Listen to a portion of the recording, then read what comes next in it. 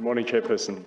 Good morning. Chris McConaughey from Johannesburg Bar, representing Escom as an interested party. Thank you very much.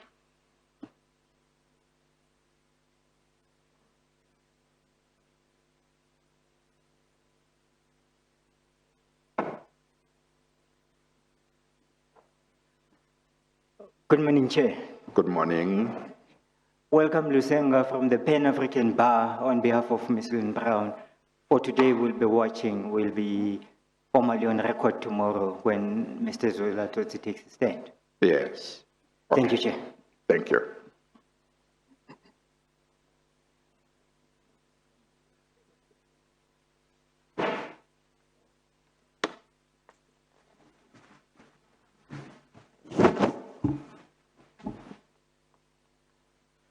Morning, Chair. Good morning. Lerato Mopedi from the Dwaba Mazwai attorneys. I'm representing Mr. Tshidiso who is a witness. Okay, thank you.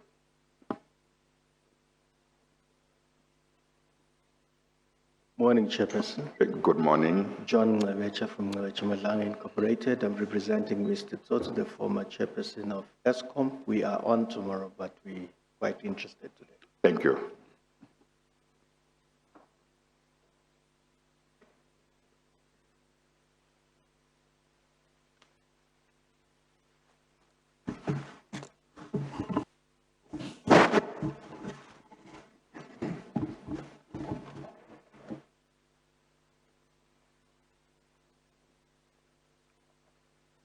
Thank you. Thank you, Chairperson. Yes. Chairperson, we are dealing with matters relating to the Escom work stream, and in particular, the suspension of the 4 executives at Escom.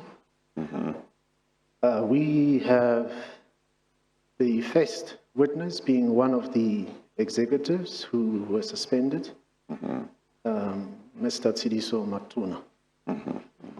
And in respect of him, we will be using a bundle marked Exhibit U13, 1-3. That will be confusing, Mr. Slege. Yes. I think it's Escom bundle 01. Yes. Indeed. And Indeed. inside it, it must be having Exhibit U13. Indeed, Yeah. Mr. Okay. Chairperson. All right. Indeed. We must just make sure that the witness has got the right bundle as well. The Maybe witness has got the right bundle. has exactly the right bundle. Okay, okay. Now that's fine. Please administer the oath. You might wish to move your mask as you take the oath, Mr. Matona. Yes. Please keep your mic on for the oath. Please state your full names for the record. Tshidiso Matuna. Do you have any objection to taking the prescribed oath? No. Do you consider the oath to be binding on your conscience? Yes. Do you swear that the evidence will give it with the truth, the whole truth and nothing else but the truth? If so, please raise your right hand and say, "So help me God." So help me God. Thank you. You may be seated. Mr. Slege, Thank you, Chairperson. depending on what's going to happen with regard to your second witness, it may be that you might spend more time with this witness to deal with various matters properly. Okay. If the second witness will be rescheduled. Yes. Yeah. So I'm just mentioning that. Cool. No, I appreciate that, Chairperson. I will ask my junior to attend to that Yes. while we proceed with the first witness. Okay.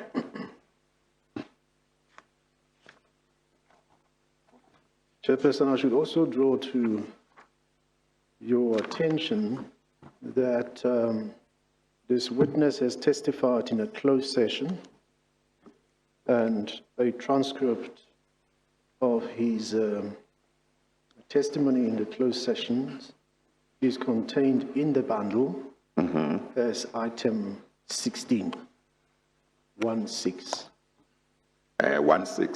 16, Chairperson. Okay. but I will get to it in due course. Yes. I have a suspicion that your voice might be so soft that the transcribers might not hear you clearly, and somebody is nodding. So I think, yeah, just try and raise your voice. I will raise it, Chairperson. Yeah.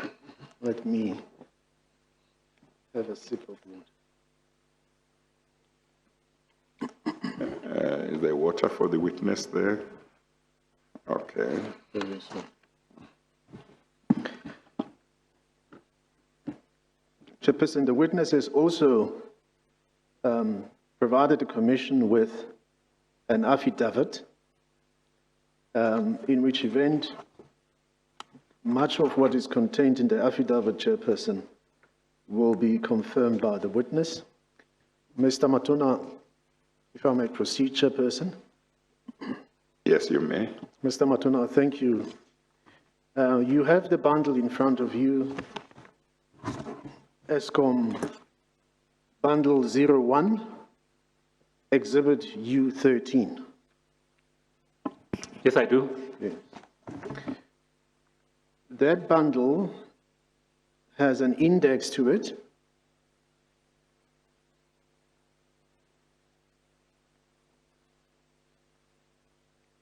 with 17 items to it. It's a two-page index with 17 items. Can you see that? I can see that. Now, you have provided the Commission with an affidavit which is contained on page 2 of that bundle onwards.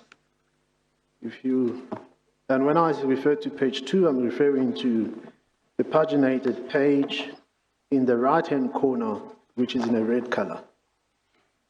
I can see that. Mr. Slugger, I'm not sure what the arrangement is. You will see that there are two paginated numbers, or numbers of pagination. Yes, sir. There are the red numbers and the black numbers. Now, for a long time, we used to have only the red numbers, but that changed a few weeks ago. And since then, whenever there are two numbers, black and red, there's been reliance on the black numbers for pagination.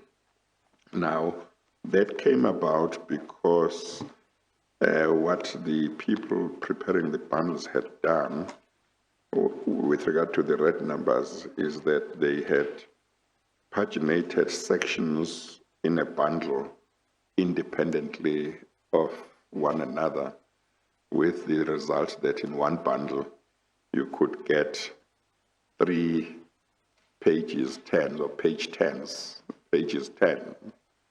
And I said that the pagination should be sequential so that from the first page up to the last page in the bundle, the numbers follow one another. And then they started doing the black numbers. So I'm just explaining that so that if that is something you understand, but there is a reason that we stick to the red numbers, I know that that's a special deliberate decision. Yeah. I understand, Mr. Chairperson. What was prepared for this witness is a bundle that was used in the closed session, and they prepared it without using the black numbering. So for present purposes, Chairperson, we will follow the red numbering because that's the only, his bundle and I only have the red numbering. Oh. But yours will have the two numberings. Oh, but the red ones are sequential. The red ones, I can confirm they are sequential. Oh, okay, no, that's fine. Because the whole point is simply that we mustn't have two tens, pages 10 and so on and so on. Correct. Okay, no, that's fine. It's just that I think at the beginning of each bundle, it will be important to place on record whether we are using red numbers or black numbers. Indeed, sir. Yeah, okay. Thank you, Mr. Matona. For present purposes, we will use the red numbering or pagination at the right-hand corner of your file. You follow that? I do. Just remember to speak out and not to nod, so that the record can capture your communication to the chairperson. Certainly, sir. Thank you. So I was saying the affidavit is contained on page 2 of this bundle up until to page 29, and I'm referring to the red pagination. Yes.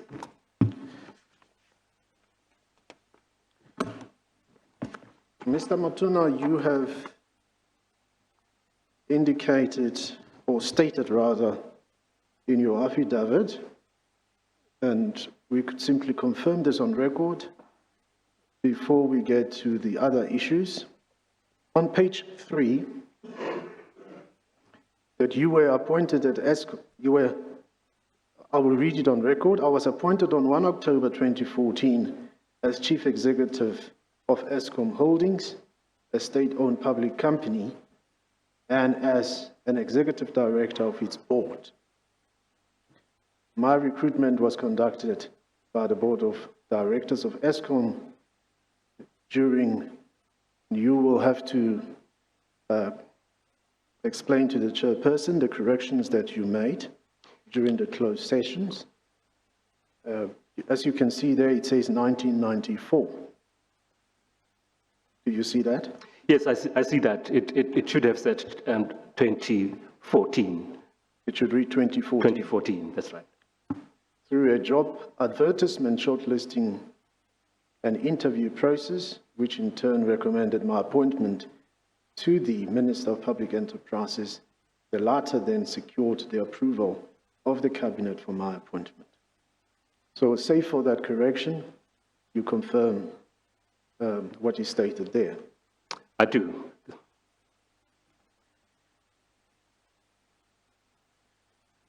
And you have also stated in your affidavit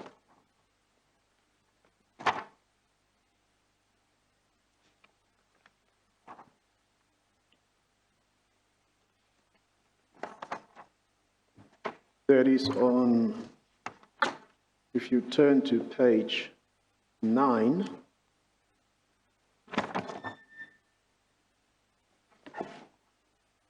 and so you would see that I'm not reading the zeros before the number. Mm-hmm. I am on page 9, yes. You follow?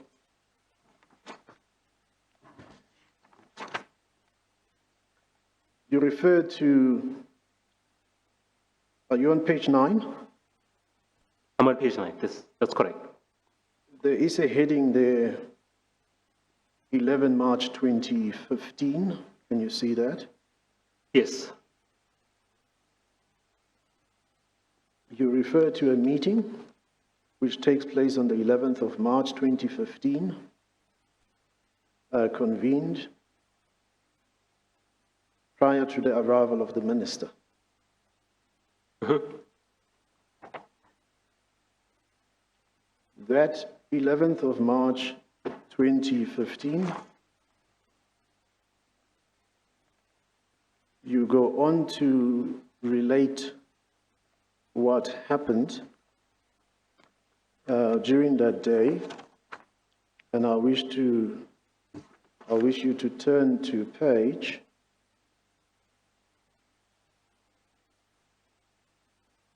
10. I'm with you. Paragraph 18.13.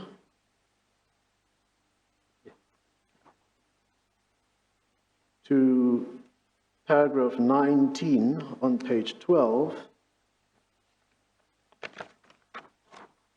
where you deal with the reasons for your suspension on paragraph 19.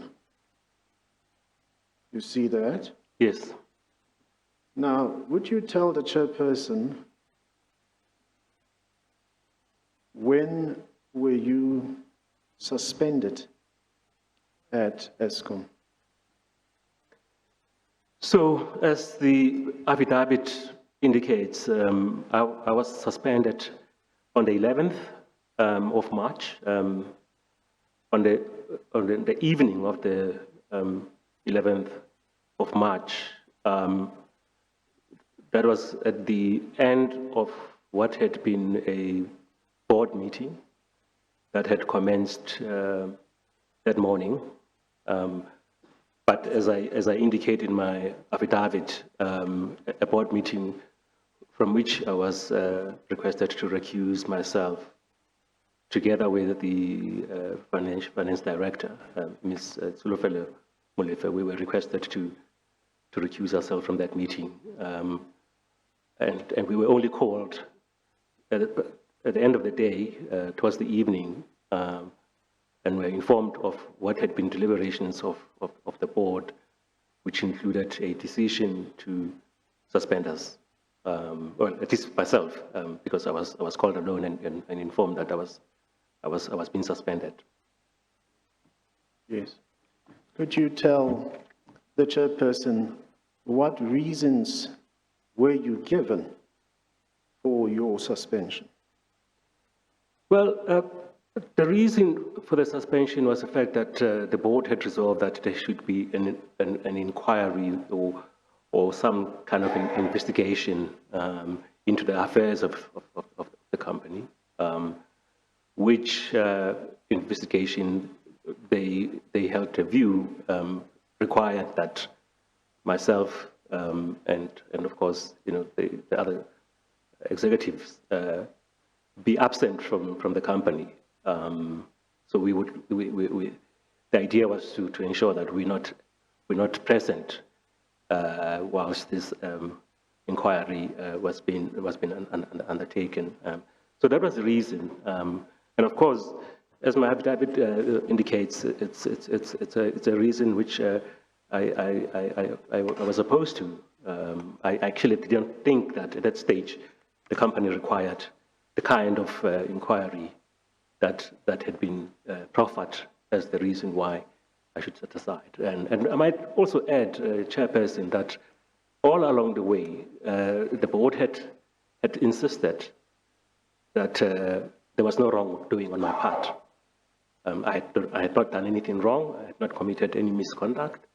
They just wanted me to be away whilst this inquiry was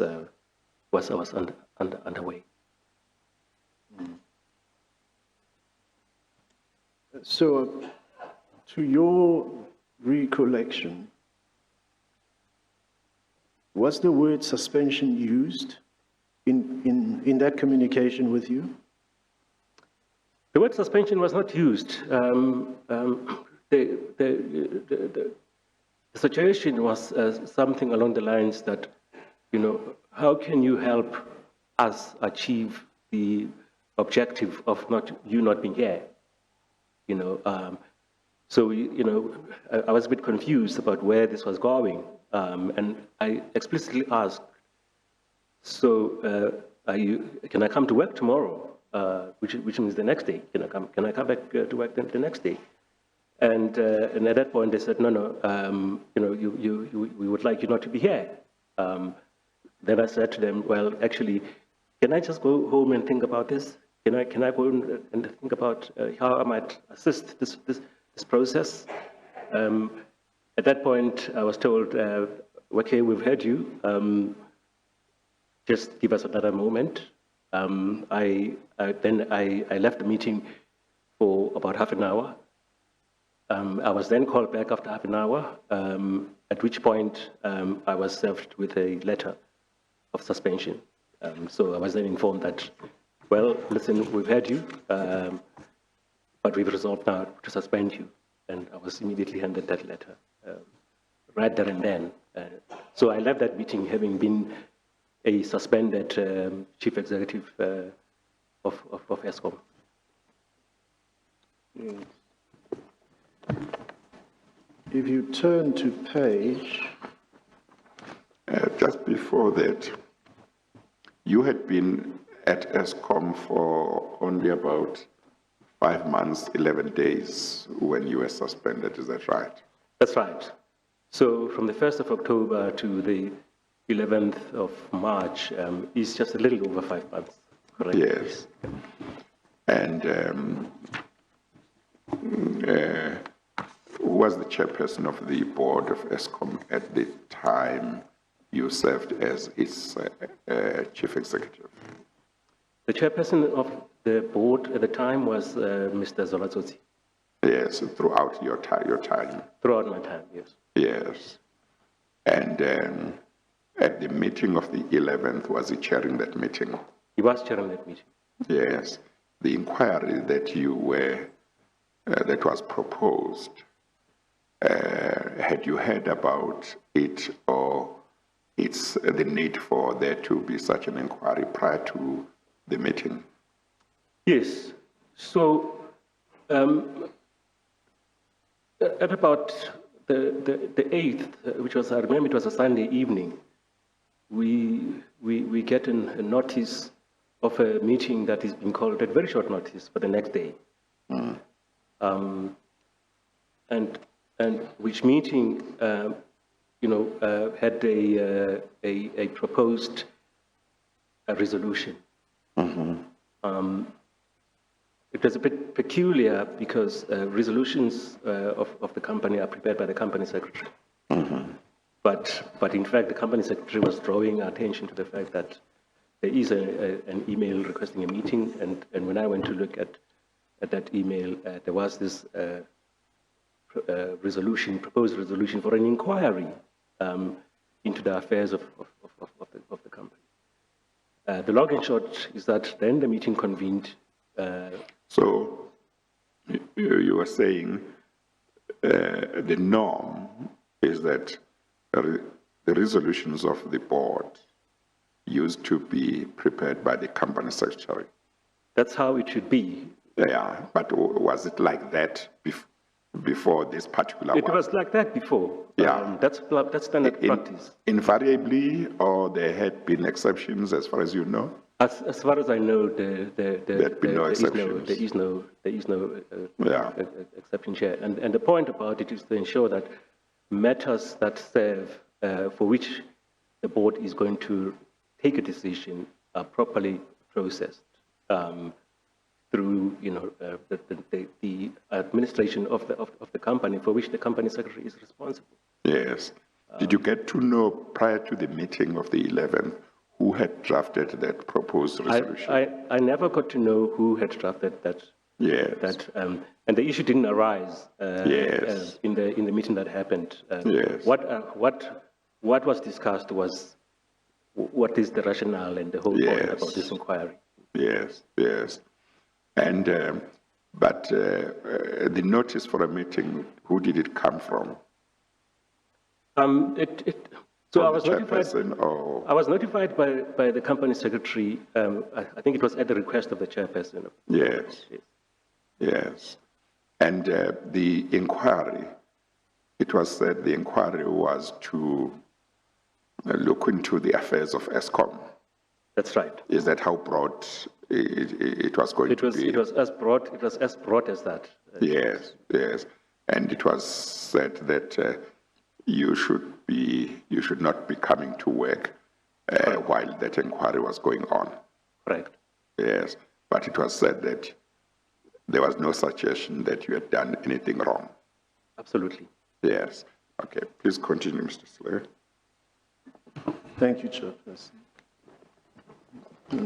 Now, Maybe before you do that, before you were excused from the meeting of the board, did you get to know who was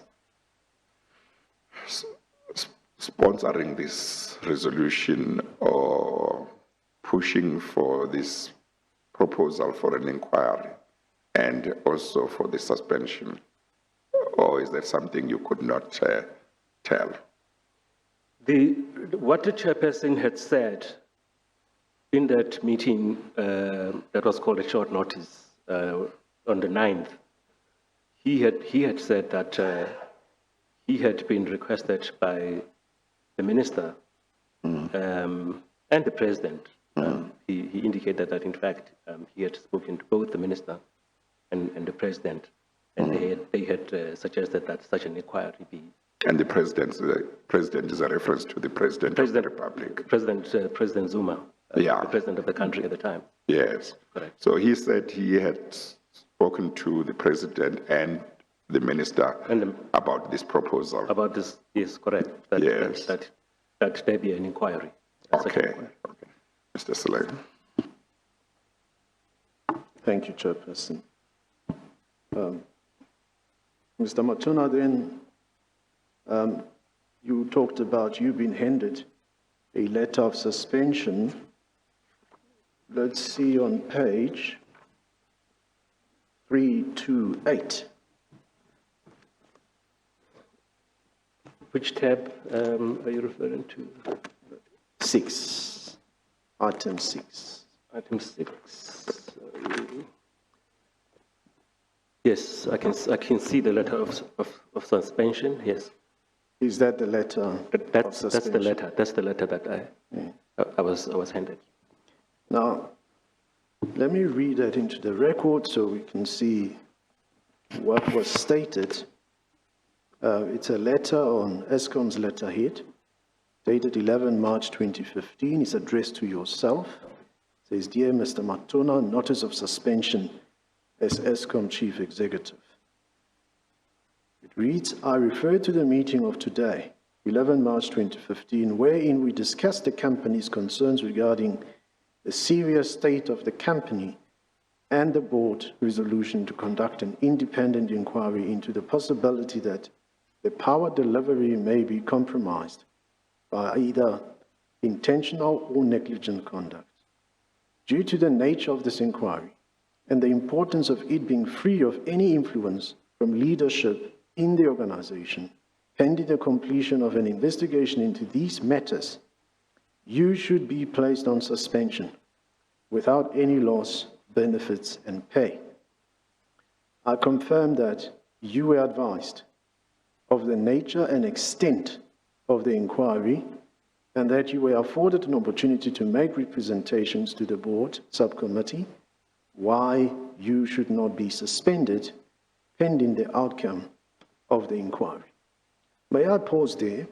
Because I see the word suspension it has been mentioned 2 times in the 2 paragraphs that I've read. Did you have the opportunity to read this letter at the time it was handed up to you? Yes, I did.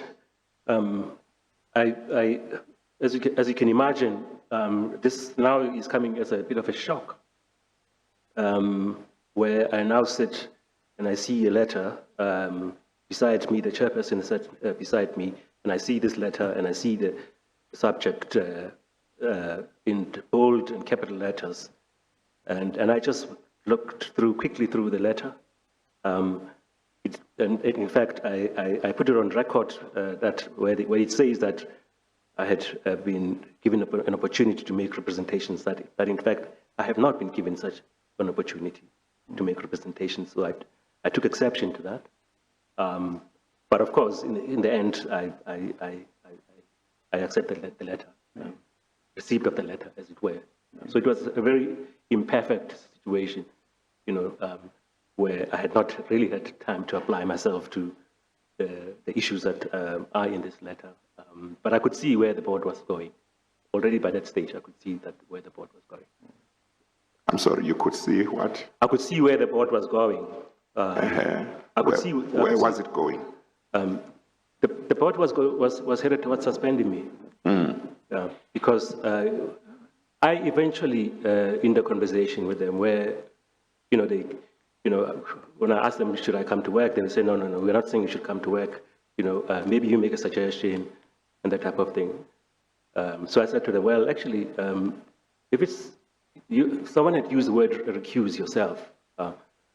So I said, well, actually, I had recused myself in the morning, and recusal is a temporary withdrawal. And what you're suggesting, because the inquiry was supposed to be going for 3 months, is actually that you're suspending me.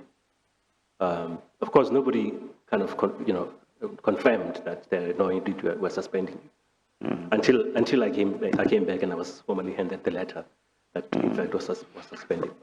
As far as you can recall,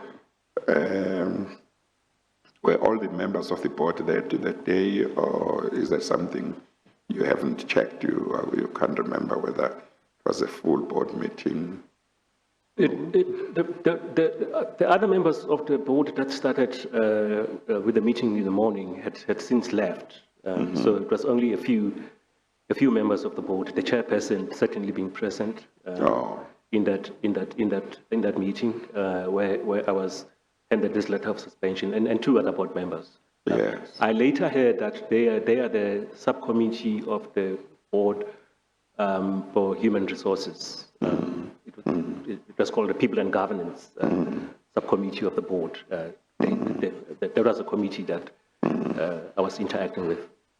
Was that board meeting of 11 March the second meeting of that board?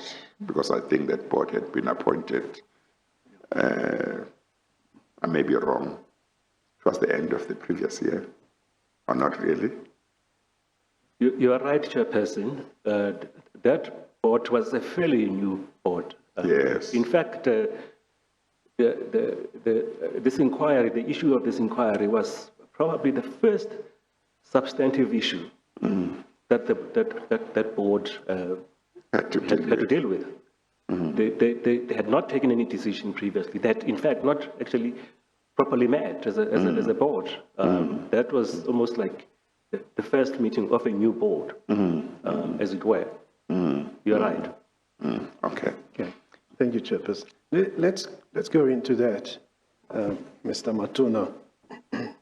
We will come back to this. You are appointed effective 1 October 2014 as the CEO of Escom.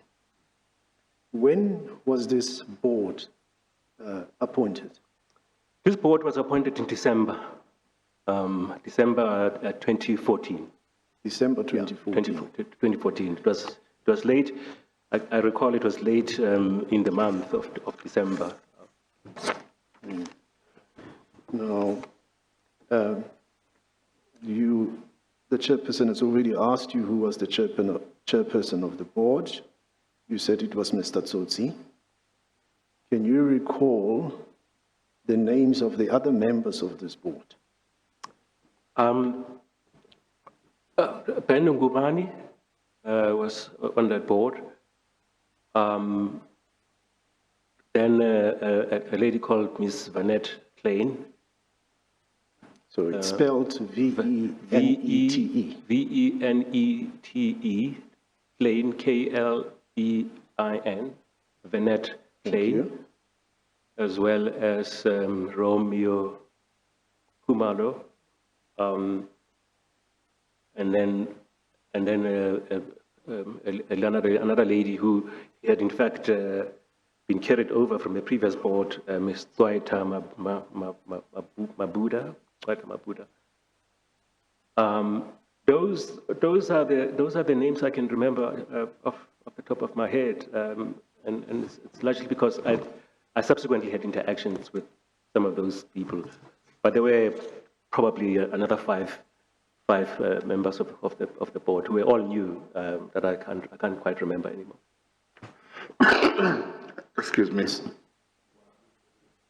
Was Mr. Tsotsi not one of those who had served in the previous board and continued? Yes. He was one of those? He was, yes. Yeah, okay. Yeah. And he was a chairperson he was a carryover of the from previous board as well? Was the chairperson of the previous board as well? He had been the chairperson of the previous board and had been retained into the new board, yes. Okay. So I would suppose that by virtue of you being the CEO, you would have formed part of the board as an executive director. Correct. Did this board, which is appointed in December 2014, have an induction prior to it, after it being appointed? As is normal practice and a very good culture in this, at least the state-owned companies that I'm familiar with, and Escom included, a new board has to go through an induction, and that board did go through an induction in January, at the beginning of that year, 2015, January. Do you recall whether you attended the induction? I did.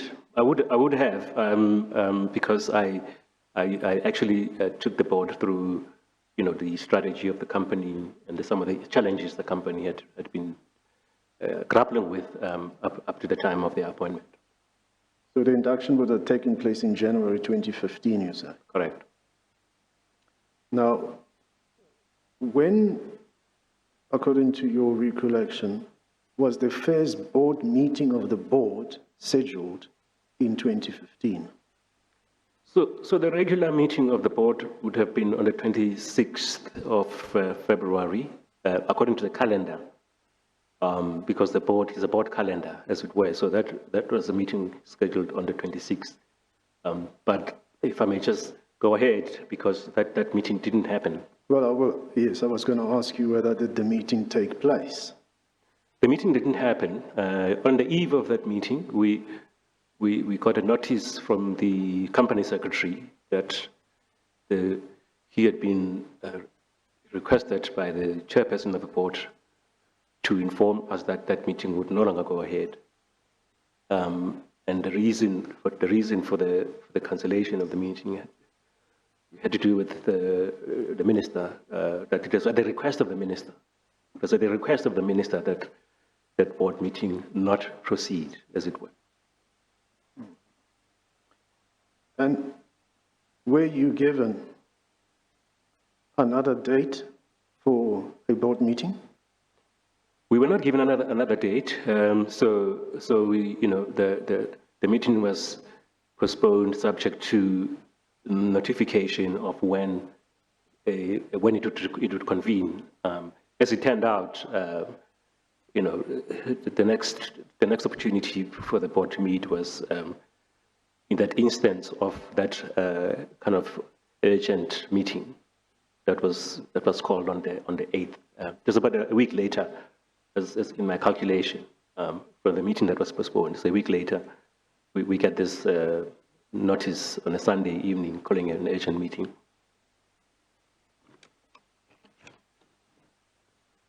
So did that meeting, you say your recollection is that it was a week later, did that meeting take place? Yes, the meeting took place on the 9th, and this is where the... Is that the 9th of March? The 9th of March, correct. Yeah. 2015. 2015, correct. 9th of March 2015. So it was a very brief meeting, I might add, because at that point, when the suggestion of an inquiry and attributed to the minister was raised, the board members, many of them, almost all without exception, said, "Well, actually, we don't understand. We have not been given sufficient information why such an inquiry would be required, and if it's attributed to the minister, we suggest that the minister address herself directly to the board." And then, of course, the minister then attended the meeting that was convened on the 11th, from which I was requested to recuse myself. Well, so that we understand, what was the purpose of that meeting of the 9th of March? What was on the agenda for that meeting? That meeting only had one item. That was that proposed resolution to undertake an inquiry. It was the only item on the agenda. So the meeting of the 9th was intended to deal with the proposal for an inquiry. Correct, Chairperson. At that stage, that is the 9th, as far as you knew, was there a contemplation by anybody that certain executives would need to be suspended? Not at that stage. No. Not at that stage. Not at that stage. There Yeah. was no Mention indication of that. whatsoever that, Yeah. in fact, that was an idea Yeah. considered as part of the proposal to. Okay. In respect of that meeting, Mr. Matuna, you say you were notified. You were given notification of that meeting. Yes. The notification is the one I spoke to earlier that came on the evening of the 8th, in the Sunday, the evening of the 8th, to convene a meeting on the 9th in the morning, which meeting occurred, but was very brief because, you know, the board members at that stage were taken by surprise. You know, my impression is that they were taken by surprise by this situation of an inquiry and requested, you know, the minister to address them directly, which happened 2 days later. Prior to the meeting, were the board members, including yourself, furnished with a copy of what would be proposed at the meeting? Can you repeat that question once again? In the notification about the meeting of the 9th, were you furnished with the proposal that would be made at that meeting or discussed at that meeting? Yes. As I indicated, there was attached to the email calling for that meeting a document, which is like a draft resolution of the company. Now, the one thing I recall that was strange about it is that normally, you know, board resolutions would bear the letterhead of the company, you know, as Escom. So this looked like a kind of a rough draft that had been prepared. It didn't bear all the kind of normal headlines, letterheads and the format. The format. There's a standard format of Escom board resolutions. It didn't have that, so it did appear a bit peculiar to me. But anyway, yeah. Yes. So then the chairperson asked whether the suspension of the executives, and I want to repeat that, whether it was contained, that aspect was contained in that proposal. As I've indicated, it wasn't. I certainly did not pick it up, that part of the contemplation of such a resolution would be that executives would be suspended. Yes. I would like you to turn to page 381.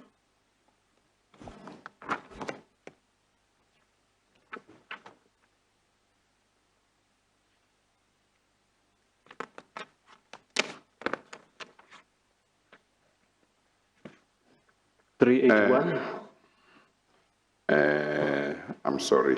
Yes, I think he said 385. 81. 81. 81. Oh, okay. Mr. Slaker.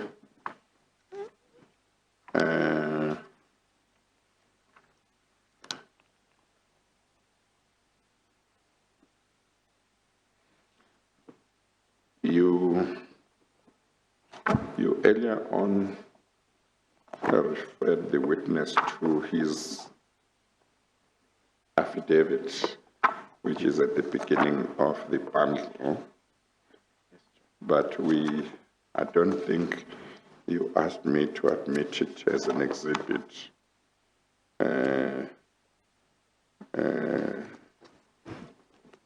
shouldn't we do that?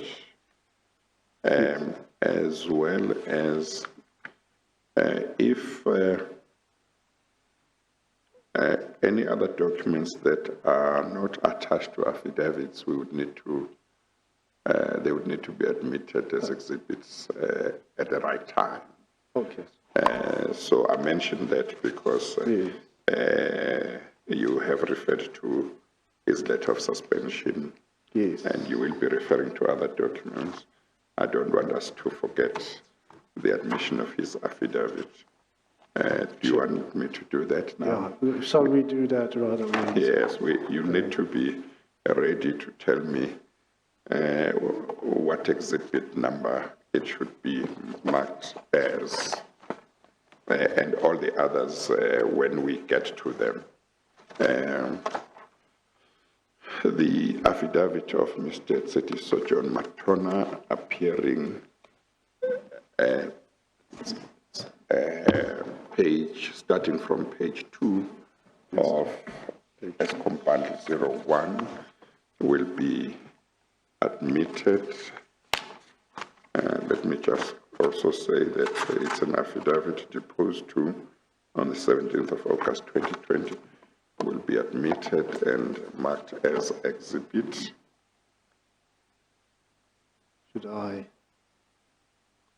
propose to the chairperson the exhibit number? Yes. Or the chairperson? Yes, you need to tell me. I see there's U13 on the spine of the file. I don't know whether, probably it should be U13, and then whatever else might come later might have to be 14, 15, and so on and so on. Okay.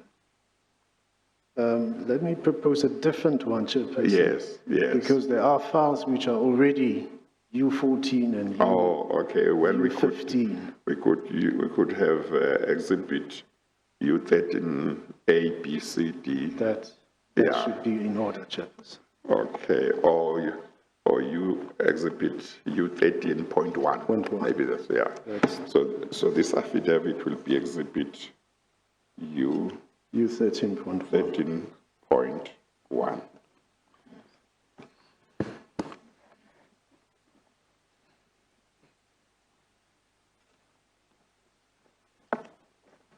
And then as we go along, obviously it's going to be, it would be much more convenient if the numbering follows the sequence of the documents. That's correct. Yes, That's correct. that might or might not cause complication in terms of Yes. for what you propose. That's exactly what I'm thinking, Chairperson, so that because the order of the evidence Yes, may not be in the sequence of the Yes. index, yes, so we could, at the end, mark them chronologically, those exhibits we have referred to, and then have them formally admitted at that stage yeah, with the correct numbering in a sequential order. yes. There are two ways of doing it. Yes. One is to take an adjournment and identify those that you are going to need to refer to. And that's one. Two, then decide on the sequence. Maybe the sequence might have to be changed, or maybe you might stay with it. But just be certain how the numbering is going to go. Because another way might be clumsy if we mark them as we go along, but you end up with exhibit U13.2 being right at the end, and not immediately after U13.1. Yeah. So I think What do you say? the chairperson's proposal is Yeah. rather a more convenient way of doing it, chairperson. Yeah, We could take a short adjournment. yes, yes, I will then mark them accordingly, all of them that I will refer to. Yes. So that as and when I go through them, yes. they get admitted into the record. Yeah. Okay, no, that's fine. I'm sorry, Mr. Machona, there needs to be some housekeeping that needs to be done just so that everything will move swiftly thereafter. Maybe 30 minutes might be enough? Yes, Chair. Yes. Yes, Chairperson. Yeah. Okay, we'll take a 30 minutes adjournment. We adjourn.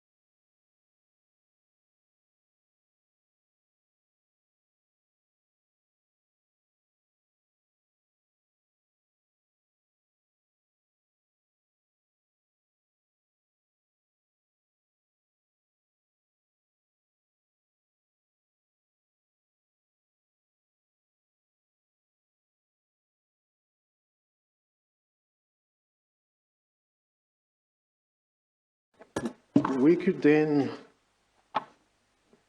admit those we have. Let's start with the affidavit of Mr. Matona, DCJ, because we've marked them. We've referred to it already, and we can now accept it into the evidence as Exhibit U13.1. Yes. We have marked the rest, but they will be admitted as and when we get. Yes, yes, that's fine.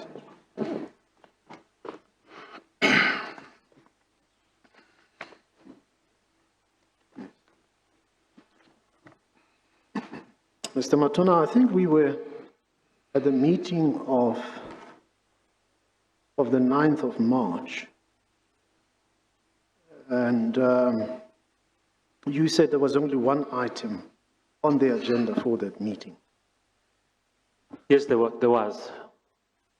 You have already explained that the item was a proposed resolution to initiate an inquiry. Correct. Did you attend the meeting? I did. Do you recall what transpired in that meeting? Yes, which I've already dealt with briefly earlier. It was to propose this inquiry on the back of a resolution, a draft resolution, which had been sent along with the communication, the email communication,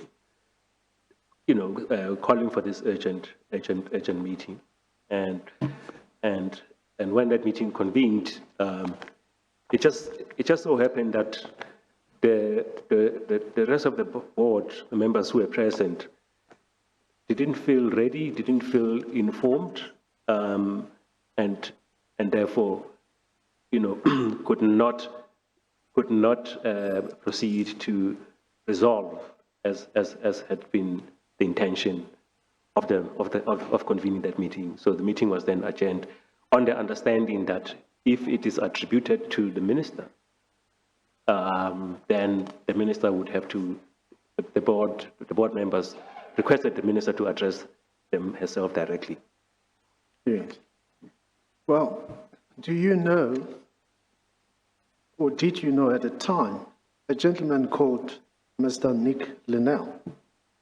No, I don't. I don't know anybody by that name. I did discover that there is such a name, but I had never met him before. I don't even know how he looks like.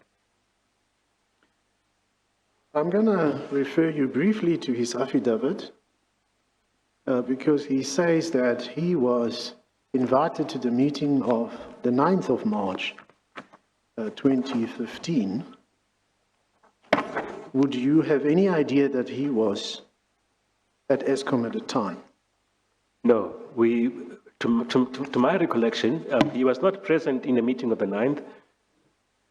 Neither was any mention of someone like him having been kind of invited. He didn't feature, to the best of my recollection, in the meeting of the 9th. I see. His affidavit to the Commission is on page 367. And Mr. Selegat, have you moved away completely from the letter of suspension? You will come back to it? I'm coming back okay, to it. all right. Thank you. Okay, which page must we go to? 367. 367.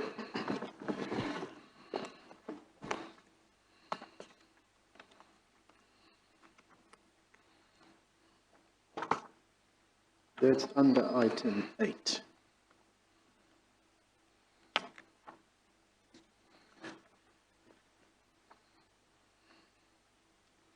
The page starts with an index, which is titled Schedule of Documents. Schedule of Documents. If you turn the page, is the affidavit deposed to by Mr. Nicholas Hugh Linnell. You see that? Yes, I'm on page 367. And I see this schedule of documents. Yes. And if you turn the page to 368, Yes, is the affidavit correct, of Mr. Nicholas Nel. correct. Please, Chairperson? your voice is going down, Mr. Selega. Your Is it down again? Yeah, yeah. Thank you, Chair. I beg your pardon. Chair, for the purposes of admitting the affidavit into the record, we have marked it U 13.7. Exhibit Is that the one starting at page 371? at page, I'm sorry, 368. I was looking at the black numbers. 368, but it has a cover page on page 367. Yes, yeah. It But actually the starts actual there. affidavit starts on page 368. Correct, Chair. Yeah. So that's exhibit U 13.7. Exhibit U, 13, 0.7. you said B, I think, 0.7. 0.7. Yes, Chair. The affidavit of Mr. Nicholas Hugh Linnell, starting at page 368, that is red numbers, will be admitted and marked as Exhibit U 13.7. Thank you.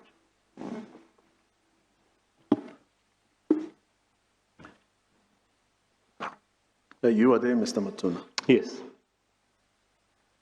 Now, there are certain portions of the affidavit I want to refer you to. So you would see quickly, just for context, in paragraph 5 of that affidavit. Are you there? Yes. So Mr. Linnell writes, I was contacted on 6 March 2015 by Ms. Dudu Myeni and asked to travel the same day to Pretoria to attend an urgent meeting with the President. At that time, I was well known to Ms. Myeni, who had been a client of mine from time to time over a number of years on various projects in her representative capacity at Mahlatuze Water Board and South African Airways. At this time, I was engaged in a major project at SAA, similar, but on a smaller scale to what would become the subject of this deposition. On arrival at the Presidency sometime after midday, I met with Ms. Myeni. No one else attended that meeting. While the SAA matter might also have been discussed in the context of this deposition, Ms. Myeni informed me that the President was concerned about the state of Escom and wanted an in-depth investigation into its affairs. She had recommended to the President that I would be suitable for that role. Ms. Myeni proceeded to brief me on the background for an inquiry. Included in this discussion was reference to some documentation that Ms. Myeni had. The President did not join that meeting. As I understood, he was unexpectedly otherwise engaged. To the best of my recollection, it was then agreed that I would need to travel to Durban on Sunday, the 8th March, to meet with the President to complete this briefing and mandate. I left with an understanding that I would be asked to conduct the inquiry into Escom, and I ought to be prepared for that. Now, I'm going to skip some of those paragraphs and go to paragraph 15, 1-5.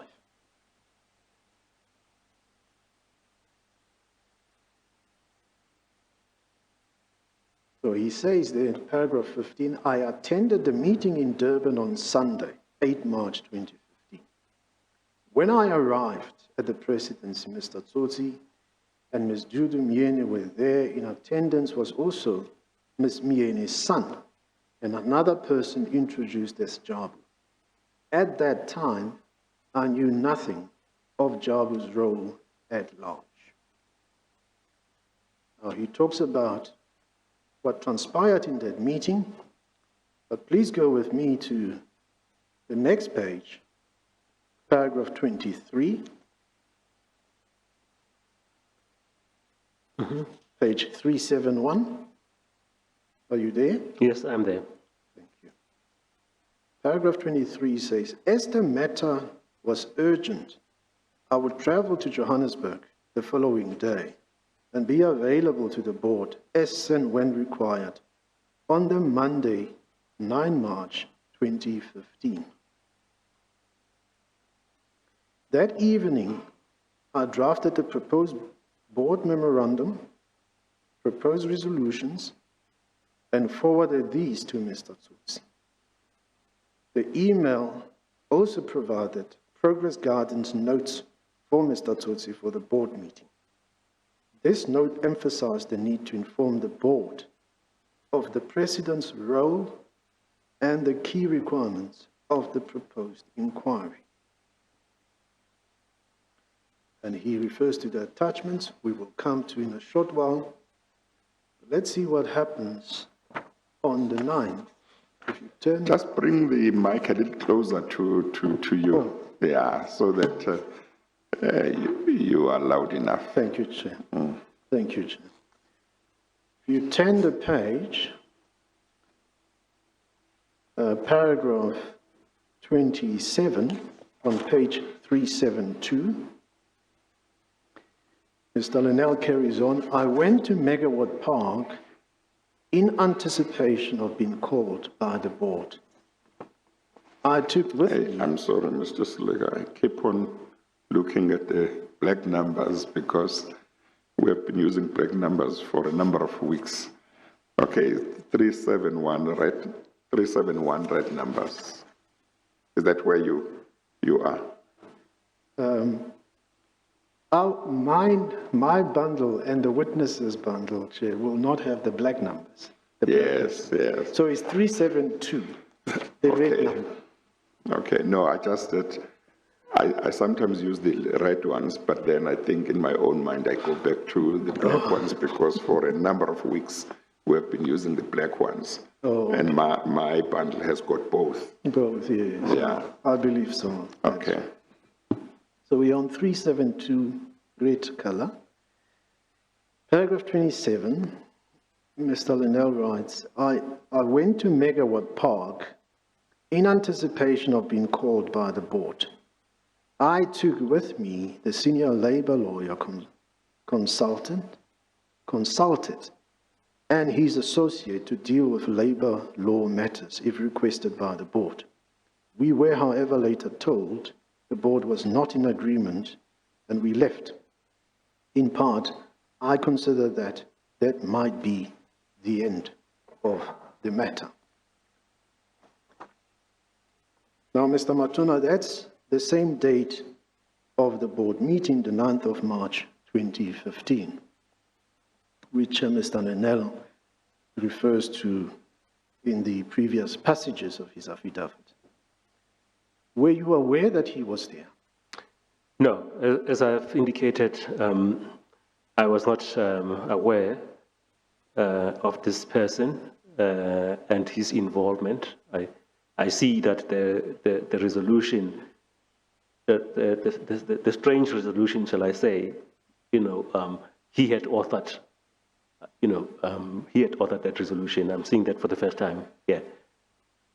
Well, let's see, because on page 371, the red number, paragraph 24, he refers to attachments. He refers them by means of page numbers of his attachment. He says pages 15 to 21. For our purposes, that's on page 381 of the red number.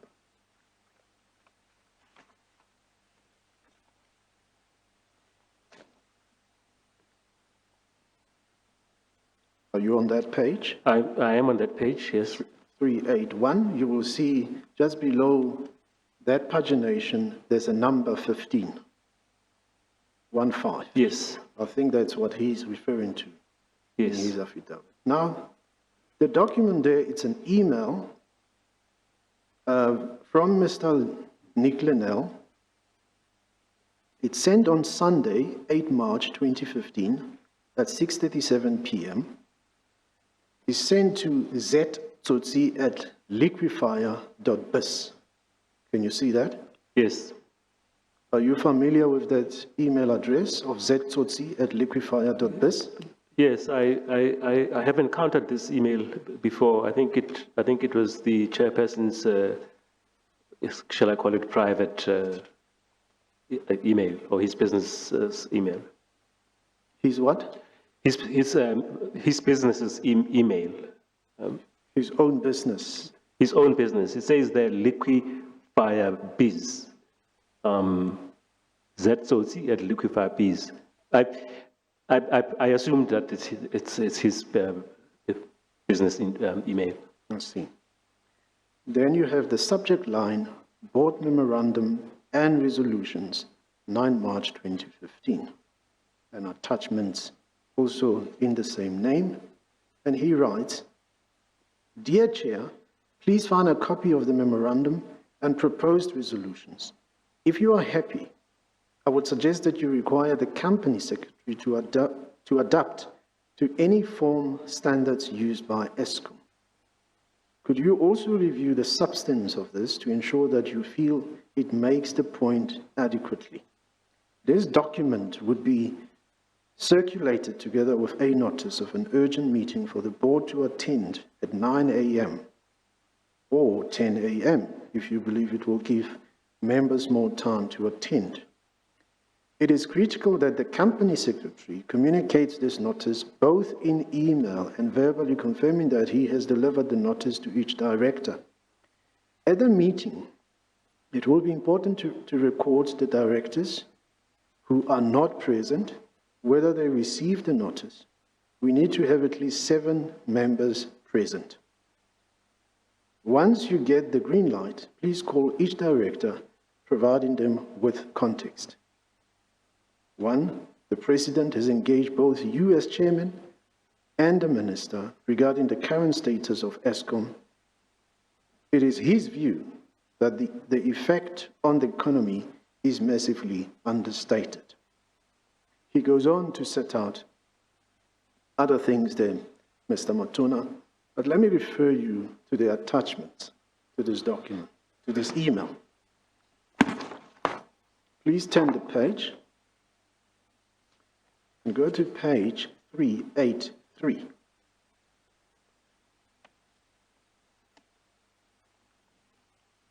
Page 383, are you there, Mr. I'm there, yes, correct. There is a document there on which it is written Escom SOE 9 March 2015 Memorandum. It's a 2-page document. Please tell the chairperson whether you recognize this document. Yes, so this document is the document that I indicated had been attached to the email calling for a meeting on the 9th of Monday, the 9th of March 2015. Then you have on page 385, because according to the email, 2 attachments were into the email. Are you on page 385? I'm there.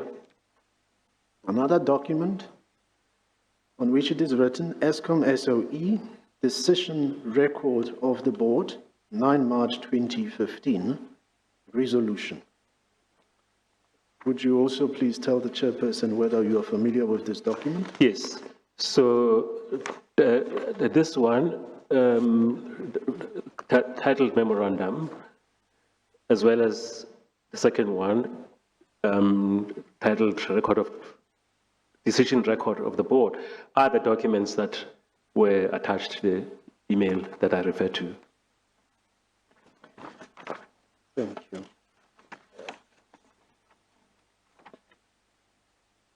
So if we look at these documents, let's see the contents to determine what was sought to be conveyed in these documents. I will go back to page 383, the document titled Memorandum. The document reads, the company has implemented rolling restricted supply to all areas for a number of months. Notwithstanding the integration of Medupi Unit 1, continued maintenance and unscheduled shutdowns have and will inevitably cause ongoing planned and unplanned outages. The CEO is on public record as having forecast that these will continue for as much as 5 years. Medupi and Kusile are years behind schedule and tens of billions over budget.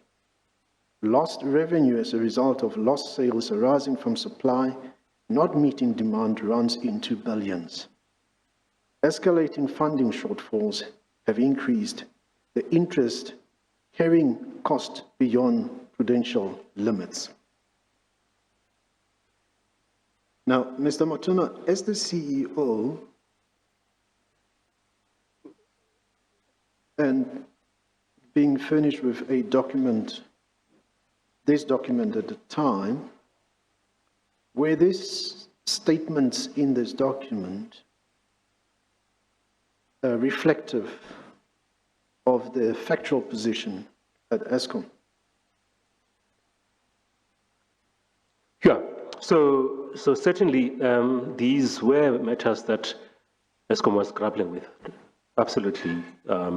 So they were not new. They had been there. They had been building up over a period of time, which is, and if I may, please indicate that I did not think that an inquiry was necessary because we knew the problems. The problems that had been well established.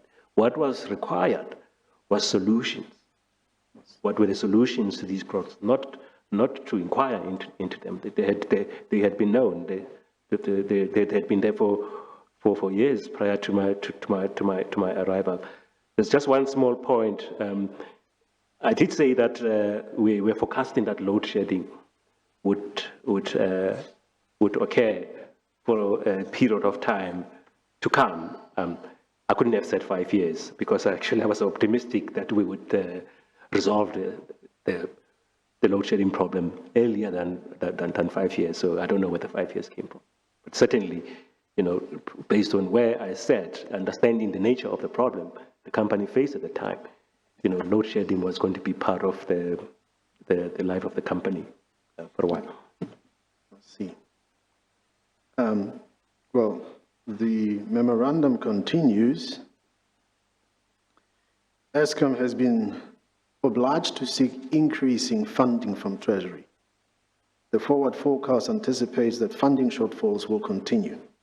The company has also been subjected to public embarrassment relating to tender and other expenditure disputes, some of which have become litigious. These compound current negative perceptions of Escom. The impacts of these failings are numerous, and the consequential risks extend far beyond the company to all South Africans. Economic capacity is being severely restricted across all sectors, and curtailed foreign and domestic investments postponed or cancelled outright. These in turn create a spiral effect with increasing unemployment and pressure on the fiscus. The past response by Escom has been to offer the public little insight to the causes and little guidance to the future. Public announcements are often uninformative or silent. The perception is that there has been a tendency to deny and defend. As a consequence, neither business nor the man in the street has any notion of what the future holds. Now, may I ask you this, insofar as you say what was needed was solutions and not an inquiry,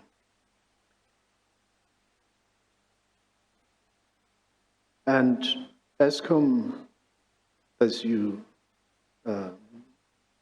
point out, had these issues facing it at the time, did the board inquire from you what solutions you contemplated to introduce or put in place? Well, not in the context of this matter as it was discussed, but I had, as I indicated in the induction of the board, because I recall we had, in December, as the executives had come back from a strategic planning session. Coming out of there, we presented what our plans, the plans were to deal with these matters, as it were. For example, before I arrived at Escom, I had been the Director General at Public Enterprises, and I had been instrumental in negotiating a 23 billion rand bailout. So we were on course. There was a war room also dealing with these matters. So there was no shortage of, if you like, hands at the problem at the time, as it were. So we were aware. I presented this thing at the induction of the board. On the morning of the 11th, there is a standing item on the board agenda, which is report of the CE, where I briefed the board on what I've been doing as a CE, and I'd updated them on various matters dealing with the solutions that are being implemented at the time. So which meeting are you referring to? The meeting that ended up with my suspension. So I had made a report there, which then update on developments around various matters in relation to generation capacity and in relation to the finances of the company, as well as report back from the war room, because I participated in the war room that had been established. The board didn't participate, so we participated as executives on behalf of the company in the war room, working with government to find solutions. Are you referring now to the meeting of the 11th of March? I'm referring to the meeting of the 11th, where, again, I presented to the board what is it that we as management were doing to address the challenges of the company. Okay, we will come to that meeting in a moment. Before that, just tell me more about the war room. What was it? Who took part in it? What was its purpose? What was it doing? So, in about December thereabouts of 2014, the cabinet had resolved to establish what it called a war room, which would be a structure consisting of different departments who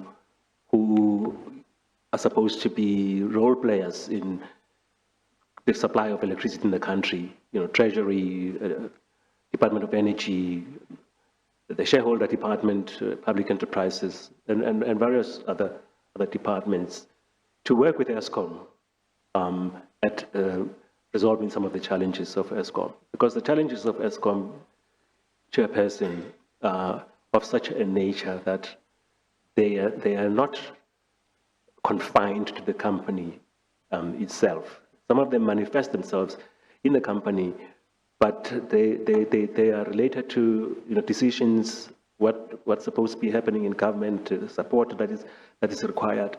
So it was a good initiative. I thought at the time, that government is coming forward to work with the company, with Escom, to resolve those challenges. So it It was chaired by the deputy president at the time, who the current president was the chairperson of that structure, and it also included several ministers as well as senior officials in government.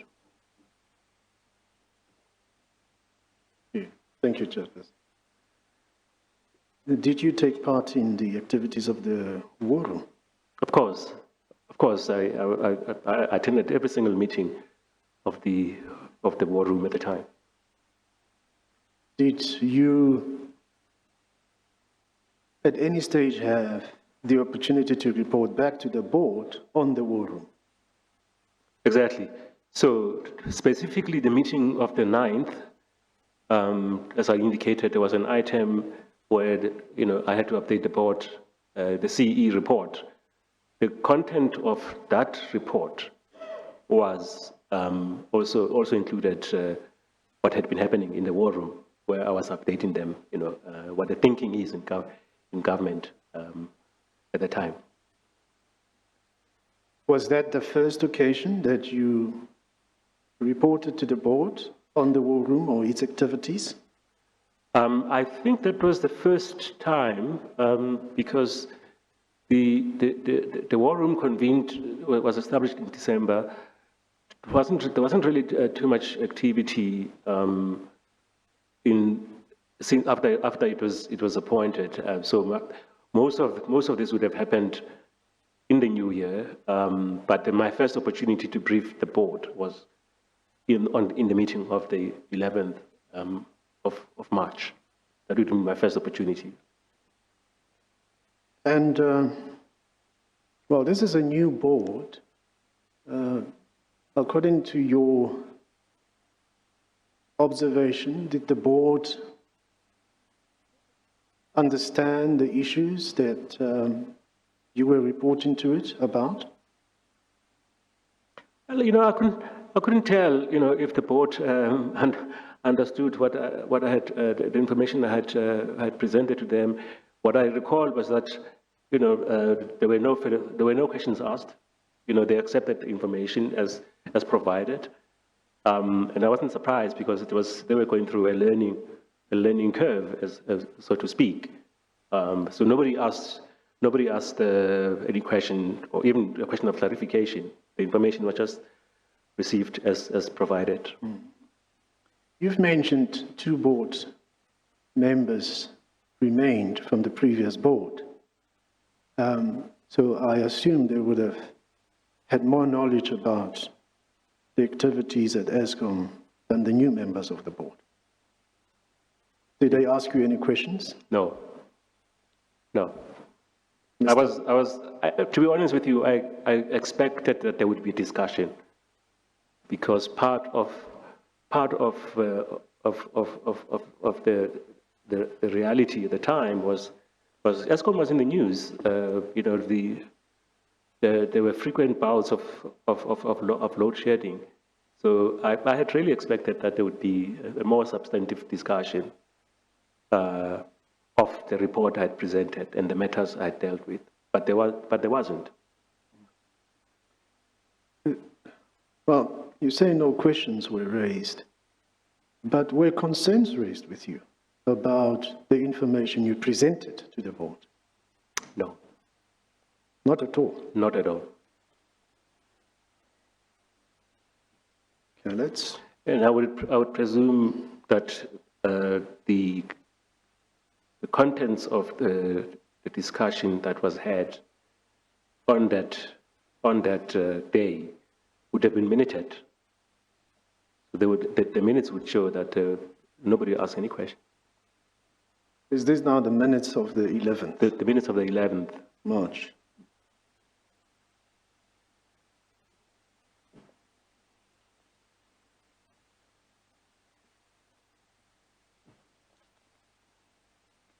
Okay, let's go back to that document so we can, for the sake of completeness, conclude on it.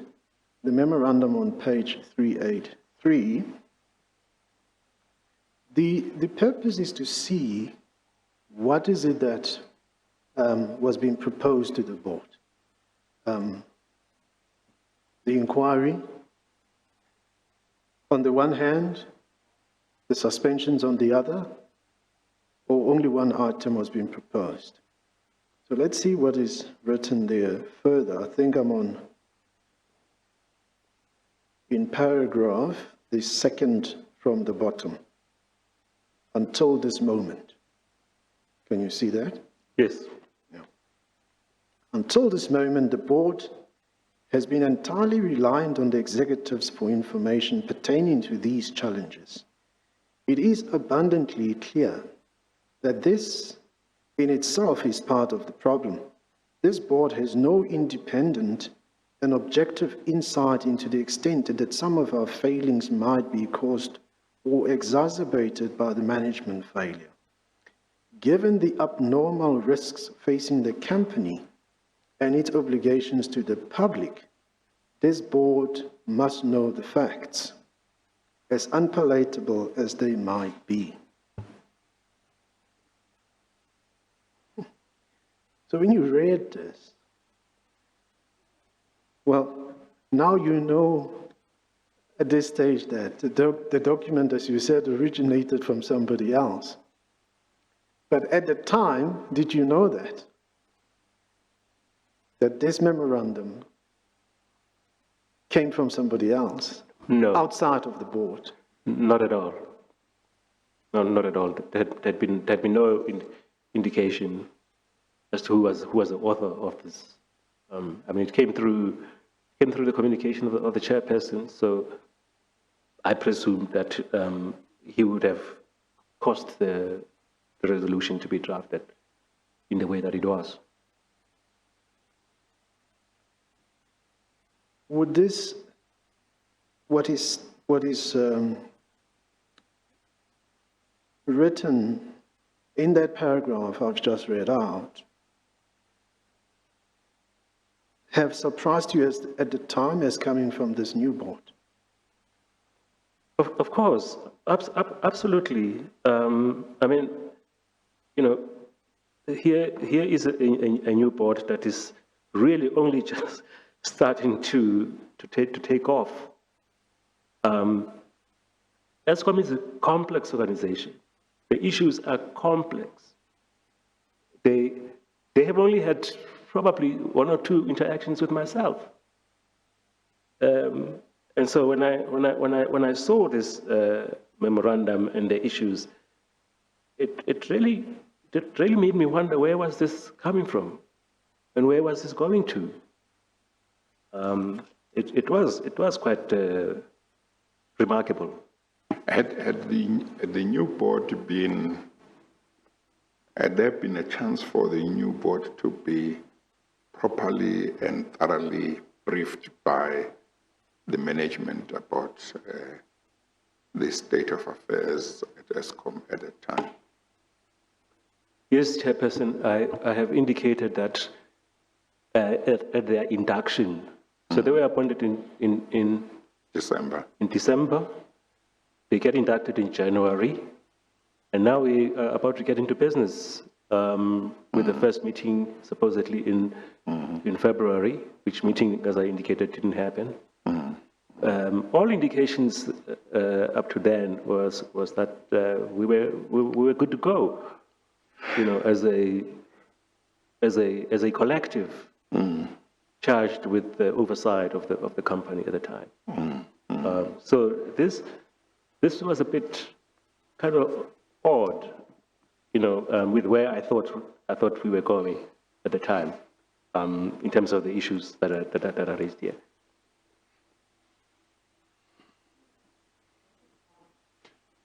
Quite apart from your observation, you can see here that what is being conveyed is a message that seeks to express a board opinion on what's happening at Transnet. Yes, yes. Which let me rather put it this way, concerns of the board at Escom. Correct. Now, did the board raise these concerns with you? No, not at all. Not at all. Actually, the opportunity that the board had to raise these matters with me was the meeting of the 11th, which was supposed to be, if you like, the regular meeting of the board, because as opposed to the meeting of the 9th, which only had the inquiry as the only item on the agenda, the meeting of the 11th had, the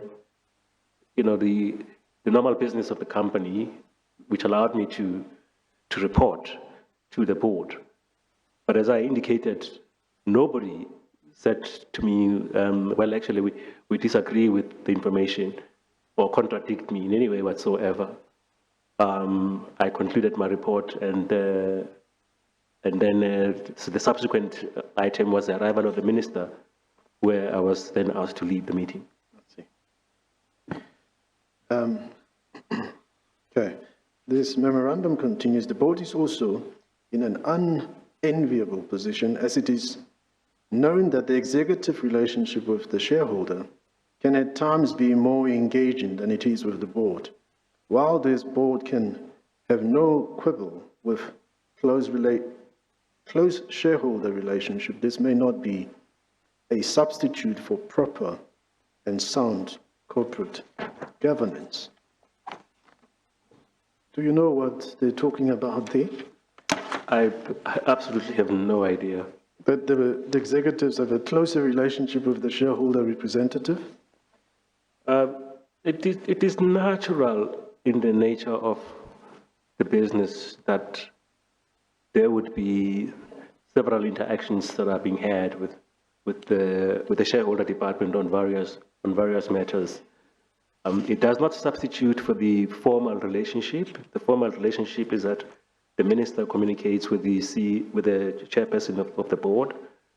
The CEO of the company interacts with the director general of the company. Those are the established formal protocols. But sometimes information, is shared freely in other interactions with the company. So that's my experience, but I'm not sure what this was supposed to be suggesting. It seems something has been suggested here, but it's not so explicit. Did the board raise any concern with you in regard to that? Not at all. Not at all. Please turn the page to page 384. Given the severe risk of further outages and little independent understanding of the facts, it is critical that the board act immediately. I think the word there is a typo edit. It is critical that the board act immediately to establish firsthand the causes of these challenges. It is recommended that the board urgently authorize and mandate an independent external inquiry to establish the facts of the current difficulties. This inquiry must be unfettered by management and the board and other policy stakeholders. It must be seen to be credible and objective. It must have a mandate to be penetrating and unhindered. The board must ensure that it creates the space and environment within the company and among stakeholders for the investigators to fulfill this mandate unimpeded and without influence. The resolution before the board provides the authority for such an inquiry. And we will go to the resolution in a short while. Let me complete the reading of this document. In order to facilitate the urgent and independent execution of this resolution, a further resolution provides the delegation of the selection, mandating, and contracting, including terms of reference, and oversight of the inquiry to a board subcommittee. While this subcommittee remains accountable to the full board, the subcommittee should have the board's delegated authority to take all such steps and measures as the subcommittee deems necessary to ensure the fulfillment of the mandate, as the board would itself have. There is therefore an urgent and pressing need for the board to gain first-hand an unabridged review of the facts and their impact.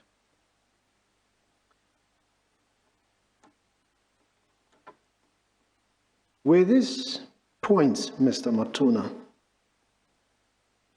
about conducting an inquiry that must be unfettered by management and the board and other policy stakeholders, that must be credible, objective,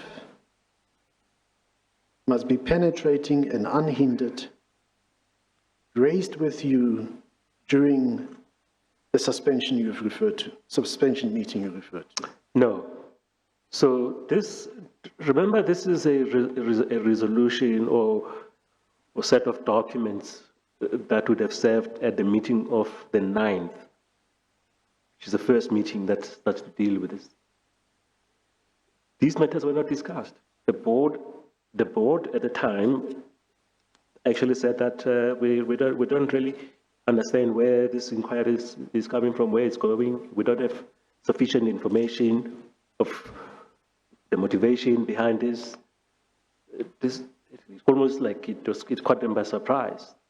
So none of these matters were discussed. They may have been discussed in the meeting of the 11th, but recall that I had then been requested to recuse myself from that meeting. So I'm not privy to how these matters were discussed in that meeting, but evidently, they may have been discussed, as it were. Well, having read the document, I see that the word suspension is not mentioned anywhere in that document. Exactly. Now let's look at the resolution, because this is what presumably the board would then have had to resolve. It's on page 385. The document with a heading just before the paragraph numbers, resolution. Do you see that? Yes. So paragraph 1 reads, that this board resolves that there are exceptional circumstances demanding the necessity for an urgent meeting of the board of directors. Ordinarily, notice of at least 7 days is required. Due to these exceptional circumstances recorded in the memorandum, this board resolves to accept short notice and to receive and consider the notice and resolutions of this meeting. That this board resolves that an external and independent inquiry be set up to investigate and determine the facts relating to the current technical, commercial, and structural status, and any acts and/or omissions that have contributed to the current deficiency of generating and distributing capacity of Escom.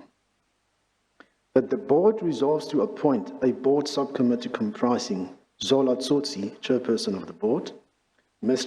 Kwaita Mabude, chairperson of Audit and Risk Committee, and Zitembe Koza, chairperson of People and Governance Committee, mandated with delegated authority of the board to determine the terms of reference of the inquiry, the selection, mandating, and contracting of the independent investigators, and the oversight of the inquiry.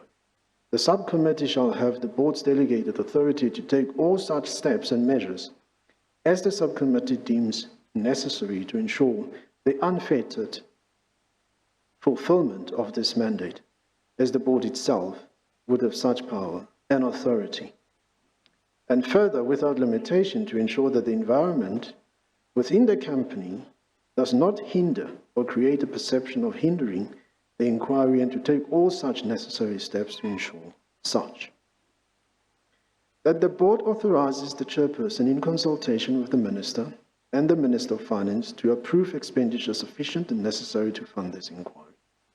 That this inquiry shall be required to present its final report to the board, the minister and the president no later than the 30th June 2015.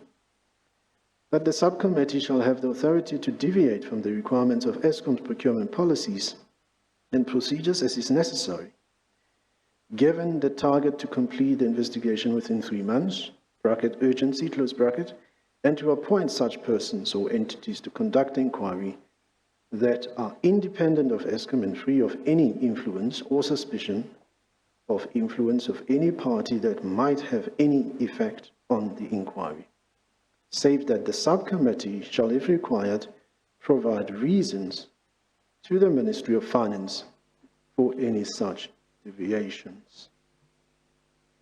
You see that, Mr. Matuna? Yes. I don't know whether were you able to identify the proposal to suspend the executives there? No. So these documents are presented to the board in the meeting of the 9th of March. Yes. And you say that was a short meeting.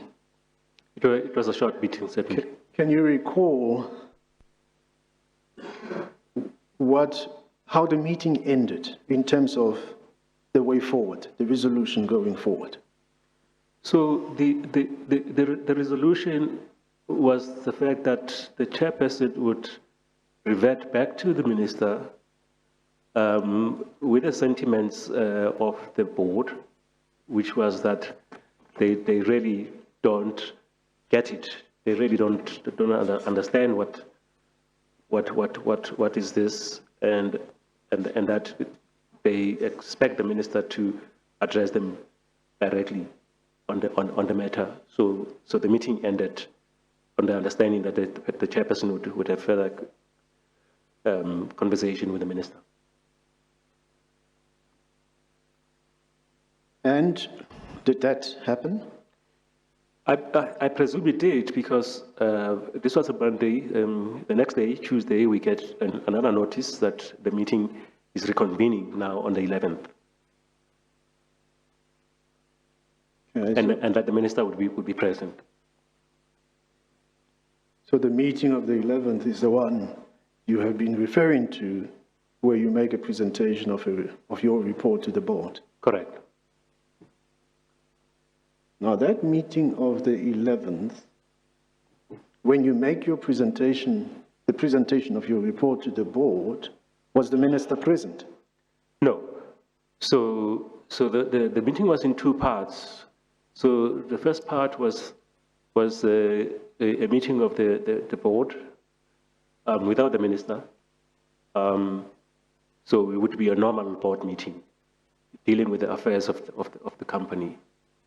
But of course, we had been informed that the minister was going to come, to take further the issues which arose in the meeting of Monday. And yes, the minister did arrive.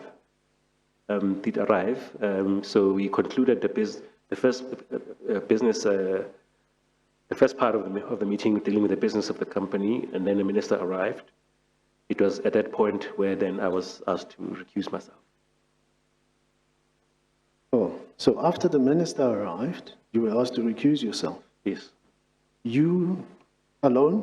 Well, so typically a normal board meeting would have myself as the, call it executive director, so I'm an ex officio member of the board, and so is the company's financial officer. By law, we are members of the board. We're directors of the board. So typically, we attend board meetings, unless the board wants to meet in committee, at which point we recuse ourselves.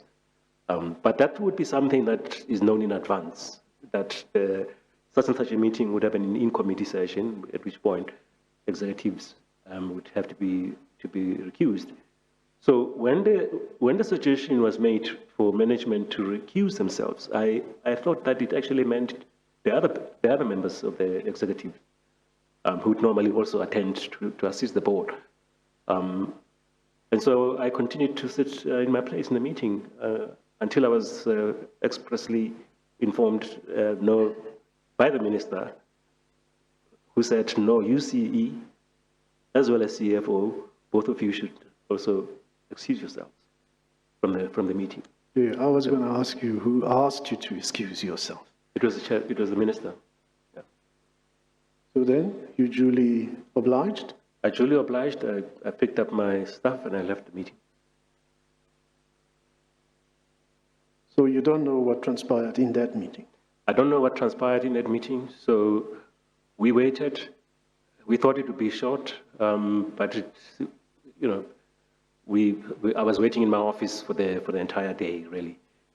Only later in the afternoon was I informed that before I go home, the board would like to have an interaction with me. Yes. So who comes to inform you? The company secretary came to inform me that the board requests that I not leave as yet because they would like to talk to me. And what followed next? So I then got called, at which point I was informed by the chairperson of the board, on behalf of the board, that they had resolved to undertake this inquiry, and that they would want that when the inquiry is underway, that I'm not at work, I'm not at the company, so that the inquiry proceeds without my interference with it. And that's when we had that kind of funny conversation as to what does this mean, because they're not saying I should take leave of absence or that they're suspending me, but somehow I must, I need to be absent from the company. So I then said, well, are you suspending me? And the answer was, no, actually, not quite, because of course I'd informed them right there and then that I disagree with the idea of an inquiry. I don't see the need for an inquiry. There are enough hands at dealing with Escom's problems. There's also the war room, and we have plans underway as management to deal with some of the issues. So this inquiry I don't support. At which point then I was informed that, well, we've had you, give us a chance. And then upon my return, I was then handed a letter of suspension. That's how, those are the events of that day. Yes. So you were then given the letter of suspension I wanted to go to earlier. Maybe we can do so now.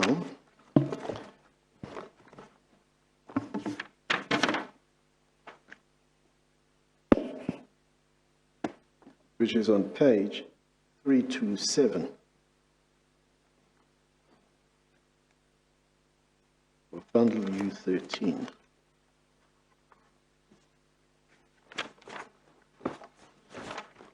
Yep.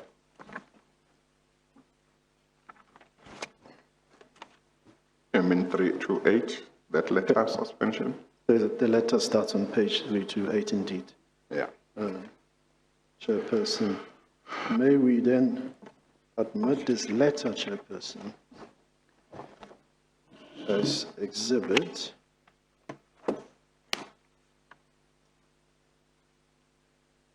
U13.5.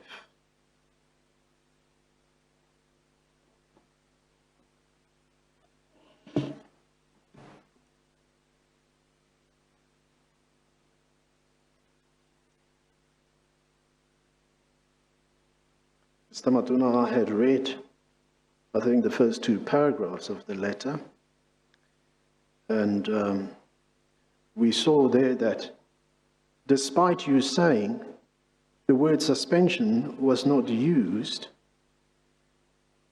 the letter explicitly used the word suspension. You see that? Yes. Correct. But what do you say was the concept used in regard to you in the discussion? So it was a combination of recuse yourself, step aside. I'm the one who raised the suspension, but the board denied it. They said, no, actually, that's not what they're doing. And you say it was the chairperson of the board, Mr. Tsotsi, addressing you Correct. at this point in time? Correct. Well, let's look at the letter, the last paragraphs of the letters.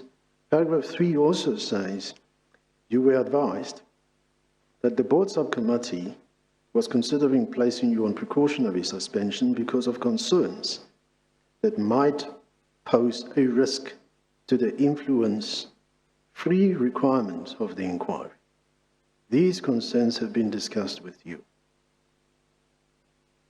Were they discussed with you? No, no, because that was one of the things that made me wonder to say, what kind of an inquiry is this that my presence, continued presence in the company would make difficult or impede, as it were. You know, nobody said, well, you know, your presence would prejudice the inquiry in this manner, and therefore that's why we're requiring him to be present. You know, it was a general, you know, it has to be unfettered, it has to be free of influence, as it were, and that was the motivation for the suspension, presumably. Yeah. Well, the letter carries on with the same concept of suspension in paragraph 5. I confirm that you've made various representations in respect of your possible suspension. We have considered them thoroughly. Is that correct? No, I deny that I had made representations. If you can imagine, Advocate. Sorry, they say in respect of your possible suspension. Yes. So imagine the events of the day. So the first time one really gets to know what might be happening, you know, where the board might be going is at the end of the day, in the evening actually. That they had been there, we had all been there the whole day. So it's late in the day. I get presented with this. I'm shocked. I'm confused. I don't know what to do, as it were. I'm clear that at least my understanding of due process is that I ought to have been given an opportunity to inform the board why I think I should not be suspended. I had not been offered that opportunity. And so I took this letter and I left. Yeah. So what do you do thereafter? When I went home, you know, I mean, here I'm suspended. I left my house in the morning going to work in a normal day. I come back home having been suspended. Yeah, but in relation to your employer, do you engage your employer going forward, or do you simply stay silent? No, I have no, actually, I think the letter said I shall have no contact with the company whatsoever, as it were. I mean, that was the understanding that this means that I shall have no contact. In fact, they were going to take their tools of trade, you know, from me, the laptop and cell phone. But what had been indicated was that to the extent that there was going to be this inquiry, that the people conducting the inquiry will contact me. I was never contacted by anybody. I later heard that the inquiry was concluded, that no wrongdoing was found on my part, but nobody in relation to this inquiry had ever contacted me wanting to talk to me about the subject matter. But did you contact Escom? Did you make contact with the board? No, I didn't. It has been widely reported that you took your matter to the Labour Court. Correct. Can you explain to the chairperson how did that come about? Well, as I was contemplating my circumstances, I mean, I had thought that this was a brazen and irrational act by the board. It had occurred to me, actually, that not only was it myself, but the CFO, the Chief Financial Officer of the company, and 2 other executives. So the 4 of us had been suspended, which is rather extraordinary.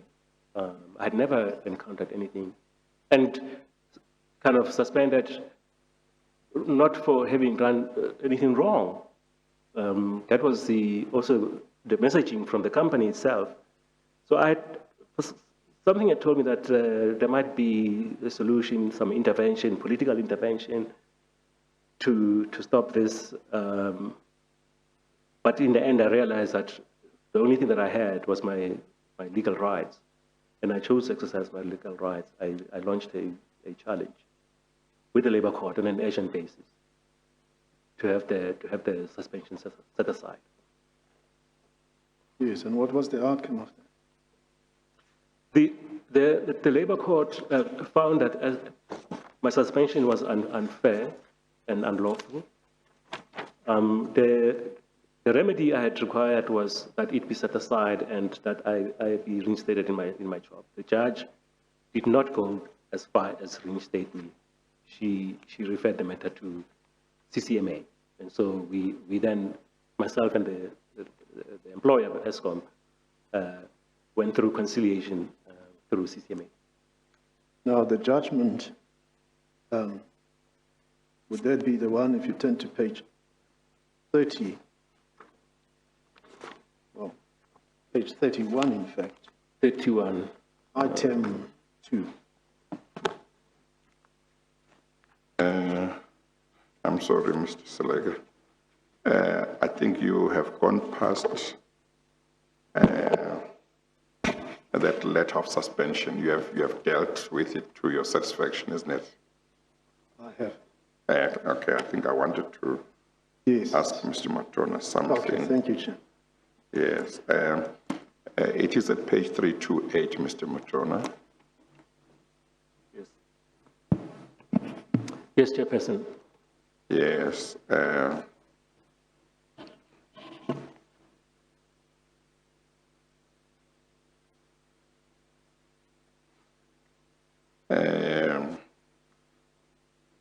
Paragraph 5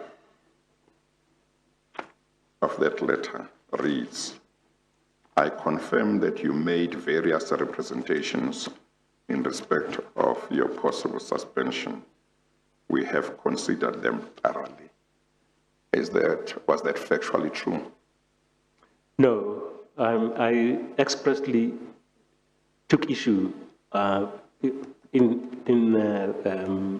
receipt of this letter. I took issue with that matter explicitly, Yes. Chairperson, to the extent that under the circumstances, I did not have an opportunity to make proper representation. Yes. This was all surprises. Yes. There's a surprise, one surprise after the other. Yes. As it were. Okay, thank you. You may proceed, Mr. Slinger. Thank you, Chair. Yes, Mr. Matuna, then you talked about taking the matter to the Labour Court, and a judgment followed thereafter. And I asked you to turn to page, it's 30 on the item, but you can go to 31.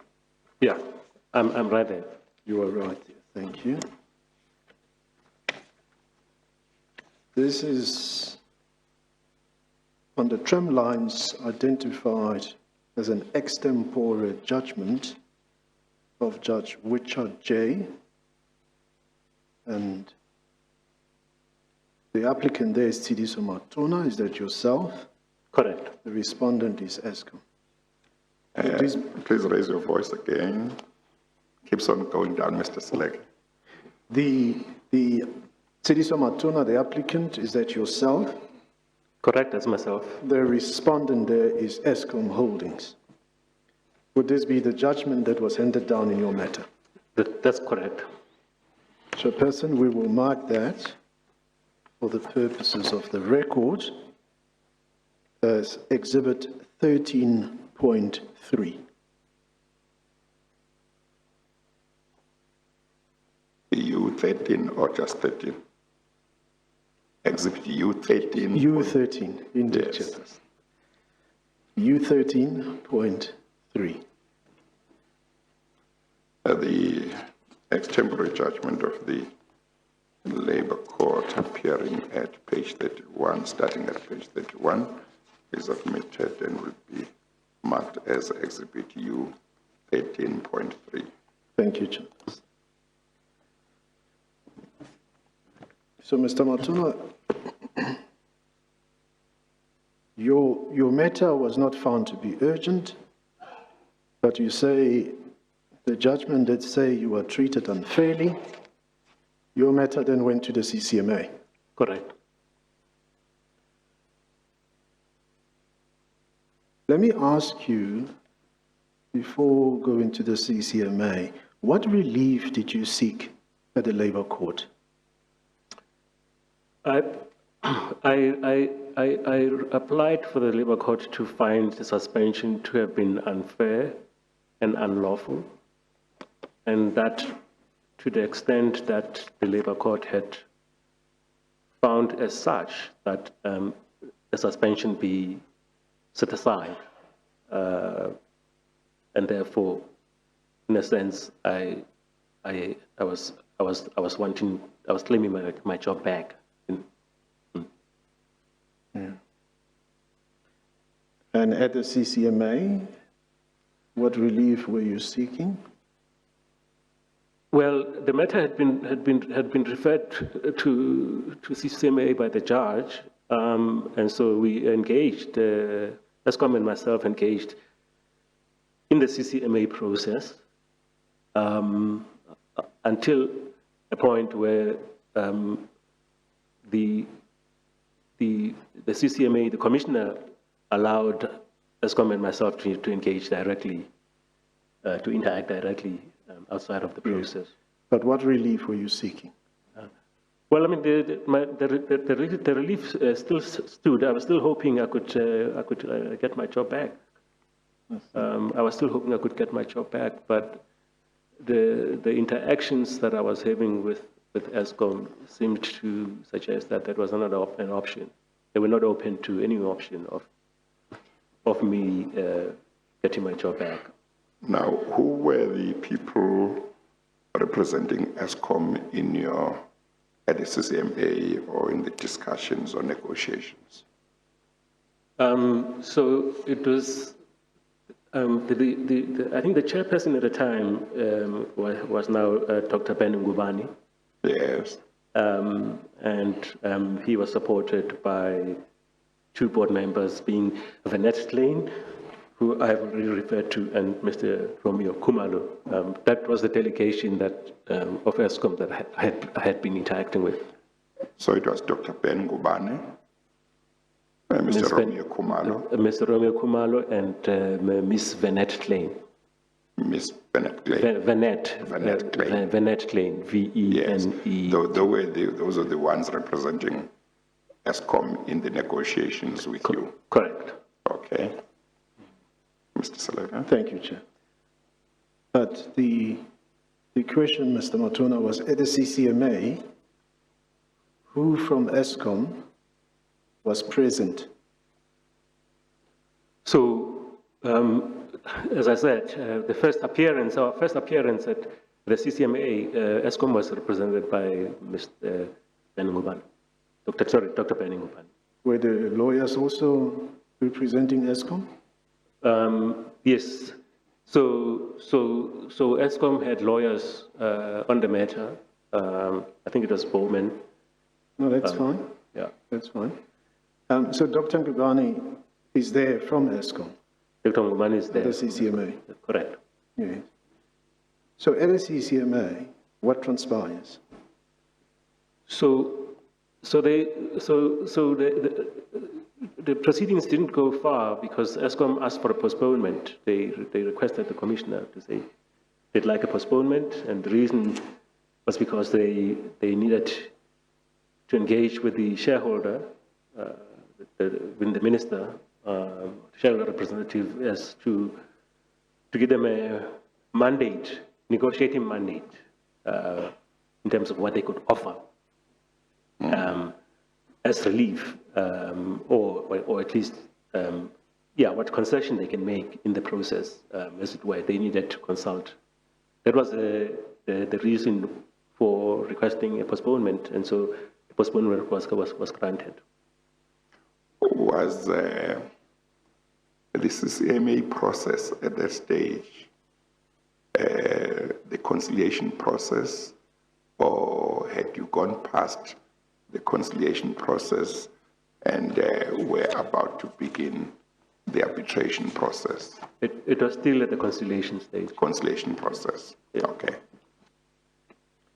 So did they come back to you after asking for that postponement in order to meet with the shareholder? So they didn't come back to me. So we had another date. In fact, as we left, so they got a postponement. We got a date, and when that date approached, I can't remember quite what the sequence was. Whether we actually went for the second time at the CCMA. I think we did because we were then. They then requested to engage directly with myself. So we requested the commissioner to allow a direct conversation between myself and Escom, and that's exactly what happened thereafter. Were you legally represented? Yes, I had lawyers on my case. So when you say the request was to have an interaction with yourself, are you referring to you and the legal team, and Escom and its legal team on the other hand? Correct. And? Yeah. So we had a meeting, and the indication that was stated very clearly was that the option of my return to Escom was off the table. So who's saying that? It was the delegation. I can't quite be certain, but I think the interlocutor at the time was Mr. Romeo Kumalo. He was speaking, representing Escom, to say that let's talk, but the idea of you going back to Escom is off the table. This is the explicit mandate that they got from the shareholder. So they're speaking on behalf of the board and speaking on behalf of the shareholder that they can do a deal, but it's not going to be going back to my job. Okay, I just want to hear that clearly. Just try and put it the way it was put to you by whoever from the Escom board. What you have just said, I think it amounts to saying you going back to your job was out of the question. Just put it the way they put it, as you recall. Yes. So they said the option of you going back to Escom is off the table. So we're not talking about an outcome which would include me going back to Escom. So this was effectively a separation negotiation. I had now actually entered a separation. And can you recall who exactly in the Escom delegation articulated that position, or is that something you can't recall? I seem to recall that the person who was speaking on behalf of Escom on this specific issue was Mr. Romeo Kumalo. Mr. Romeo Kumalo. Yes, continue. Well, maybe I say we are, it's 1:04, but it's an important topic, so maybe let's go on and see if we can, for the next 10 or 15 minutes, then we take the lunch break. Thank you, Chairperson.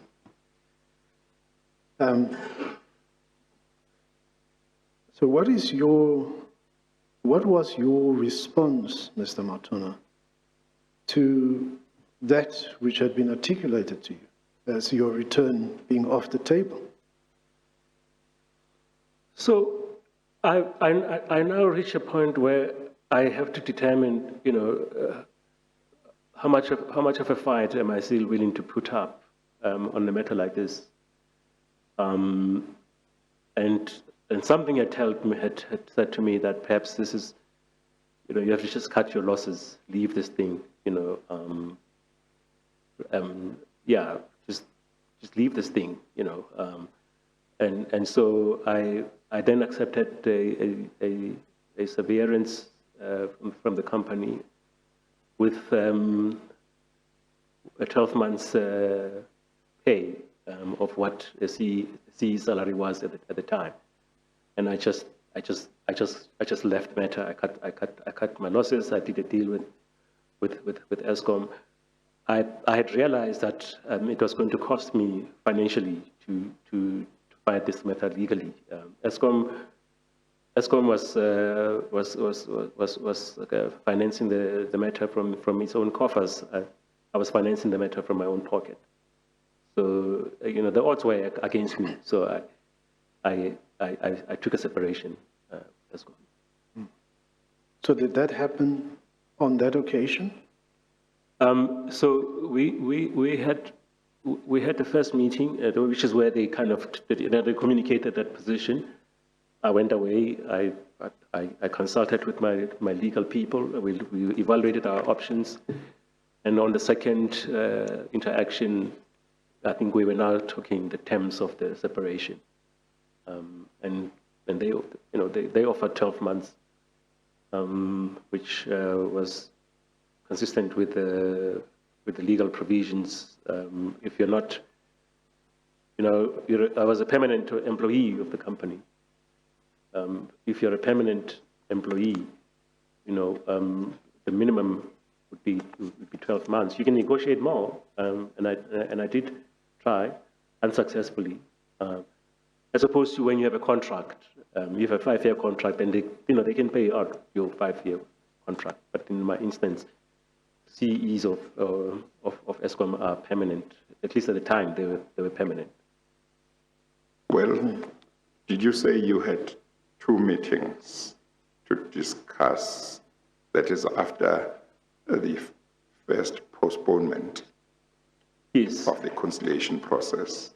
Yes. Then there were 2 meetings. There were 2 meetings, yes. The second meeting is where agreement was reached. Is that right? The second meeting is where they communicated the position. Would the first meeting be where they asked for a postponement of the CCMA process? Which one do you regard as the first meeting? So outside of the CCMA, I think we had 2 meetings. Okay, all right. Outside of the CCMA. After the CCMA process had been postponed? After the CCMA process had been postponed. Yes. At the first meeting, they articulated their position. So at that first meeting, that's when their position, that they almost like what their mandate, what the negotiating mandate is. They wanted your negotiating position. No, I'm saying they communicated what their negotiating position was. Okay. The negotiating position is that, look, you're not going back. Yeah. To Escom. Was that after they had, according to them, according to what they told you, was it after they had consulted with the minister? Or was that the position they articulated before they talked about consulting the minister? Well, the consultation with the minister was the grounds for requesting postponement. Yes.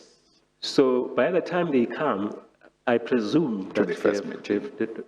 in the first meeting. Yeah.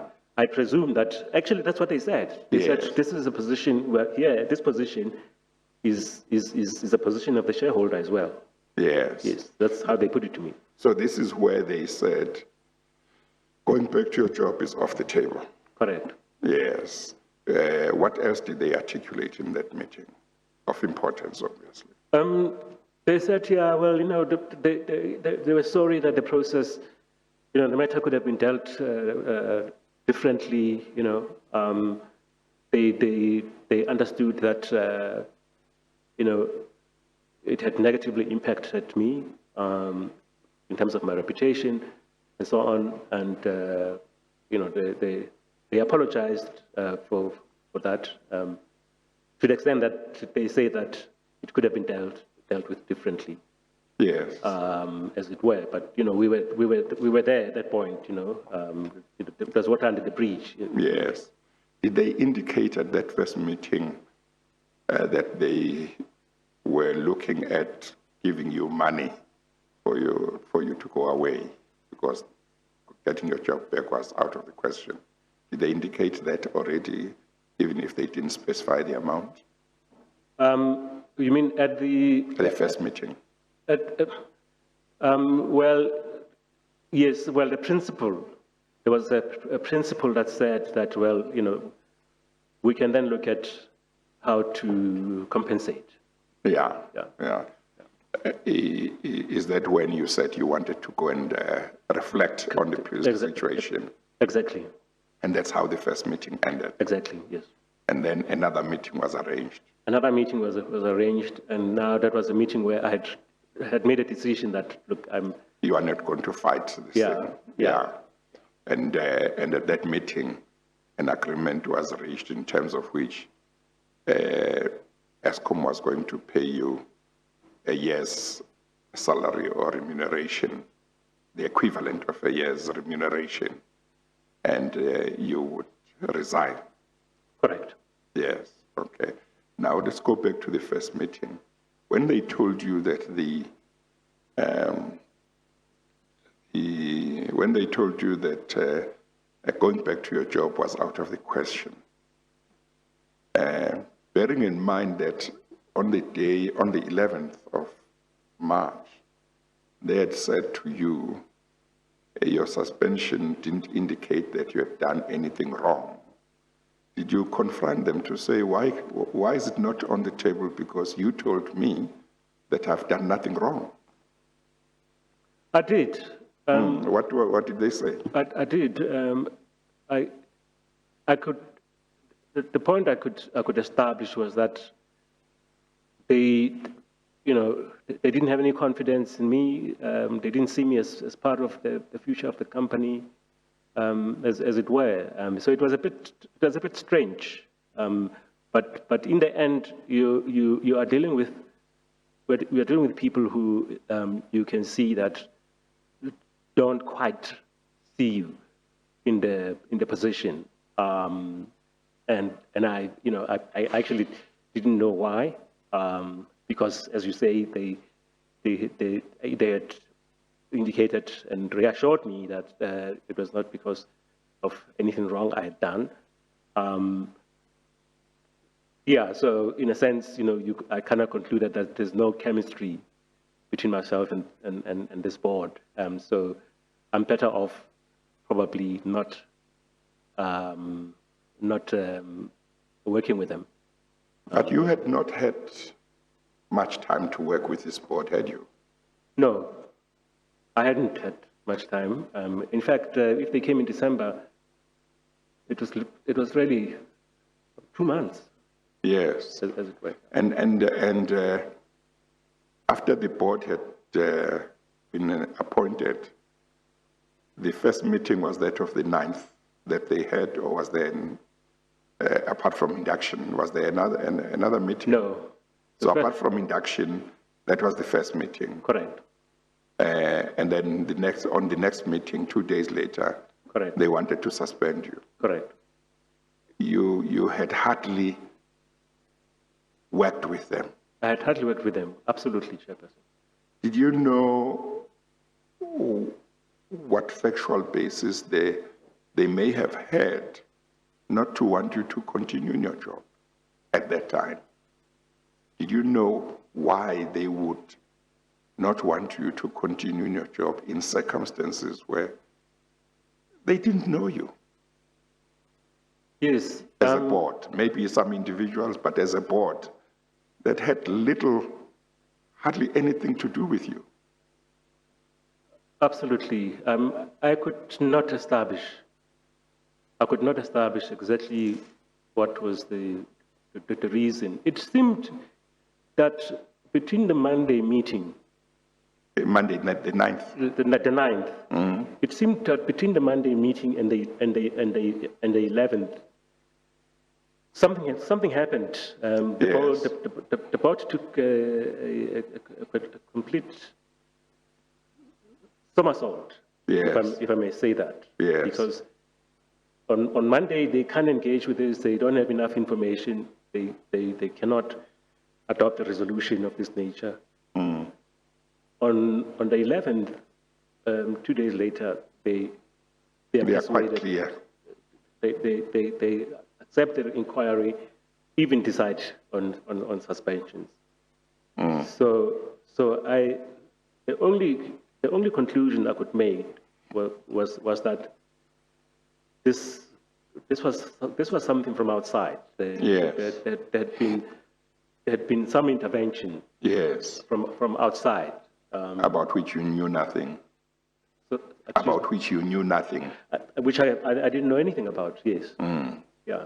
It was a bit odd. And so when they said in the first meeting, that is now the representatives of the board, when they said that going back to your job was out of the question, did that make it clear to you that you were not wanted back?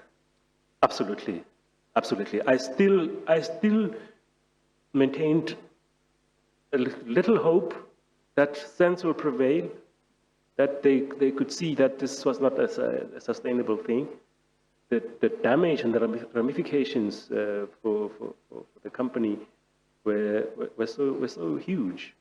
I think there was general outcry around those events, which actually led to even a downgrade of the company.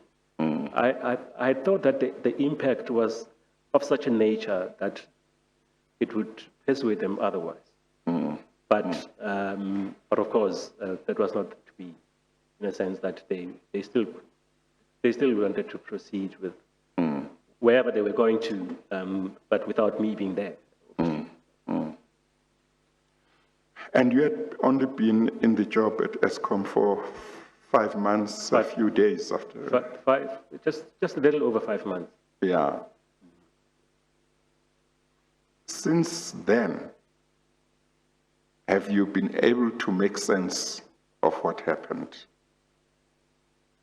Since then, have you been able to come to some conclusion based on whatever knowledge or your analysis of this situation of what happened to you that has made you to come to a conclusion as to why you were not wanted?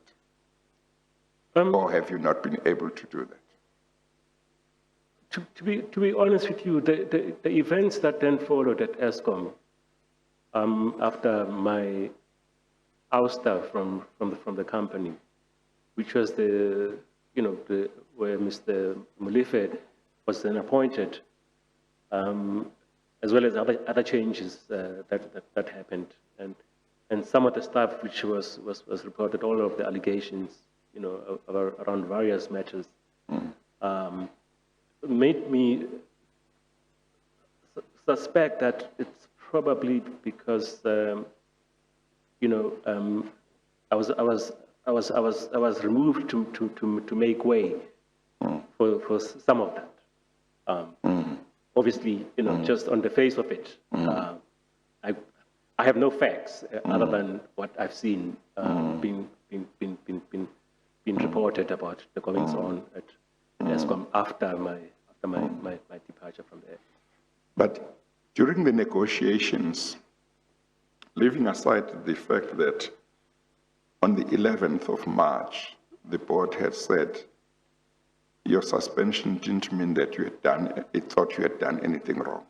Leaving that aside, during the negotiations, did anybody from the Escom board ever say to you, this is what we have done wrong? This is why the you're going back to your job is out of the question. Not at all. Nobody said that. Nobody said that. Chairperson, some of the individuals who were involved are people that I know. Don't speak too far away from the mic. Yeah. Sorry, I was saying some of the people who were involved are people that I know that I've had professional interaction with. Certainly, someone like Dr. Ben Ngubani, the chairperson of Escom at the time as well, Mr.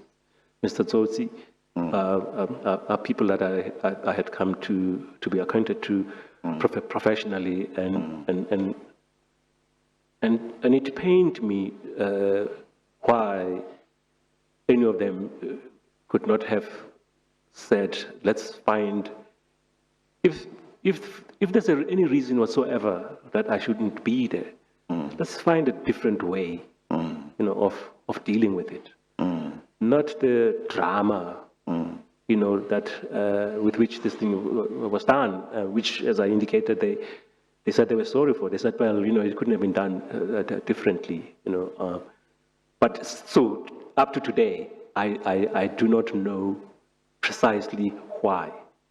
And they never said to you, you are not performing your job properly. They never said to you, actually, they never said to you they had no confidence in you, or did they say that? No, they actually never said that. Yes. Because if they said so, I would have asked them on what grounds, Yes. As it were. So none of that. So you were only 5 months into a 5-year contract, is that right? 5 months, well, I was a permanent... Or you are not, yeah. You are a permanent employee. I was a permanent employee. Yes, but you're right in counting it a good tenure, at least first tenure of a CE is 5 years. Yes, That's what I imagined, I was coming from government as a DG, you work on 5-year terms. So I was hoping that I would at least be at Escom for 5 years. Yeah. But I had only been in there for 5 months, you're correct. Yes, okay. Mr. Selega, I earlier on said we'd take 10 minutes, 15 minutes on that point, but It's an opportunity. I realize that we may be close to finishing with his evidence, but I may be wrong about that. Do we need to sit and finish so that when we adjourn, we are done? But that would depend on how long you will take, or should we adjourn for lunch and come back? How long do you think we will take? I should take You should not be rushed. We have got to do justice to the issue, but you have a better sense. Yes, my estimation is I could take about an hour, Chairperson. Oh, okay. So maybe let's take the lunch break. The lunch break, yes. But I don't know if you might want to ask something before we go, or everything can wait until. It can wait until. It can wait. Okay. We'll take the lunch break. It's now 23 minutes past 1. We will resume at 25 past 2. We adjourn. Thank you, Chair.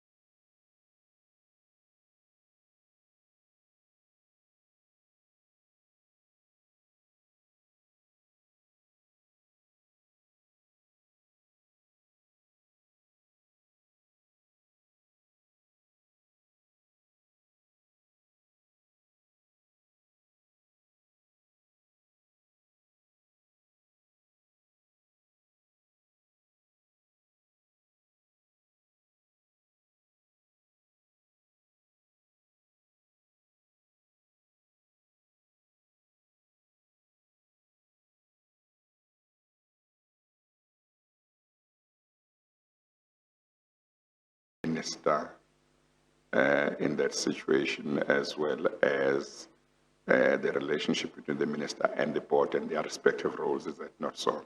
Correct. In terms of the situation which prevailed where you had been suspended, as I understand, by the board,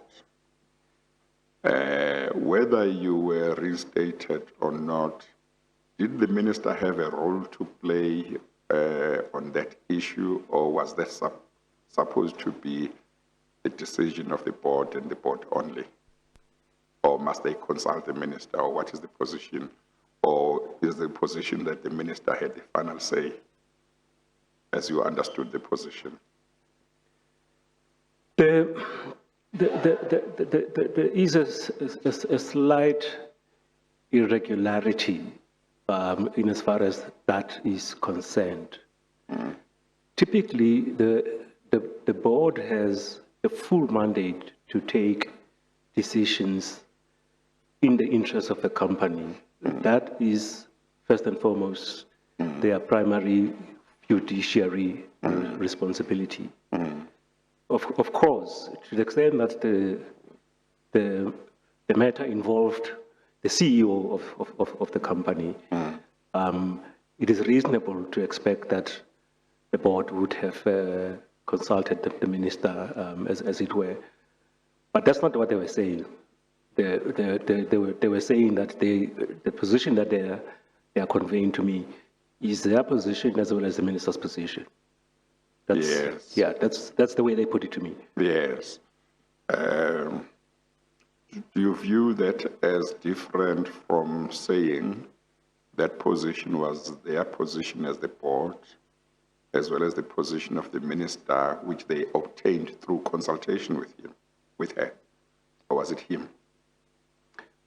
It was her. Yeah, It was Ms. her Brown. at the time. Yes. Well, recall I indicated that even in the negotiation at CCMA, in the conciliation, they had requested a postponement in order that they would consult, as they indicated, the shareholder, with regard to, what they could offer. Yeah. Exactly. Which again I found a bit odd. But of course, it was what it was, that the board felt it important at all times to involve the minister in, and to invoke the minister's name, as it were. That kept on arising at different points. So in the end, I just took it that it was the board and the minister united in a position to have me removed. Yeah. And the appointment of the group CEO for Escom, I guess it might be the same with Transnet and so on. For Escom, the power to make that appointment, does it lie with the board, or does the board recommend and the minister or cabinet makes the appointment? The power rests with the board. The power lies with the board. The power lies with the board. Yes. To make the appointment. That's what would normally happen across the board in the private sector, in the public sector, with the exception that in the public sector, because it's a state-owned company, the board would say to the shareholder, dear shareholder, we have conducted a search for a CEO. We have identified the following 3 names. Our preference is name X. We ask for your concurrence, as it were. And the minister would then take that through internal decision-making in government, which does involve cabinet. Yes, okay. Excuse me. So, in a case such as that of a suspension of a CEO, the power to settle that matter would lie with the board, but the board could consult the minister, the shareholder representative, as Yes. you understand the position. Yes, I think the reasonable thing would be for the board to say to the minister, we have come to such and such a position for these reasons, as it were. We therefore want to make you aware, as it were. But the board, that is a decision of the board. That's how I would view it, Chairperson. By the time you were appointed as Group CEO for Escom, you had worked with Minister Lynn Brown for some time in the Department of Public Enterprises, isn't it? For about 2 years or a year and a half? No, I worked with her because I think she came in 2014, after the elections yeah. of 2014. So I had overlapped with her for about 3 months. About 3 months. Oh, okay, I'm sorry. Yes. Okay, about 3 months. Yes. So prior to that, you didn't, the two of you didn't know much of each other? We knew each other because she had been a government, a public representative, as it were, in the Western Cape. Yes, but in terms of working and so on, you had not worked together? No, no. Yes. So she would have been my boss, like previous ministers under whom I served. Yes. Yes, yes. So when she came to public enterprises, was the process which led to your appointment as Escom already underway, or did it start after? It was underway. It was underway. She found it in its advanced stage as it were. Correct. Yes, yes. So she also didn't know you much in terms of work, or what your abilities were, and so on. Not extensively. Just in the overlap, in the 3 months overlap.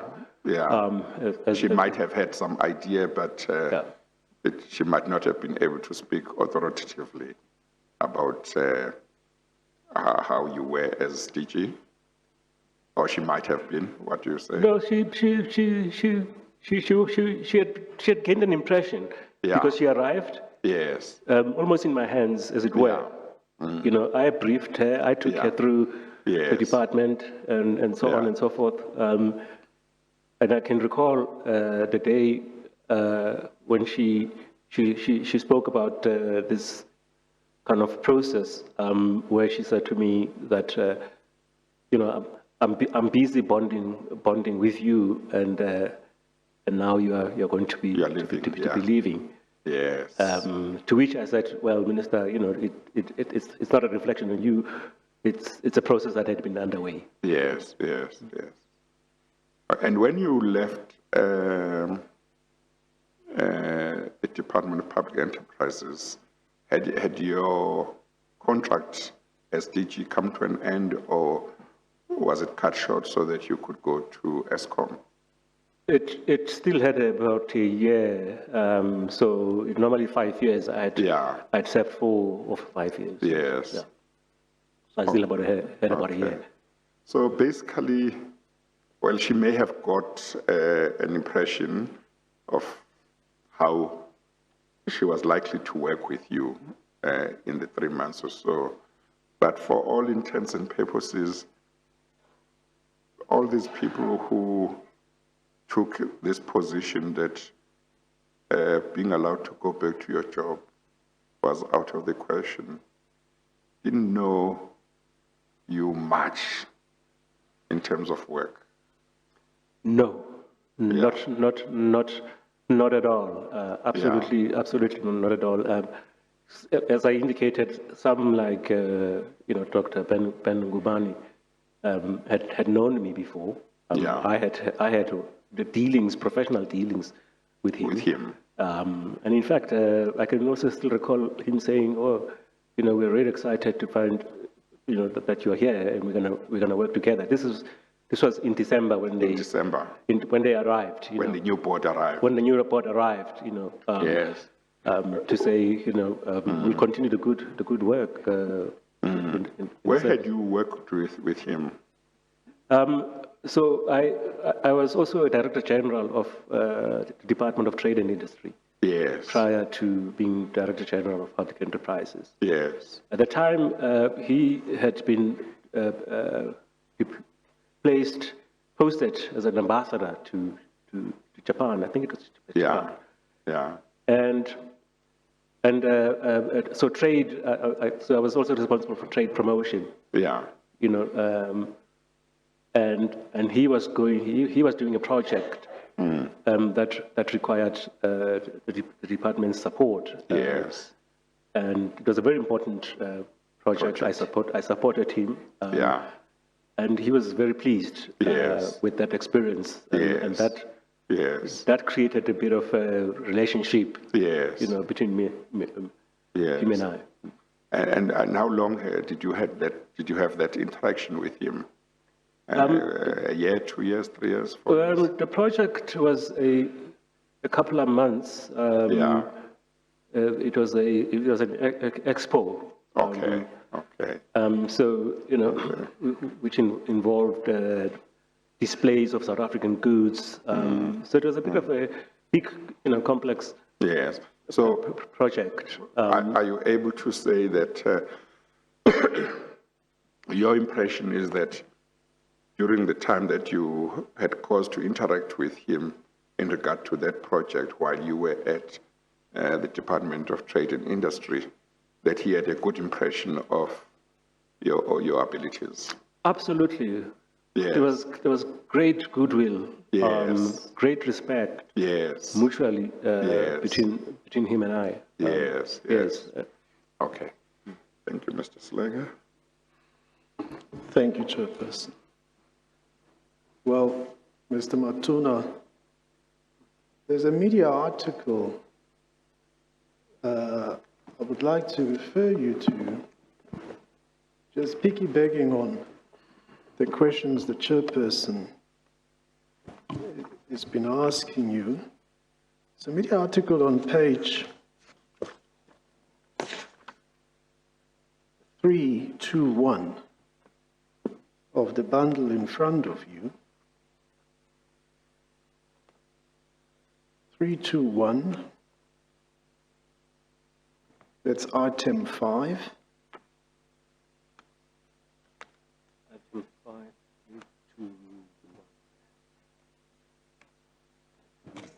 Yeah. You found it? Mr. Chair, we will mark that as exhibit U13-14.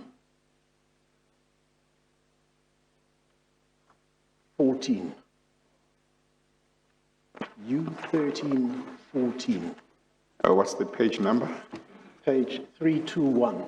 321.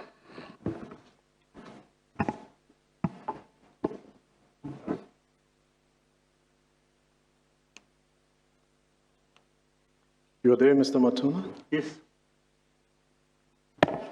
It's an article by Amar Bungani titled New Escom CEO Matuna is weak, say ex-colleagues.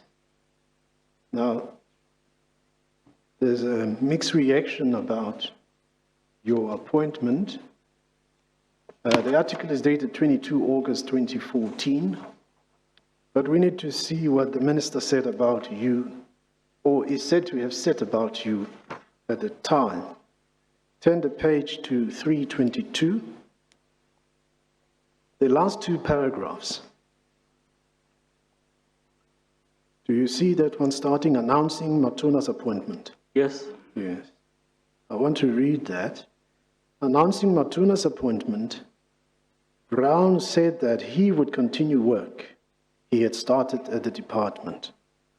Mr. Matuna has been closely involved in providing oversight to Escom and the other state-owned companies in the department's portfolio for the past 3 years. In recent months, he has played a key role in the interdepartmental task team comprising of the departments of public enterprises, Energy and National Treasury, which have been working with Escom to formulate a solution to the immediate challenges facing Escom. Now, if I read it, excluding the other paragraphs, it reads, in recent months, he has played a key role in the interdepartmental task team, which have been working with Escom to formulate a solution to the immediate challenges facing Escom. Were you aware of this at the time? Yeah, I remember seeing this article at the time. This is back on, way back on 22 August 2014. Yeah, this was part of the media reaction to my appointment. So at the time, the minister believed that you, having played a key role in the interdepartmental task team, which was working with Escom,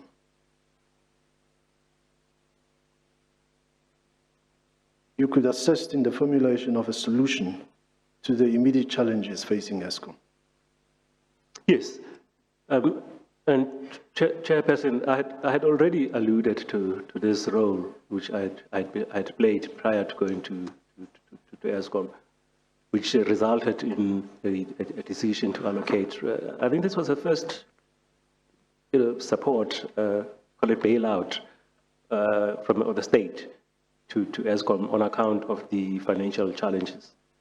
So it was a company that I was familiar with some of the core challenges, as it were. So it was, Escom was no stranger to a very large extent. Obviously, there were things I didn't know, which I discovered when I got there. But in general terms, I knew the company, I knew the issues, and I think this is a correct. This would be an accurate reflection of the sentiment of the minister at the time. So when I saw these words, they resonated with the way I thought she perceived me. After all, if she didn't believe what she said here, she would not have taken forward the recommendation for my appointment to cabinet, as it were. So she took that to cabinet because, and I presume she had also consulted, politically, in terms of disappointment, as it were.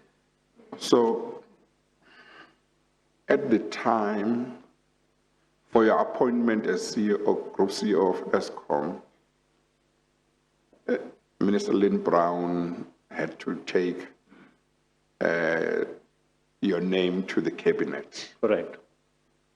And say to the cabinet, she was recommending that cabinet should approve your appointment. Correct. And which would mean she thought that you would be up to the job at Escom. Correct. Yes. Now, between the time you started as CEO of Escom, I think was it said on the 1st of October or November? 1st of October, correct. 1st of October.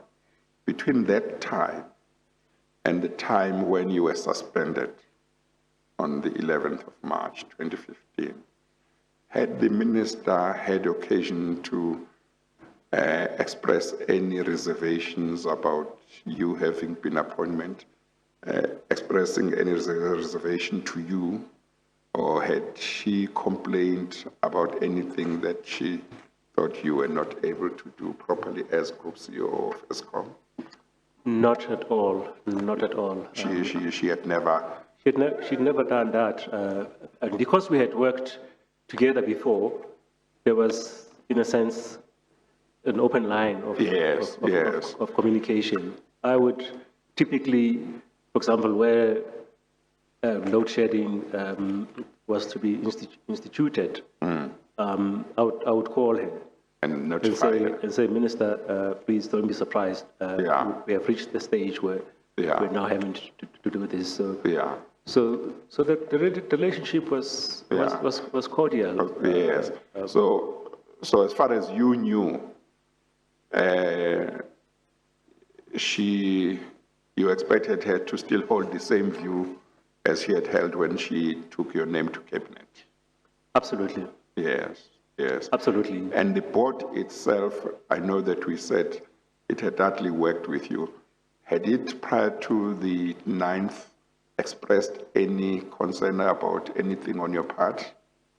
Prior to the 9th of March? None whatsoever. Yes. Chairperson. And none prior whatsoever. to the commencement of the meeting of the 11th of March, had the board or the chairperson or anybody ever expressed any dissatisfaction with your performance or reservations about your abilities? None whatsoever. Yes. Okay. Thank you, Chair. You may continue. Thank you, Chairperson. So, Mr. Matuna, let me just carry on that line. If the board were to say, well, we suspended him because he was giving unreliable information to the war room, what would be your reaction to that?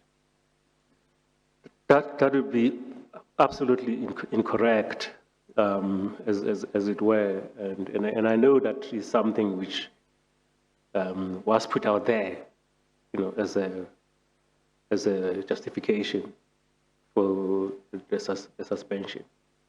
But up to today, if you asked anybody, would you indicate what specific information inconsistency is attributable to Mr. Matuna? I don't know. Nobody said, well, here you are. You said this on such and such a day, and you came back and said something else at a later stage. Nobody had done that, to a point where I ended up concluding that it's possible that they did not understand the information that was being submitted, and this it refers to the war room, the information that was being submitted to the war room. There was a lot of complexity, both in terms of the operations, which is the generation, and the finances of the company. They change on an ongoing basis, as it were. So the information naturally evolves and changes. And if you wanted information today, it would have to be as of the point where you require it. And it'll be different to the previous sort of iteration. I imagine that maybe this was what this inconsistent, unreliable information was about. But again, nobody said, well, here's the evidence. He said this today, and this is what he said the next day. So I don't buy that argument, as it were. Well, there is another allegation by a member of the board. If you go to item 10. What page is that? Item 10. Go to divider number 10. Yes. We will submit it now on record. Chairperson. Yes. That is if you are there, Mr. Matona, that's on page. When you speak too far away from the mic, I can't hear you. That's on page 469. 469. Yes. On page 469, you will see it's an affidavit.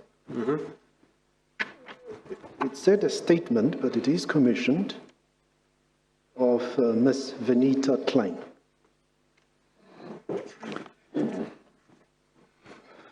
For the purposes of identification, Mr. Chair, an admission into the record has... Is that the statement that starts at 469 and goes up to 518? It goes up to... Or have I combined two statements? The other one is an annexure to the first. Oh, okay. So the first one goes up to 491. Indeed, Chairperson. Okay, that's the one that Indeed. you. For record purposes, we have marked it Exhibit U 13.8.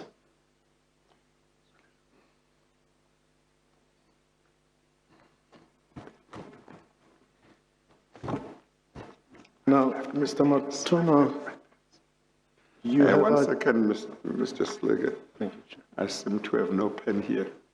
Oh. I had 2 pens before lunch, and looks like I didn't come back with them. Thank you.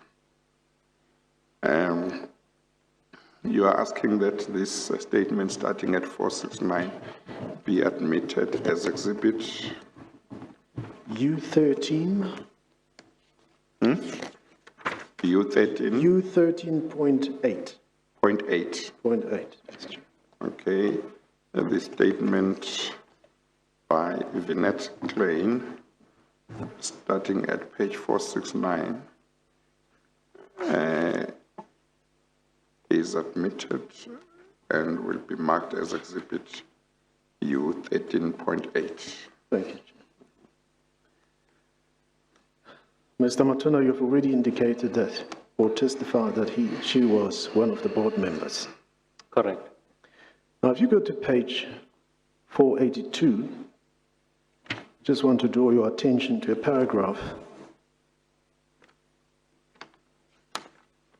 or 2 paragraphs in her 482, correct? 482, it's actually her affidavit.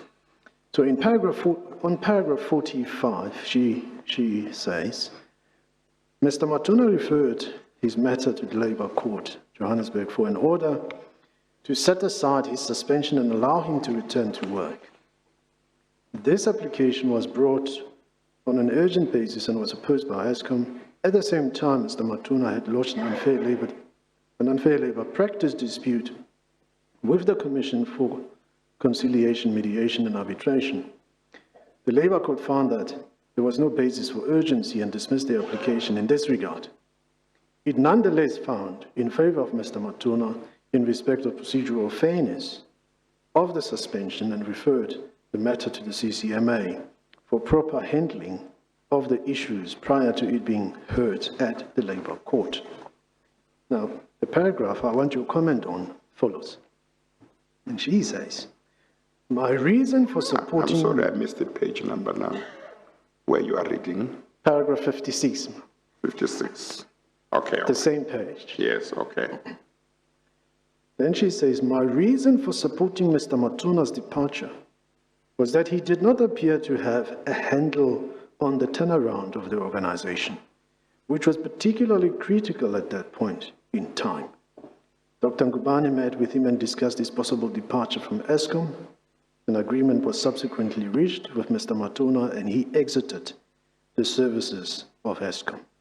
That first sentence, that in her view, she supported your departure because you did not appear to have a handle on the turnaround of the organization. Your reaction to that? Well, you know, if I had the opportunity to ask Ms. Lane, a question would be, on what basis? On the factual basis of her statement. What exactly? Yes. Exactly. She had basically only it's a had... bold statement. Sorry? Because she makes a bold statement. She makes a bold statement. No motivation given for it.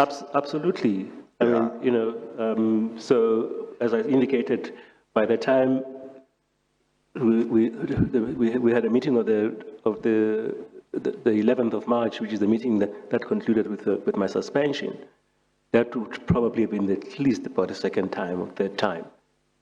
So she would not have had any basis to form any substantive impression of the nature to warrant such a bold conclusion. That's what I would say. But more importantly, I guess, is the question also, whether did she express that view to you? Never. The turnaround strategy that she is talking about, or she says you didn't appear to have a handle on the turnaround of the organization. Now, how the organization would be turned around,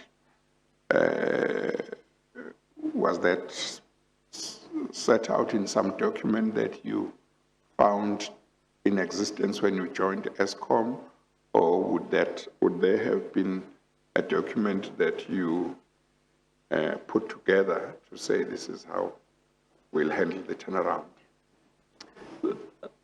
We had, in fact, as I have indicated, since I had been at Escom from October, in the 5 months, the main thing which had preoccupied probably entirely my time is a turnaround of the company. Work had been done prior to that. So this was not a question of starting from nothing.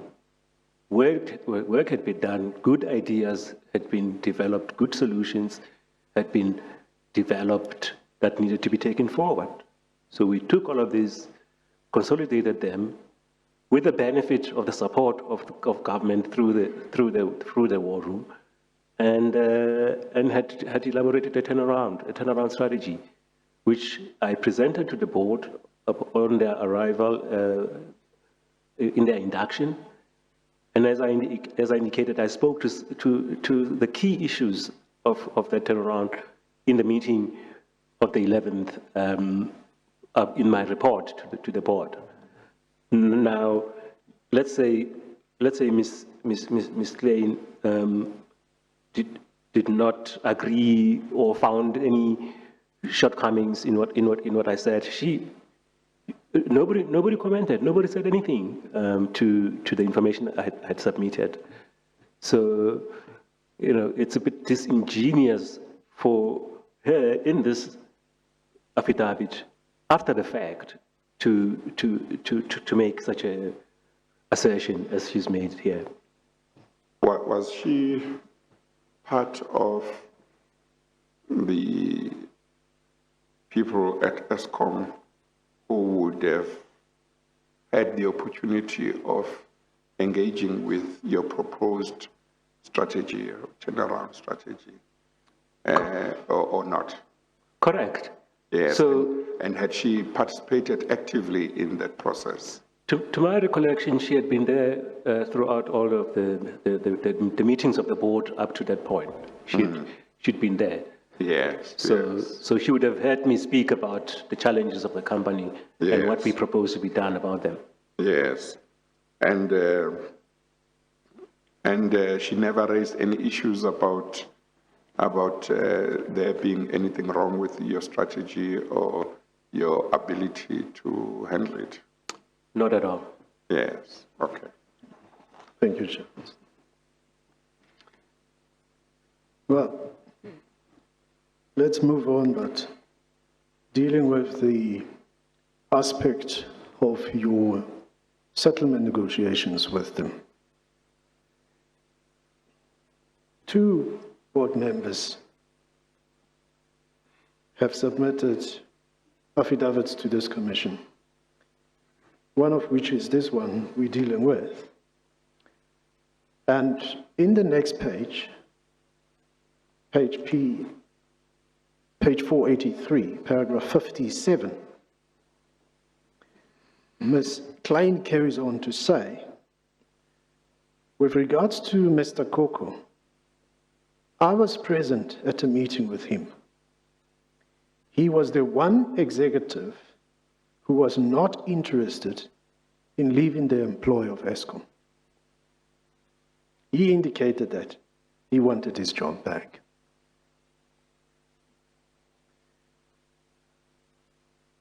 Well, have that in mind. I want to take you to another affidavit, which is on page 542. That's item 12.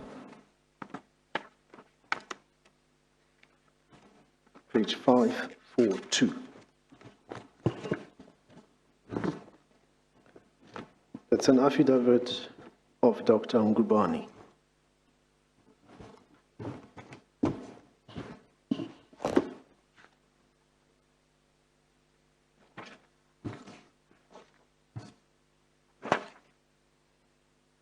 For the record, Chairperson,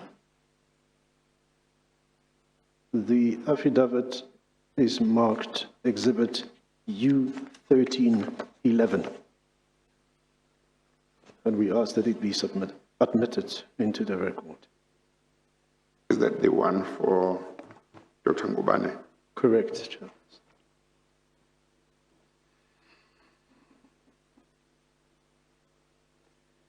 Dated 4 August 2020. U13? U13.11. Okay. And the affidavit of Dr. Baldwin Ngubane will be admitted and marked as Exhibit U13.11. Thank you, Chairperson. Are you there, Mr. Matona? Yes. I also want to refer you to a paragraph in Dr. Ngubane's affidavit on page 555.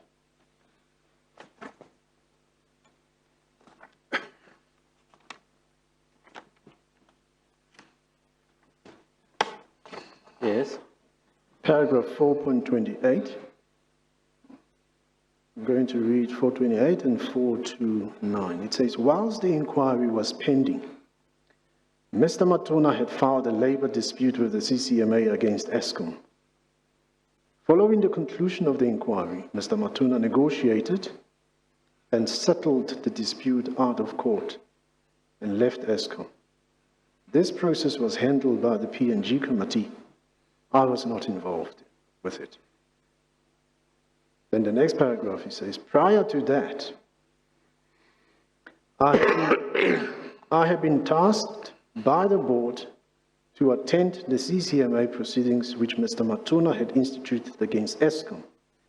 During one of my interactions with Mr. Matona at the CCMA, I suggested to him at my own initiative that he should consider returning to his position. However, Mr. Matona was too upset with the whole saga and made it clear to me that he would not return to Escom. Your reaction to paragraph 4.2.9, Mr. Matona? No, that's not true. For ease of reference, let me take it point by point. So you have already testified that Mr. Ngubane, Dr. Ngubane, I beg your pardon, was one of the officials who represented Escom at the CCMA. Correct. Now, he says during his interactions with you, he requested that you consider returning to your position. No, I deny that. There's no such a thing. He never did. Remember, he was the one who had requested a postponement on the basis that he needed to consult with the shareholder minister, which postponement was granted. So I never had any such conversation with Dr. Ngubane. I deny this. Well, that's him suggesting to you that you should consider returning to your position. If you may, advocate, I mean, this sounds irrational. Here is a board that has, in which Dr. Ngubane was a member. takes a decision, which to my knowledge was a unanimous decision. I have no record of him having dissented to the decision to suspend me. And then a few weeks down the line, a matter of weeks, he's changed his position. He's of the view that I should go back to my work. It doesn't make sense. So there can't be any basis to such a claim.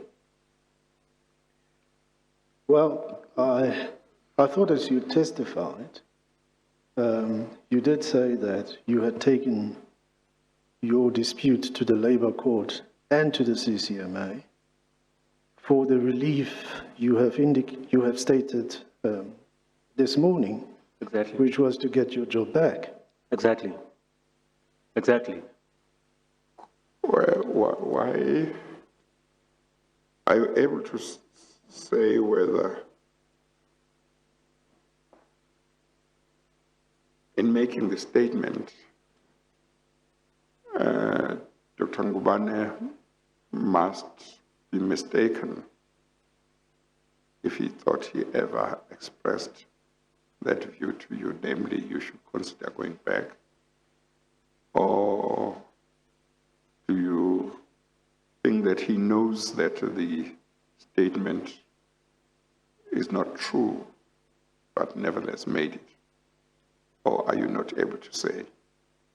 I'm unable to say, Chairperson, the basis upon which Dr. Ngubane, has made a claim that he suggested to me. I would definitely have remembered. I would definitely have remembered if he had made such a suggestion. I would have grabbed it because at that point I was aggrieved. I needed my job back and my dignity restored. Yes. So I would have grabbed that opportunity. So there is no such a thing. Because you had gone to court and CMA to precisely achieve that, get your job back. That's why you had engaged lawyers for whom you were going to pay out of your own pocket to get the job back. So if he had mentioned that maybe you should consider going back, you are likely to have been interested in that. I would have, because for a start, it would have probably suggested a change of heart on the part of the board, and probably suggested that maybe they made a mistake, so maybe I could work with them. So I would have gone.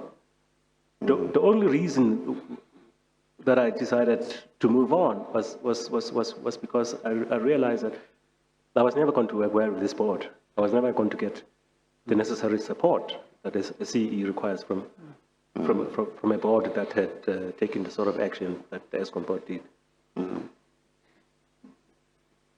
Thank you, Chair. But could it be that, Mr. Matuna, what you've just said is what he's saying in the last sentence of that paragraph, that Mr. Matuna was too upset with the whole saga and made it clear to me that he would not return to Escom.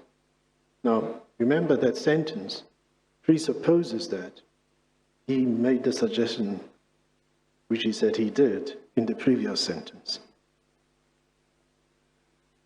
Yeah, no, I can see this, that I was too upset.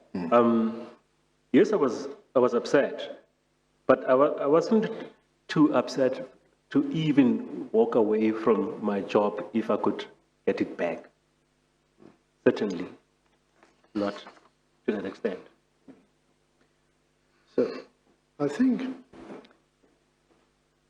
to go back to the chairperson's question earlier, what one is trying to determine from your testimony and what we see here, you have said to the chairperson Mr. Romeo Kumalo said to you, there's no way of you going back. But we see this statement by one of the persons you have said, Dr. Ngubane, was present in your settlement discussions. He's saying, well, the suggestion was made by him for you to consider coming back. Now, we've got to be able, the chairperson has got to be able to say, you either have no recollection of him saying that, or that you know he didn't say that. I know he didn't say that. Well, did you say he was one of the Escom representatives present when you were told going back to your job was out of the question? Yes. Okay. Thank you, Chair. It's just that he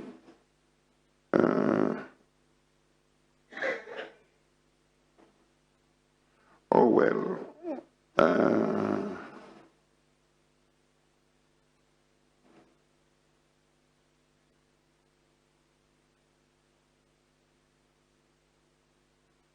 Now, he says in the paragraph concerned that is 429, during one of my interactions with Mr. Madonna, at the CCMA, I suggested to him at my own initiative that he should consider returning to his position. So there was the first meeting, there was the second meeting. It was at the second meeting that you were told going back to your job was out of the question. Correct. So it can't be that one. It can't be that he said that it can't be that it would be that one, and it couldn't be the second one. So the question would be whether prior to the first meeting, maybe when the conciliation process was postponed at the CCMA, whether it might have been during that time. No. You say at no time did he ever say that? At no stage whatsoever. Yeah, Chair. okay.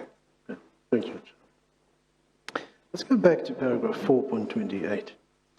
Because in paragraph 4.28, he says, whilst the inquiry was pending, Mr. Matuna had filed a labor dispute with the CCMA against Escom. Following the conclusion of the inquiry, Mr. Matuna negotiated and settled the dispute out of court and left Escom. This process was handled by the P&G committee. I was not involved with it. Now, was he involved or not involved in the conclusion of your settlement with Escom? No, he was. He was. I distinctly remember at least two of those meetings outside of the CCMA where Dr. Ben Ngubane was present, even though, as I indicated earlier, the person who was doing talking on behalf of Escom was Mr. Romeo Kumalo, but it had been a delegation of Dr. Ngubane, Mr. Kumalo, and Ms. Lane. Those are the people that I had interactions with. Well, we have a copy of your settlement agreement with Escom on page 330. That's item 7 for your ease of reference.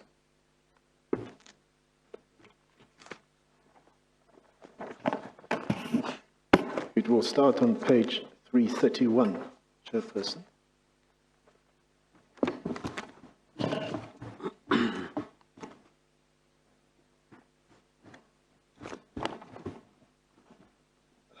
It also has to be admitted. Chairperson, we've marked it Exhibit U 13-6.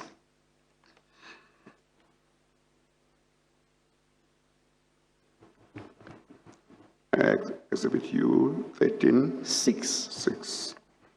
The settlement agreement between Escom Holdings SOC Limited and Mr. Tsetiso John Matona, appearing at page 331, is admitted and marked as Exhibit U 13.6. Thank you, Chairperson.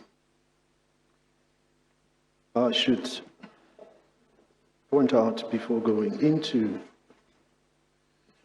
what I need to show you, Mr. Matuna, Chairperson, that the copy in the file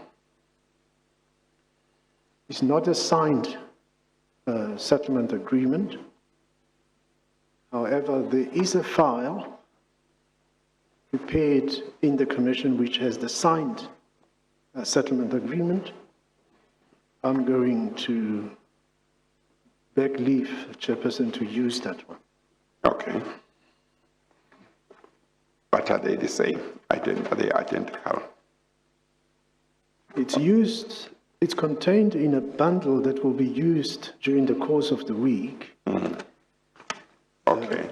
I will provide Mr. Matuna with it to have a look at it Okay. and compare it with the one in his file. The Yes. signed one was belatedly received from Escom, Okay. hence is not in his bundle.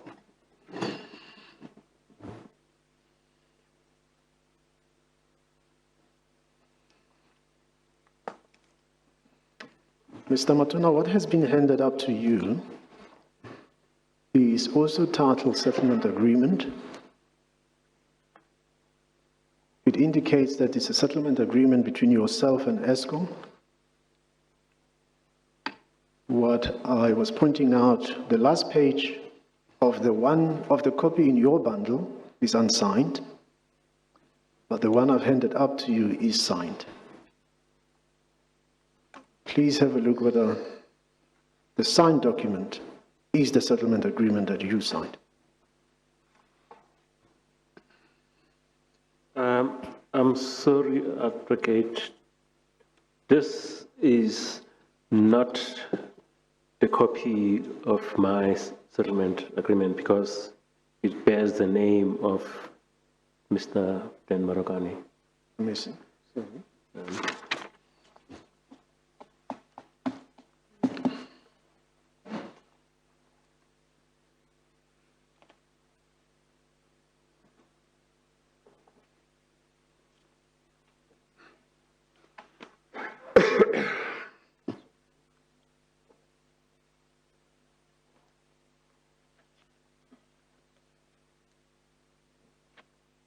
Oh, sorry, this one. We had an extra page which was incorrect. Yeah.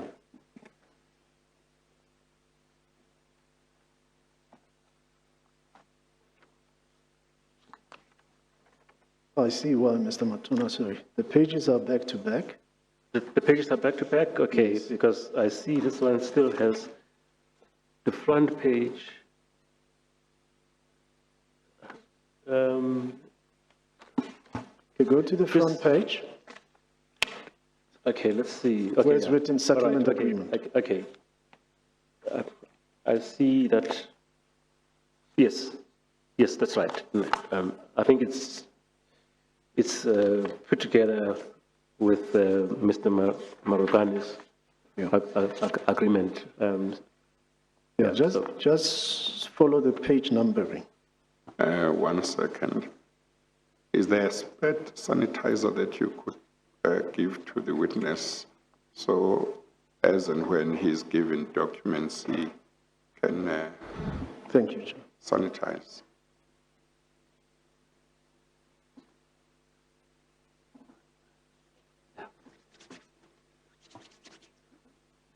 Okay.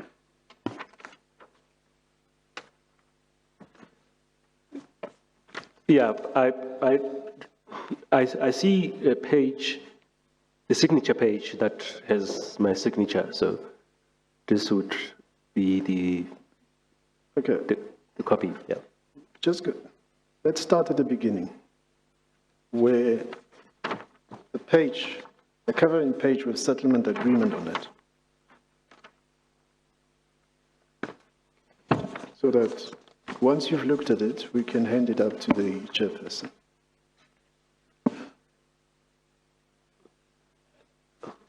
Yeah, I think that there's a bit of a mix-up, Chair. The flagged one, Mr. Matunal, Yes. the flagged one, put it aside, the flagged page. Yeah. Page with a flag, put it aside. I'm looking for the one I had previously did have on the cover my Yes. name, Yes. but I now have part of my agreement with my signature. Chairperson, with your permission, may I ask the Yeah. investigator to help him? Yes, yes.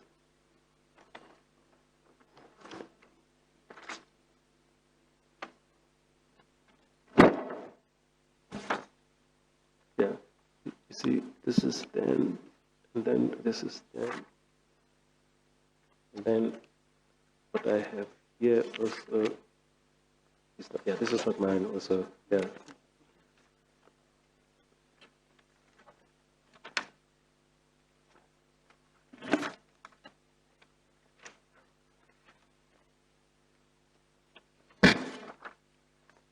I'm missing the cover page. Yeah, I'm missing the cover page. I think I've.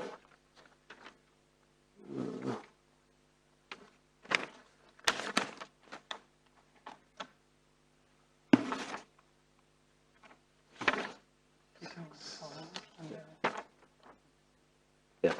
No, I think it's fine. I'm only missing the cover page.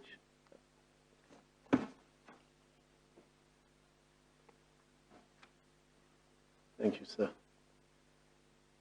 So you have the settlement agreement page. Yes. And the next page is table of contents. Yes. And then you have,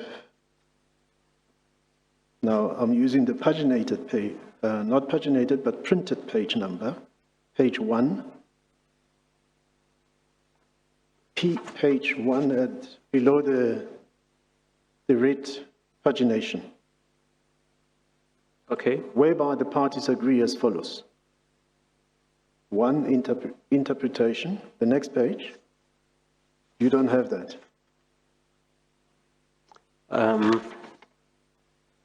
Interpretation correct, yes. And is paragraph 1.2.3, written Mr. TJ Matuna. Yes. 1.2.3 Yes. means Mr. Tsidiso John Matuna. Yes. Okay. Paragraph 1.2.6 reads the termination date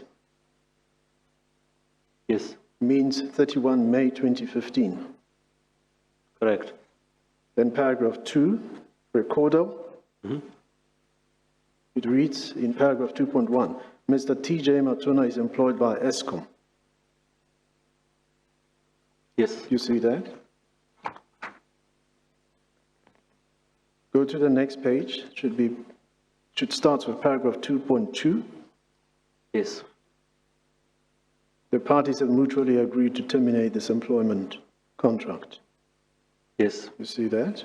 Correct. So your name again appears at 3.1, for mutual agreement, Mr. Matuna's employment. Yes. 3.4, Mr. Matuna agrees that upon termination of employment. 3.4. 3.4, Yes. yes. 3.5, also, Escom will give to Mr. Matuna on or before 15 June. Yes. Yes. The next page, paragraph 4.3. The next page, Yes. paragraph 4.4. Yes. The next page, it has clause 6, confidentiality, Yes. clause 7, statements, Yes. and it has your name again, Mr. TJ Matuna shall not make any written or oral statements. Correct. Then paragraph 8, breach, or clause 8. The next page, clause 9, non-variation. Correct. The next page, clause 10, notices and domicilia. Correct. And 10.1, each party chooses the address set out opposite its name below as its address. Correct. You see that? Then the first address is Escom, Megawatt Park. Correct. Then there's provision for your address, Mr. TJ Matuna. This one doesn't have your address. Does that one have your address? No, this one too doesn't have an address. Do you recall completing it, filling in your address? I will not recall, but I signed it, so it's got my signature. So Let's go to the next page. Clause 11. You have it? yes, It's general. And then you have clause 12, signature. correct. Are you on the signature date? Yes. I mean the signature page. Yes, Do you recognize this document? I do. When was it signed? When? When? Date of signing. Date, I have it signed on the 15th of May. That's the date that's reflected on it. You signed it on the 15th of May. Yeah. Which year? Do we now know whether, 15th of May, 2015. do we now know whether the unsigned copy that I have is exactly the same as the signed settlement? I Chairperson, did not know that. yes. Well, I know I've checked them, Yeah, but the intention is to rely on the signed copy, yeah, ultimately. okay. So what I will have to do for the chairperson is to have copies prepared of the signed document in order to replace the unsigned. Yeah, okay. Mr. Matuna, who signed the document on behalf of Escom? I did what? Who signed the settlement agreement on behalf of Escom? On behalf of Escom, it's Mr. Zitembe Koza, acting chairman of the board. Shall we hand up the document to the chairperson?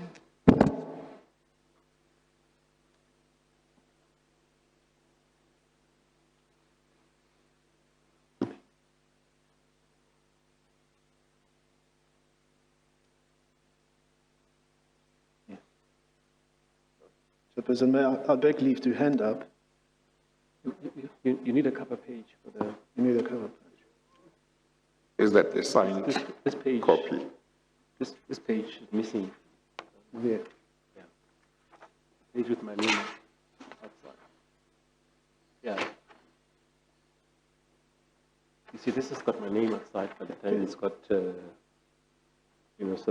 this should be scratched out. In this bit of it.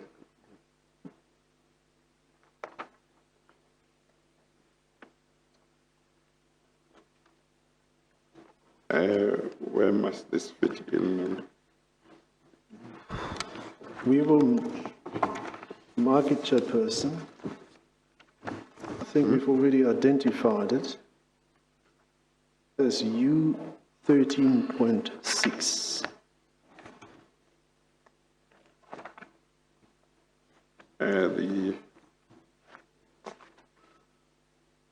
The holes on the front page are on the wrong side, seems. Yeah, that's, Does somebody have a puncher so you can yes, punch it on the right side? Just the Indeed. one page. The right side will be the left side of the page. is the, I see. They'll provide us. Okay, well, we can move on while somebody's sorting it out. Thank you. Once it's ready, we can attend to it.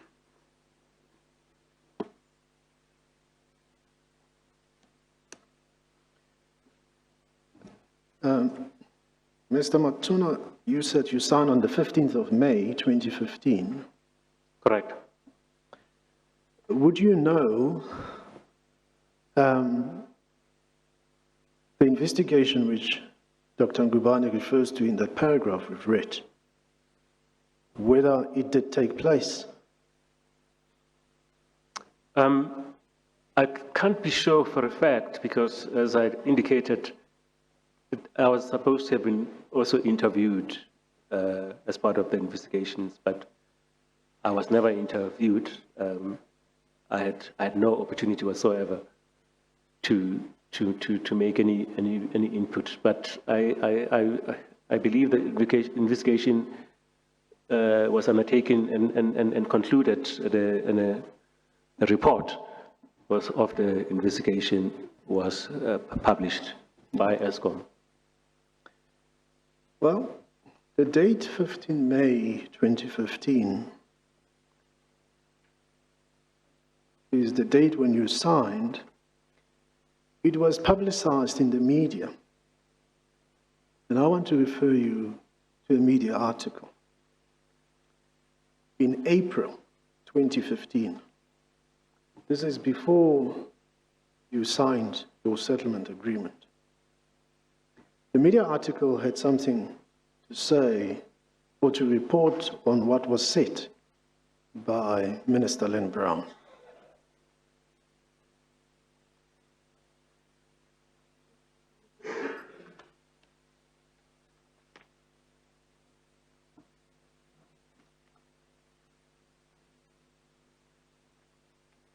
I'm going to hand it up. It's also contained in a separate bundle, but not in your bundle. It will be used in due course in the commission.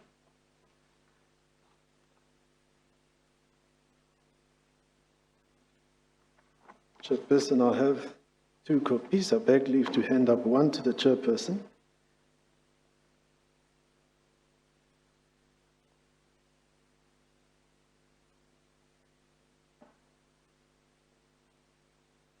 And to you, Mr. Matuma.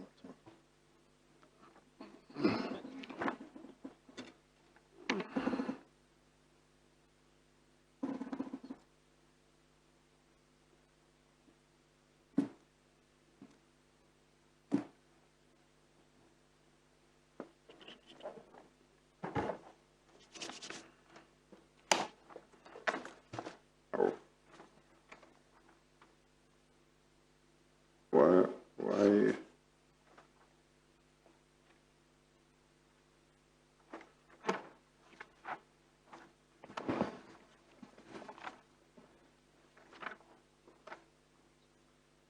Chairperson, Okay, I just found something confusing, but I think I've found. is the back-to-back. Yeah. Okay. If it's taken out of a file, it confuses. Yeah. Okay. If I may use the pagination at the top of the page, page 613, 614, and 615. 613, 614, and 615.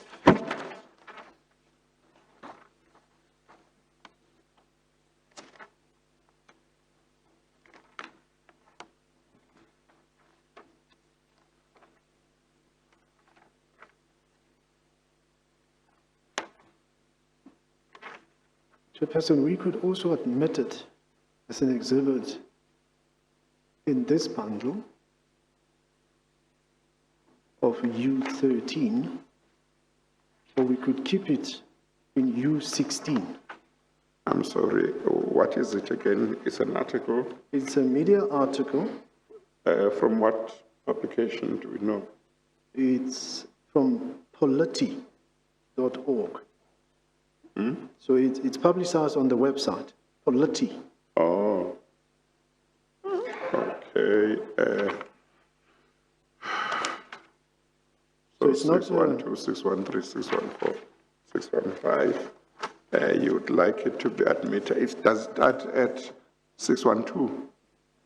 Is that where it starts?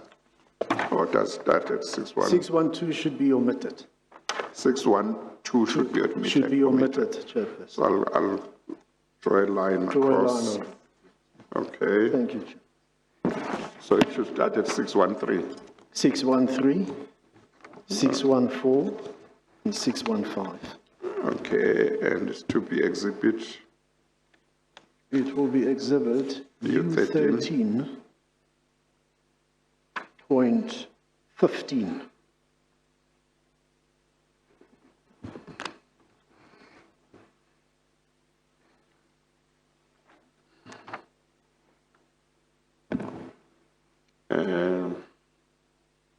The article titled Brown Moves to Stabilize Escom Leadership with Appointment of Mulife as Acting CEO, dated 17th April 2015, and written by The date is 17 April 2015. Yeah, written by Terence Creamer, Creamer Media Editor. Yes. Is admitted and will be marked exhibit U13.15. 115. Thank you. Mr. Matuna, you see that media article. Correct. Are you familiar with it? Had you seen it before? No, I don't recall seeing this article. No. Well, the headline reads, Brown moves to stabilize Escom leadership with appointment of Molefe as acting CEO. Can you see that? Yes. And then there's a photo there of Minister Brown at the time. The catchphrase below that photo says, Minister Lynn Brown in foreground, with Brown Molefe far left, and Deputy Minister Bulelani Magwanisha at the Escom announcement. And on the right-hand side of the photo is written, Public Enterprises Minister Lynn Brown announced that Transnet's Brown Molefe had been seconded as acting CEO of Escom with immediate effect. The article itself reads, Brown said the appointment formed part of the government's effort to stabilize the Escom leadership, following the suspension of 4 senior executives, including CEO Sidiso Matuna. Speaking at Megawatt Park on Friday, Brown indicated that although the suspensions of Matuna and the other executives were due to be lifted in less than 3 months, she wanted Molefe to remain at Escom for at least a year to oversee a turnaround process, as he had done at both Transnet and the Public Investment Corporation.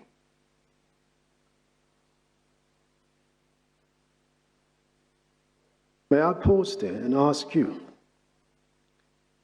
by this time, you are still on suspension. Correct. By this time, your matter is still pending at the CCMA. Correct. Did you know that the minister had made this decision at the time?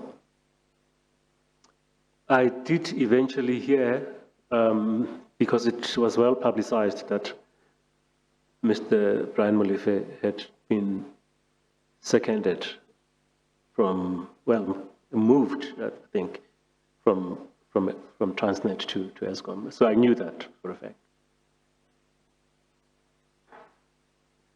So this article we said was written on the 17th, it's dated 17th April 2015. Does the article say on what date this announcement by Minister Brown was made? Was it made on that date? Was it made on the previous day? Do we know? It doesn't seem to indicate that, Chairperson. Yes. But you can make it out. The Yeah. article is dated the 17th. Yeah. It says, speaking at Megawatt on Friday. Yes. So we can check so you could- you when. could- You work would it have out. to check what day of the Yeah. week the 17th was. So probably it was a few days before the 17th. It was either the previous day or a few days before. I'm told it was the same day. The 17th is a Friday Was a Friday. of 2015. April, yes. Oh, The same day. okay, okay.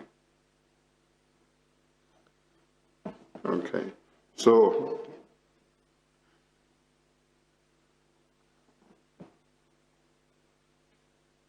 yes, continue, Mr. Slay.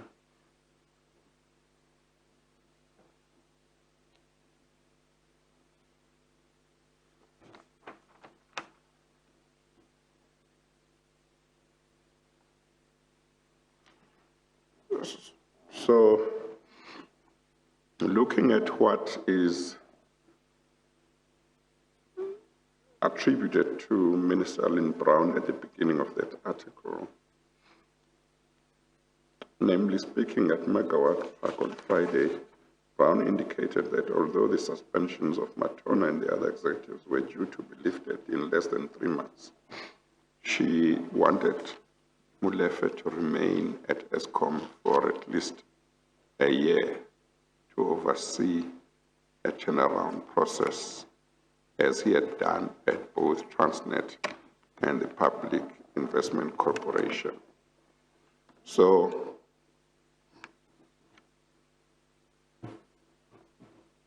three candidates had been identified to replace Mr.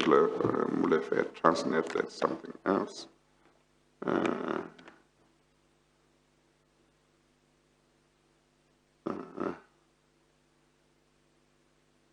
Later on, Brown stressed that she had no intention of unfairly discriminating against Matona, who was only appointed to the position in late 2014, but she needed the skills and experience that Molefe possessed immediately.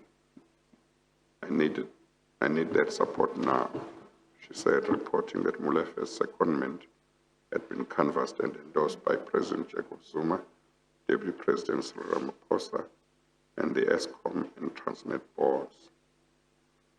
And then she did not discount Molefe and Matona working together for a period.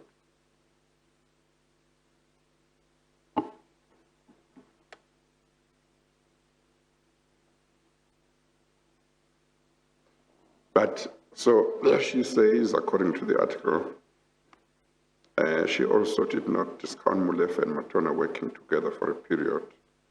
Quote, I would like Molefe for the full year to actually work in turning around Escom. And if that means with Mr. Matona, beyond 3 months' time, we will find another title for him. Would you agree that it seems that if what is attributed to her is what she said, by this time, she was clear that if you were to continue at Escom, they would have to find another title for you, but you would not be CEO. I think it's implied. implied. It's implied by the Statement. by the statement, Chairperson. Yes. And if you link it back to the position negotiations. of, I can't go back to my Yes. position. Yes. Yeah. They all kind of tie up. Yes.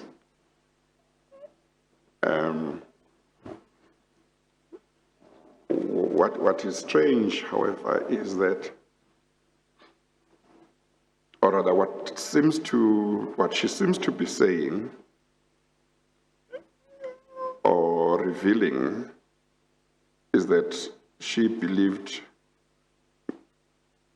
Mr. Molefe had certain skills and experience that she thought Escom needed.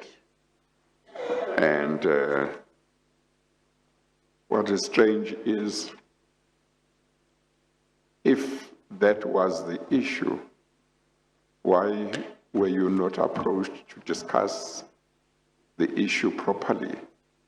Why were you suspended in circumstances where it's not clear exactly what you were suspended for, unless it was some illegitimate reason? Absolutely, Chairperson, and it turns out that Mr. Brian Molefe is someone that I know very well. Recalling the CEO of Transnet when I was Director General.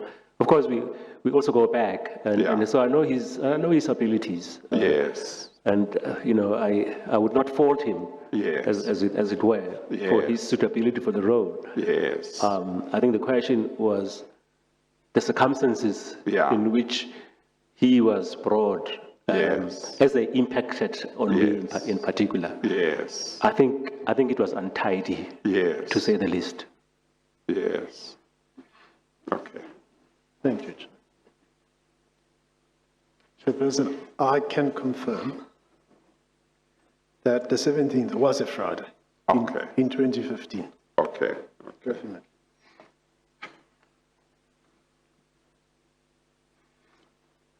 Now, these pages of this article, must they go to where those page numbers are supposed to go? 613. But they will have to change when they come into this file, Chairperson. Oh, okay. So we will regularize. So we put them separately so We will far. regularize in due course. Okay. And then while we are at that, Chairperson, What will be important then, if the page numbers that we have used, namely in talking about the articles 613 and so on, if that's going to change, somebody will have to make sure that in the transcript, where we say 613, they put the correct. the correct, indeed, indeed.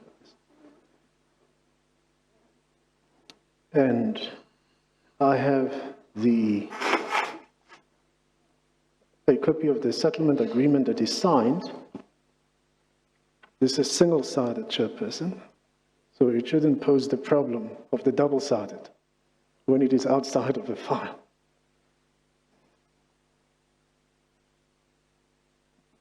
So I beg leave to hand it up. Let Mr. Matona first look at it, and we will hand it up to the judge.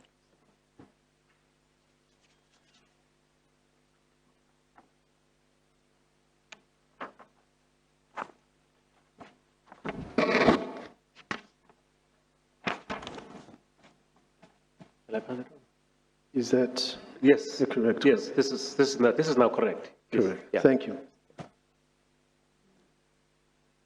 Should I hand it up?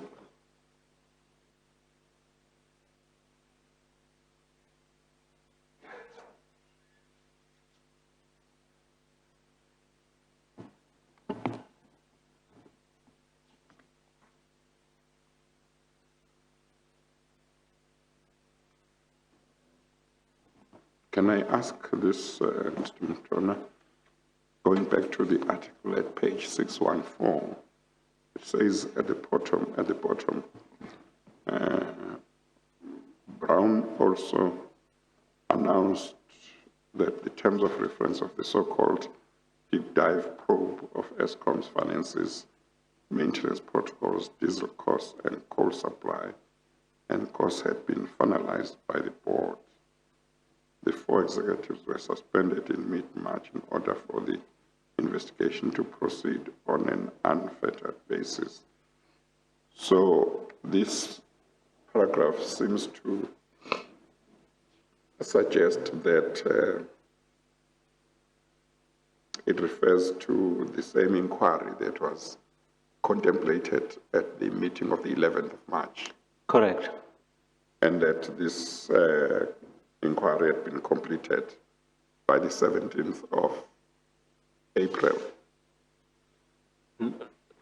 No, actually, on the contrary, Chairperson, it says that the terms of reference, only at that point, the terms of reference. It's the terms of reference that had been Yes. finalized, not the inquiry. Yeah. It appears that it hadn't started by. Yes, by okay, no, that's why I was wondering how could have been finalized so quickly. Yeah, okay, all right. Thank you, Chairperson. Mr. Matono, there is you have provided the Commission with correspondence because talking of these terms of reference, you have provided the Commission with what you and your attorneys had addressed as a letter to Escom. Can we look at that while we're dealing with the terms of reference to see what you sought from them, meaning from Escom?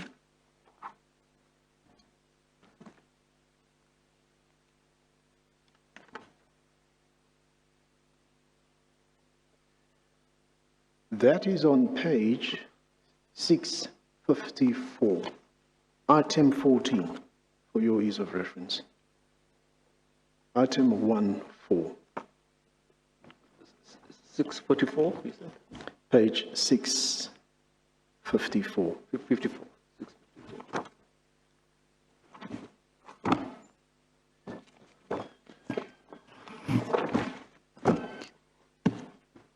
Yeah. You are there? Yes. Can you identify the document to the chairperson? Yes, so this is the letter that was sent to Escom by my attorneys in the legal challenge against my suspension. So the document is on Chittle Thompson and Haysom letterhead, attorneys, dated 18 March 2015.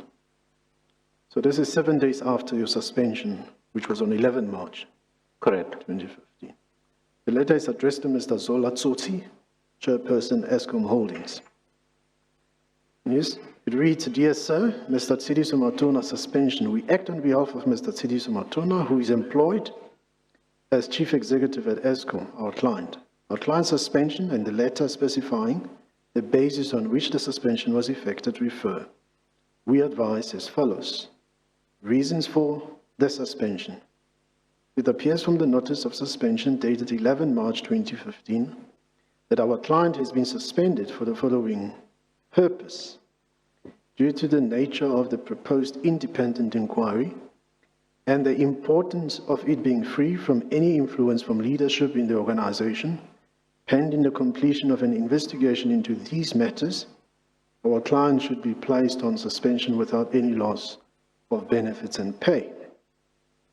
Apart from this purpose, no other reasons for this suspension have been provided. In particular, no allegations of misconduct on the part of our client have been made. In the circumstances, our client was suspended without a fair reason. Moreover, our client's suspension has caused him irreparable harm, aggravated no doubt by the unlawful and unfair manner in which the suspension had been effected. In addition, our client's suspension has been placed in the media with confusion as to the basis for the suspension, creating an atmosphere of wrongdoing when none exists. This has affected our client's personal and professional life and has caused him irreparable harm and will continue to cause him further harm if it is not undone. We have no doubt that you are aware of the legal principles and the jurisprudence that govern suspensions, and in the circumstances will agree with us that Escom has clearly not met the legal threshold for substantive fairness in relation to the suspension. Do you want to go to the real issue you want to raise in relation to Indeed, that letter? Chairperson, that pause was meant to do exactly that. Yeah. Let's go to the next page, Mr. Matum. Under the heading, the inquiry. Paragraph 4 says, without prejudice to our client's rights in relation to his suspension, and in light of your assertion that an independent inquiry will be conducted into the possibility that the power delivery may be compromised by either intentional or negligent conduct, please advise who will conduct the inquiry, what is the nature of the inquiry, is it an internal, external, professional, forensic, or other type of investigation, what are the terms of reference of that inquiry, what kind of process will the investigator or the investigation team undertake in order to conduct the inquiry? When will the inquiry commence, and when will it be concluded? Now, you specifically asked there for your attorneys on your behalf about what the terms of reference were of that inquiry. You see that in paragraph 4.3. Correct. Were you given the terms of reference? No. The inquiry or purported inquiry itself, as I gathered at the time, got into a space of extreme uncertainty as to the terms of reference, when it was going to start, whether the investigator was properly appointed, the result of which it was delayed, as it were. And frankly, Chairperson, I lost really any interest in that inquiry. It was neither here nor there for me, except, of course, that when it was concluded, it again confirmed that no particular wrongdoing had been found on my part. Yeah. Well, there was a response to your attorney. Apart from finding that there had been no particular wrongdoing on your part, did it say anything about your abilities as CEO? No, not to my knowledge. Yes, but you were able to read it. You know what was. I actually was never finished a copy of the. Yes. In the end, because I had exited Escom. Yes. Did you find a copy in one or another in this age of technology or not? I have not been able to establish that. To find a copy. Chairperson. I need to draw the chairperson's attention to the fact that there subsequently became a fair amount of controversy around the report. The report, which version, in the end there were several versions, some which appear to have been, what's the word, redacted, certain aspects of the report removed from it, as it were. There was controversy, which I'm sure the Commission might be interested to look at. What is important is that when it was released by Escom into the media, one of the statements that had been made was that no wrongdoing had been found. And I had subsequently been contacted by the media to ask me how I felt about that. Yes. Yeah. And my position was that I had always been innocent right from the word go, so it didn't come as a surprise that nothing had been found against me. Yes. So when they released it, this was made clear that no wrongdoing on your part had been found. Correct. And I guess if anything had been found, namely whether you had not performed properly, that would have been said. They would have said so. Yeah. Okay. Yes, Thank you, Chairperson. record chairperson, we will ask that that letter be admitted as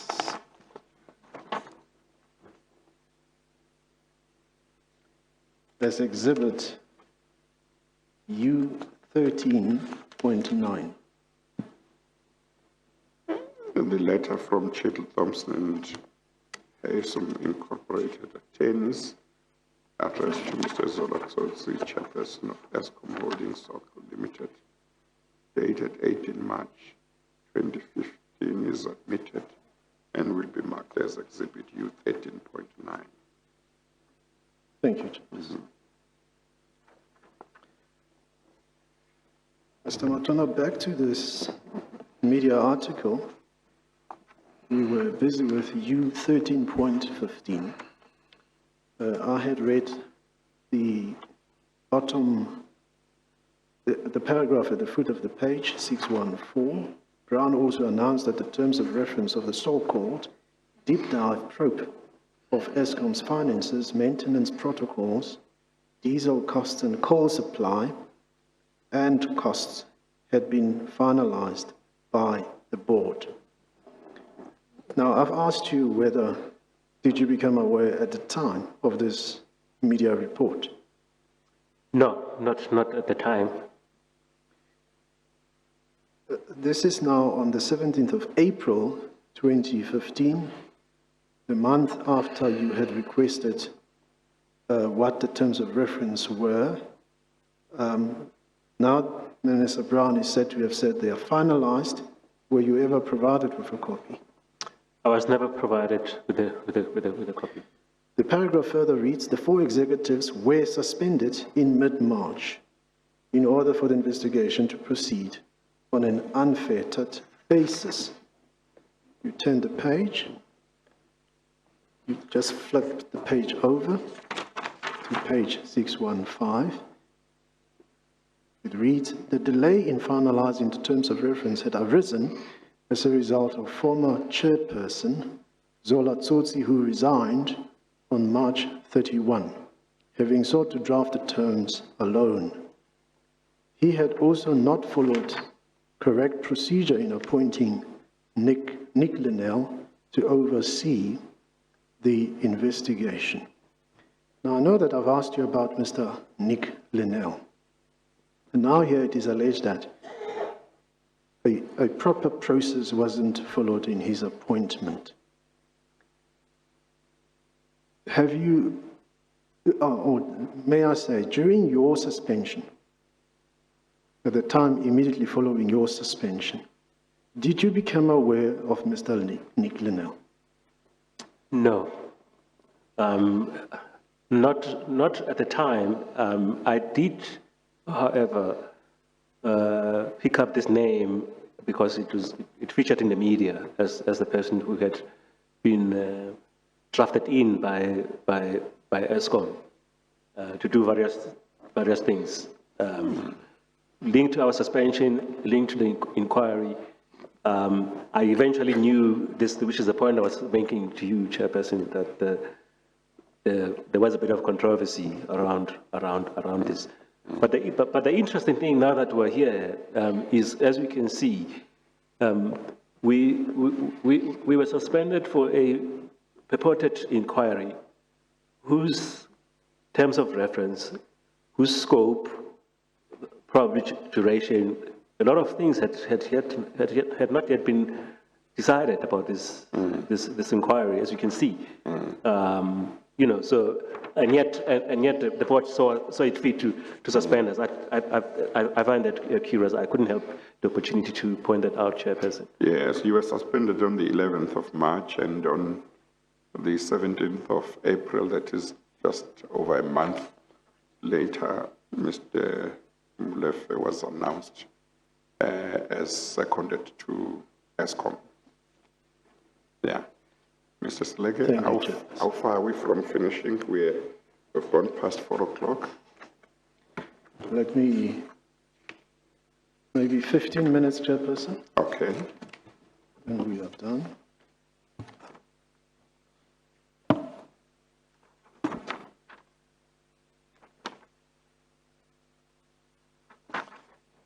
Mr. Matuna, then you, as you say, signed the settlement agreement and you left Escom. Correct. Now, you talk about, in your affidavit,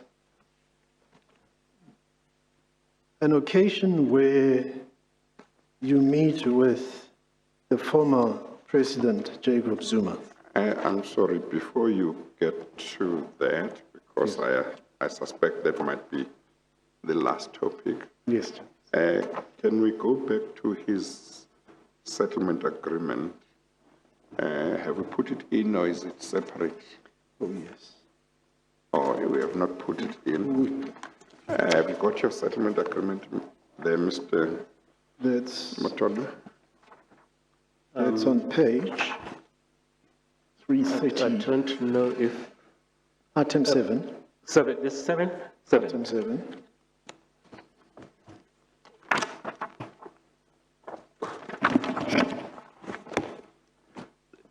Yes, Chairperson. Yes. I'm just having a look here. Page 331.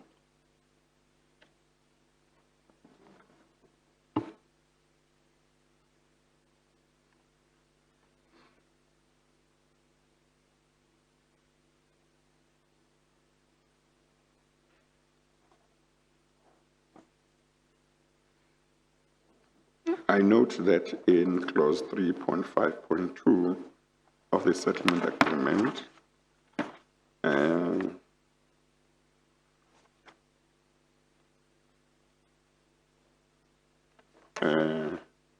we have not admitted the settlement agreement. I say I've not made any note. Yes, Is it to be dealt with later? no, the reason is we want this copy, Chairperson, to replace the unsigned one which is already in the file. Okay, no, that's fine. Yeah, 3.5.2. There, Escom undertook to give you a favorable reference regarding your employment with Escom and said they would not issue any other references to third parties without your consent and agreement regarding the contents thereof.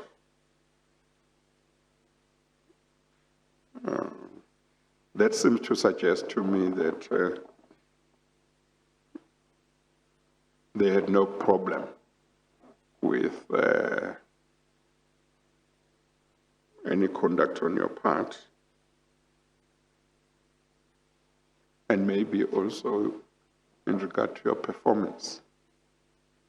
Is that how you understood that as well, or not necessarily?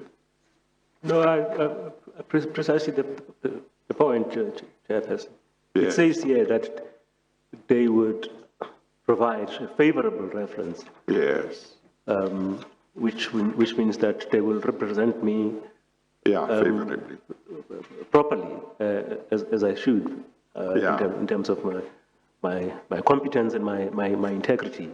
Yes. Because that, nothing had been found against me, as it were. This is what this clause, that's how I understood it.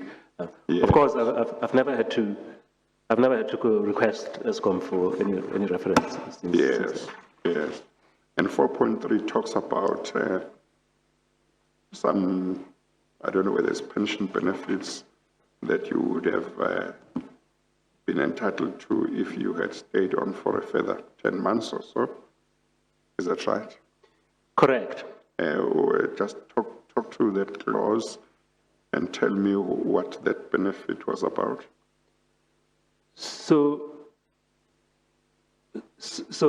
I was caught up in a double jeopardy, where I left the employ of government, and in that sense kind of shortchanged my pension, but on the promise of a more rewarding role as CEO of Escom. Yes.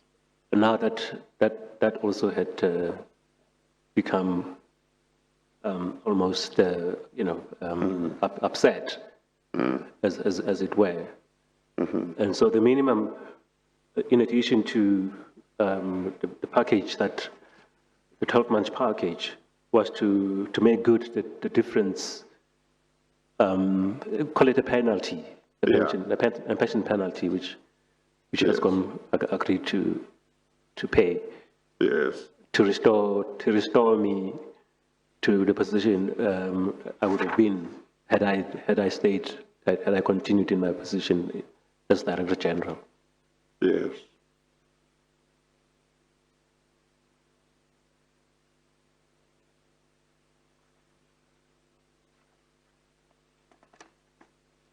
So the settlement agreement was really was made on the basis that you had done nothing wrong, and in any event before the settlement agreement, they had also said you had not done anything wrong. Yeah. Okay. Thank you, Chairperson. Mr. Matuna, if you go to page 342, the same.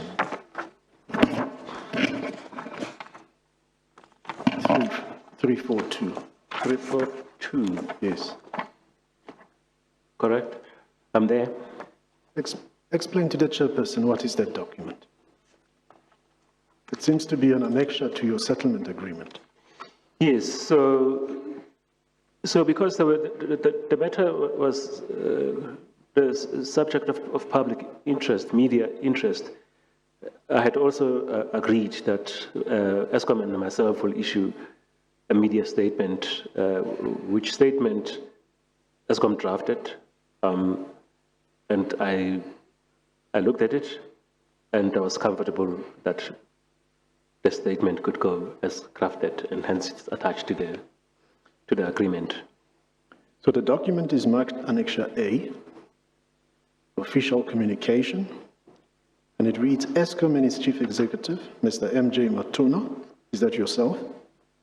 I think there's a typo on my initials, yeah. But the correct initials are follow. TJ. Yeah. TJ, I see. The third line has TJ. Have mutually agreed to part ways on an amicable basis. It is expressly noted that no misconduct is alleged by Escom against Mr. TJ Matuna.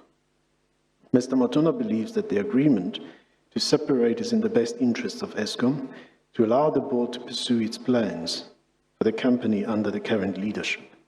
Having considered his contribution at Escom and his vast professional and leadership experience, Escom is of the view that Mr. Matuna can still play a vital role for South Africa, whether within commercial business or the public service. Escom thanks Mr. Matuna for his contribution during his term at Escom. So that's the end of the document. So it reiterates that no misconduct is alleged against you. Correct. Well, I see that last part which says Escom is of the view that Mr. Matuna can still play a vital role for South Africa, whether within commercial business or the public service. That seems to express a sentiment that was expressed also in the settlement agreement between the government and Mr. Piccoli when they settled his matter. You will recall that he was suspended in, I think, September 2008, before President Begi was recalled. And there was an inquiry and chaired by Dr. Chinwala, and it made certain findings which included a finding that he had integrity.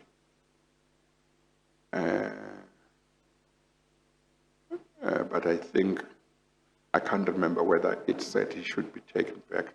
I think it may have said he should be taken back. Yeah, I think it said he should be taken back. But I think by the time it completed its work, I don't know whether President Beg was still there or whether it was President Mutlante. He was not taken back. The report was sent to Parliament, and Parliament decided not to go along with the inquiry's outcome that he should be taken back. And that was because, I think, of some concern about some security-related issues. I think about whether in seeking to prosecute certain people or somebody, he had failed to appreciate the security risk. And he then challenged that in court, the resolution of the National Assembly. And ultimately the matter was settled. But when it was settled, I think one of the clauses was that he was suitable to be appointed to any senior position within public service.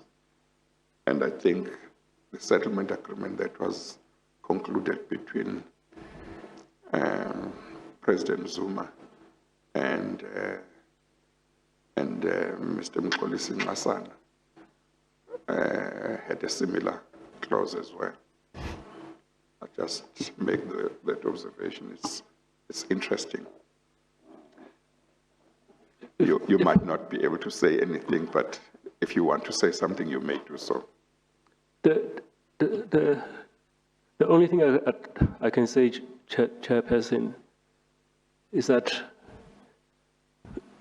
at a personal level, as well as at a public level, one can never fully know the extent of the damage that something like this does to one's reputation, as it were.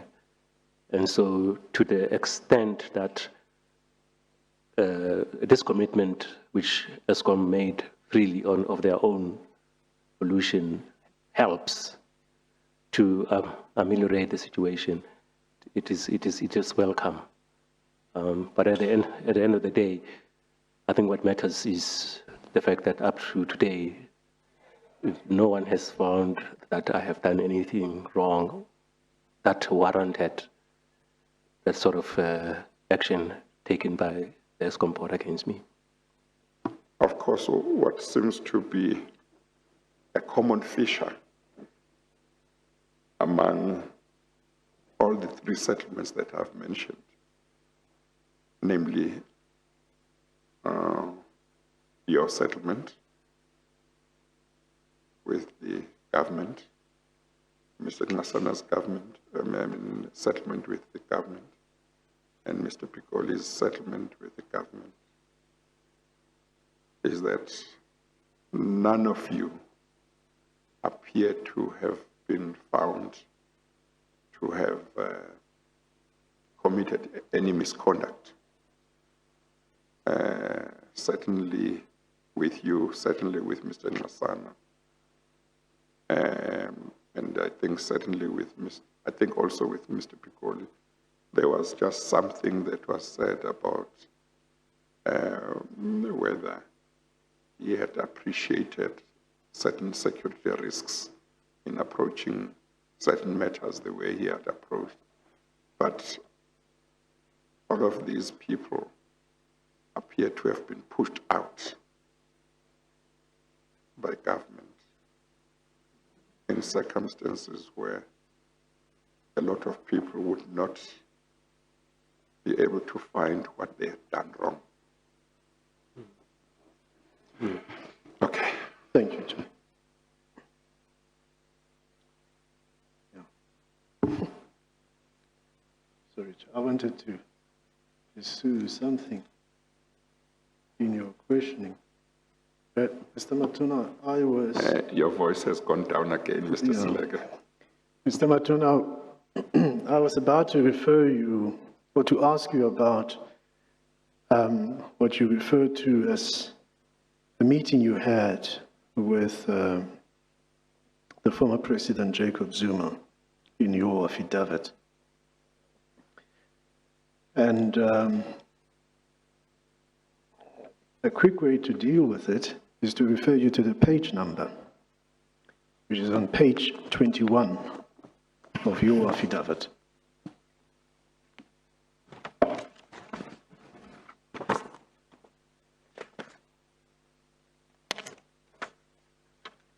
Page 21.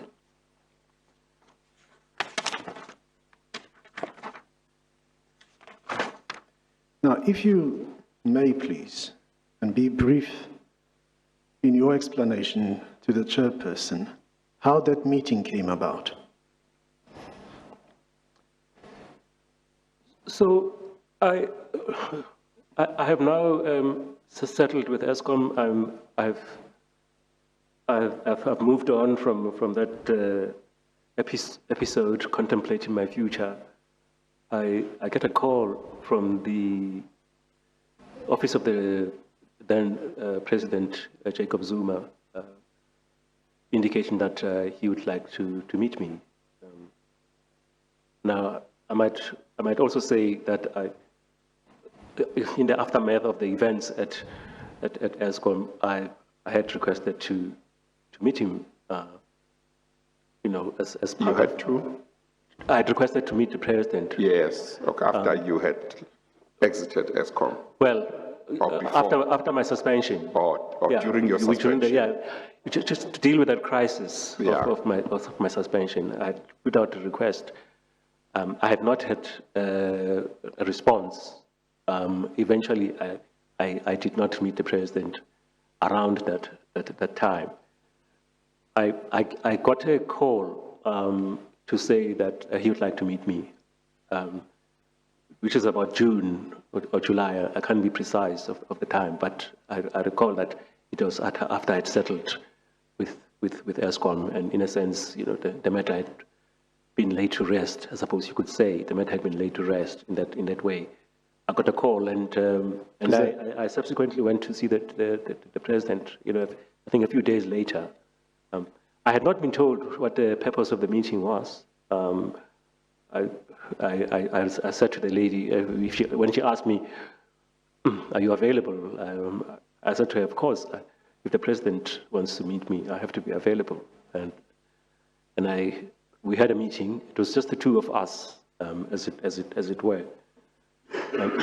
He asked me how I was doing, and I indicated to him, well, that I was doing well, as well can be under the circumstances. I had been contemplating my future. I didn't have a job at the time. He went on to say to me that, what happened at Escom, has got absolutely nothing to do with you. Yeah. It's not a reflection upon you. Just repeat that. What happened at Escom? In other words, my suspension from Escom was not a reflection upon me. That's as far as the president was concerned. That's what he said to me. And that because I have worked with him over the years in government, from when he was the deputy president, I have had lots of interactions with him, so we knew each other personally.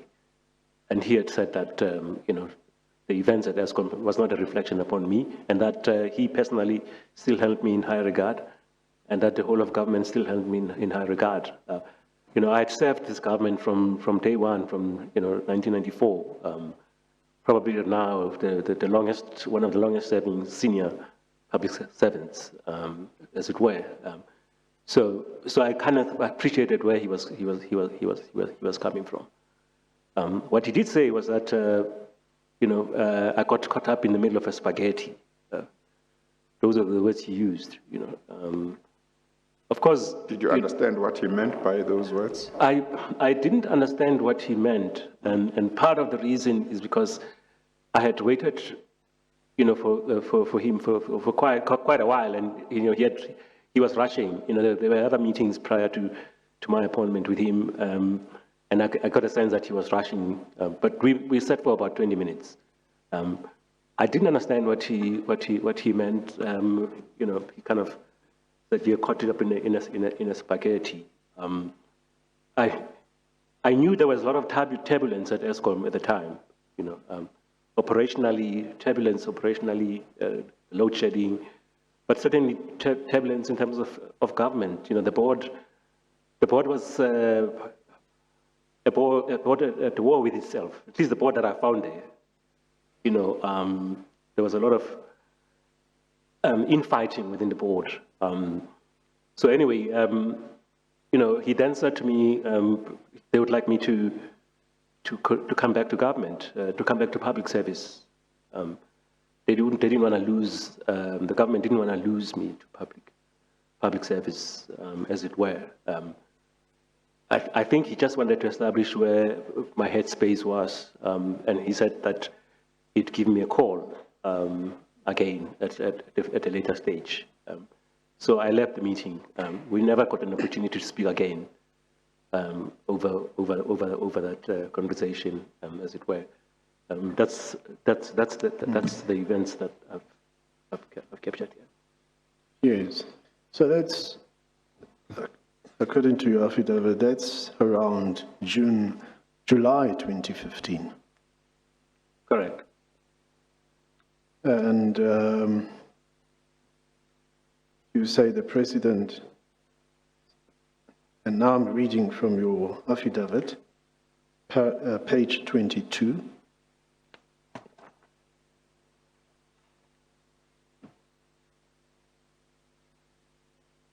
Paragraph 54. It says the president further said, are you there? Are you there, Mr. Martin? Yes, I'm there. The president further said, he and government still held me in high regard. He indicated that my exit from Escom did not need to result in the loss of my expertise and services in the state. He encouraged me to consider returning to public service when an appropriate opportunity availed. And then you say you left the meeting.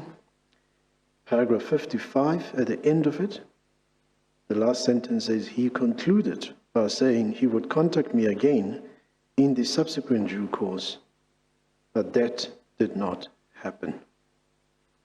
Paragraph 56, I did not have any discussions with the president as to his involvement in my suspension or the reasons behind the suspension, other than expressing my disappointment and disapproval in the manner in which I was treated pertaining to my suspension. May I ask you, Mr. Matuna, did you suspect that the president knew about your suspension or had anything to do with it? No, it's not something that I can say I suspected, but it was something that was in the media space. I think that the chairperson, Mr. Tsotsi, in one of the interviews he conducted at the time, did bring the name of the president into it. And as you recall, chairperson, even at the beginning of this inquiry, you know, the name of the president had been raised. But as to the precise conspiracy, I could not have known.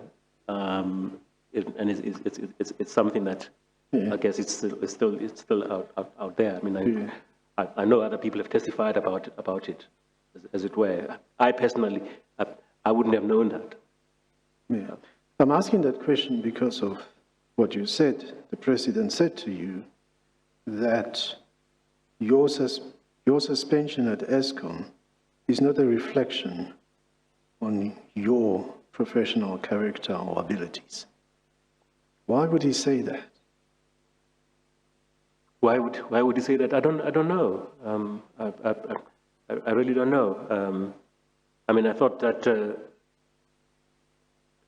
One thought I had was that the whole thing was very embarrassing. It was, I mean, everybody who looked at this thing, and I just imagined if I were an ordinary citizen viewing this thing as it unfolded, it really put, government in a bad light. And, a lot of politicians, ministers, said they were very embarrassed about this. So I took it that it was an expression of almost, remorse at what had happened. On whose To part? the extent that him and I knew each other. Remorse on his part. Remorse on his part, yes. That's how I took. Here's the president that calls you to say all of these things. I didn't ask. I didn't even know what he was going to say when I met him. Only to find that that's what he said. Yeah, an expression of remorse, however, would suggest that the person did something which he now appreciates is incorrect, and he shows remorse. You understand that to be... In other words, he would be saying, he would be feeling sorry that you were suspended, or that he may have had a part in your suspension. Is that what you are talking about? Was that your feeling of what he was expressing? No, I could sense a sense of remorse about the events, without any suggestion, any inkling that he could have had anything to do about it. At that stage, I didn't know that he had anything to do about it.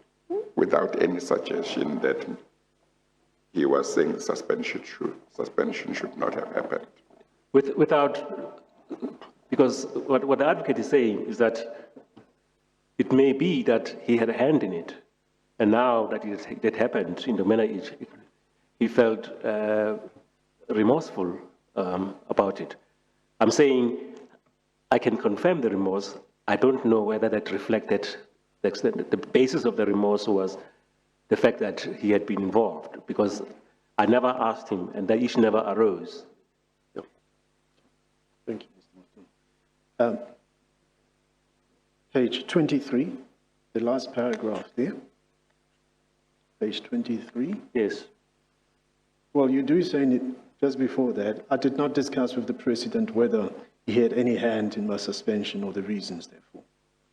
57 says, I had in the meantime been looking for a job, and around August 2015, I responded to an advertisement for the position of head secretariat in the National Planning Commission.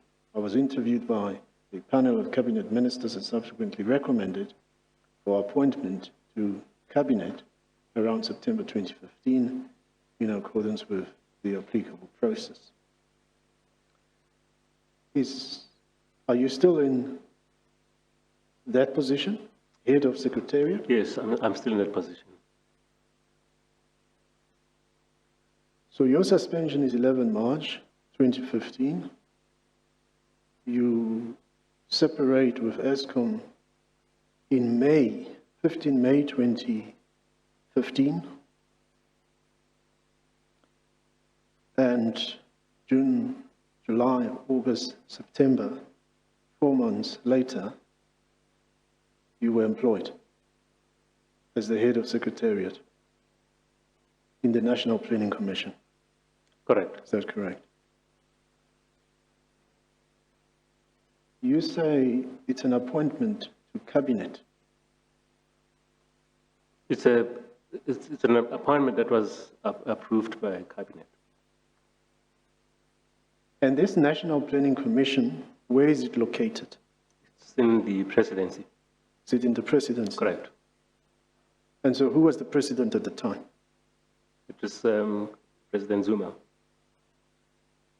And Do you work close with the President as the head of the Secretariat? Yes. The commission is an advisory body. It's a think tank and an advisory body To the that President. to the president. So you got to meet with him again? Well, probably once before he exited government. Can you recall when did he exit? Is it 2018? 2018. I stand to be corrected. Time moves so quickly. So that's 3 years later. Yeah, when the president exited, isn't it 2018? 2018, I think. Yeah, I can't recall offhand. Is that when he was recalled? Yes. Yes.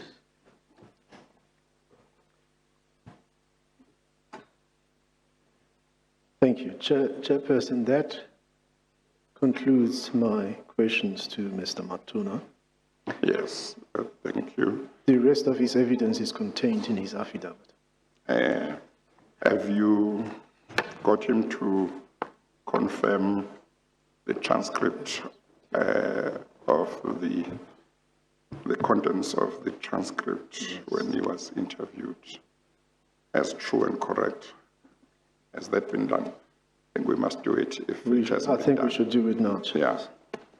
Then, What we can do is whenever that we have got such a transcript, it can be done at the beginning. correct. When the witness starts, so we don't forget about it. Correct. Thank you, Chairperson. Mr. Matuna, that's item 16. It's on page 669.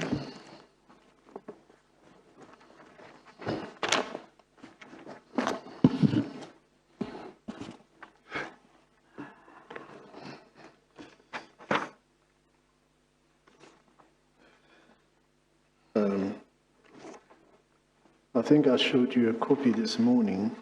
You showed me a copy, and part of the issues that needed to be corrected was in reference to Dr. Benny Ngubane.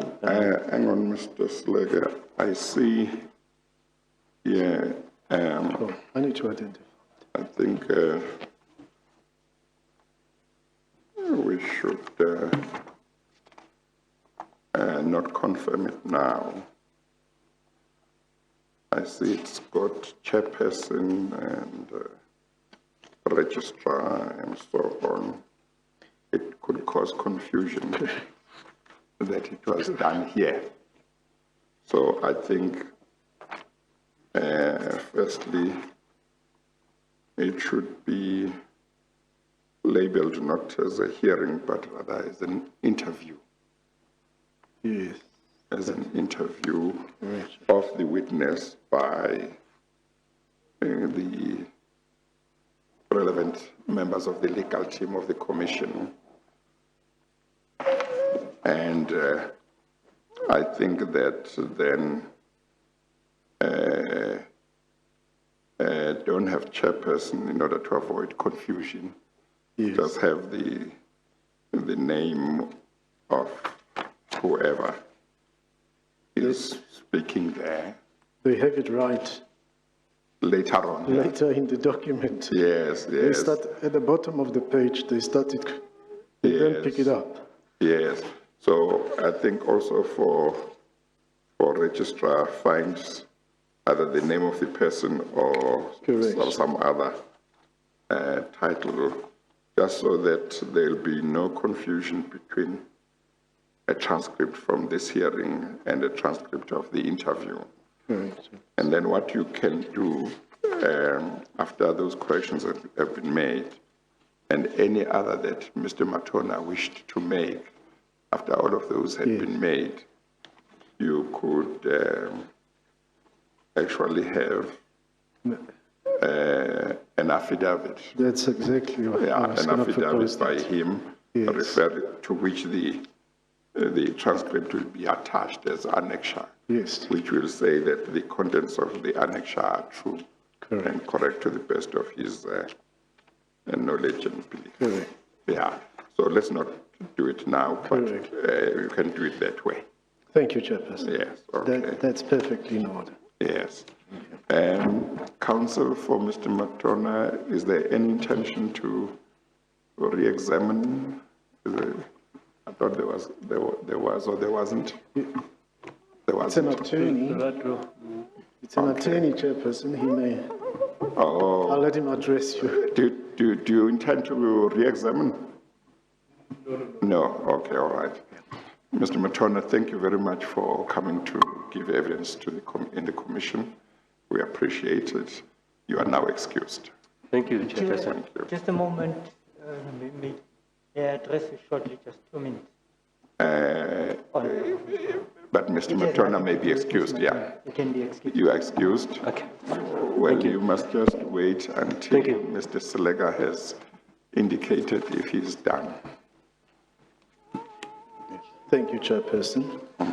Chairperson, we had scheduled a second witness for today, Mr. Nick Linnell, who is in Cape Town. Yeah, He had requested his testimony to be via a video link. However, he communicated with my junior this morning that he was indisposed. So he has a medical issue. yeah, Although he had indicated to us that he's prepared to testify with that condition,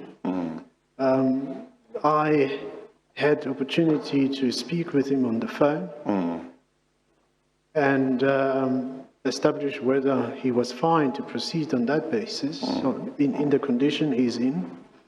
My assessment was that we couldn't proceed with him on in the yes. situation he finds himself. yes.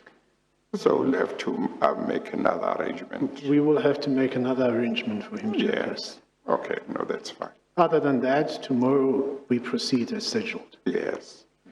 Okay, tomorrow we're planning to have one witness. There's one witness. Yeah. No, We may that's have fine. a second witness. Okay, I think if you can, don't line up the second one. Okay. Yeah. And we could start maybe maybe we could start at 9:30. Yes, 9:30. Yeah, 9:30 tomorrow. Yes. Yeah. Okay, all right. Yeah. That's- Thank you, Chair. There was counsel who wanted to address me.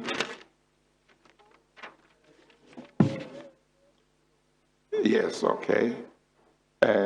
But if it's brief and you are able to address me from where you are after putting on the switching on I believe I can. yes, okay. I'll just ask to be seated.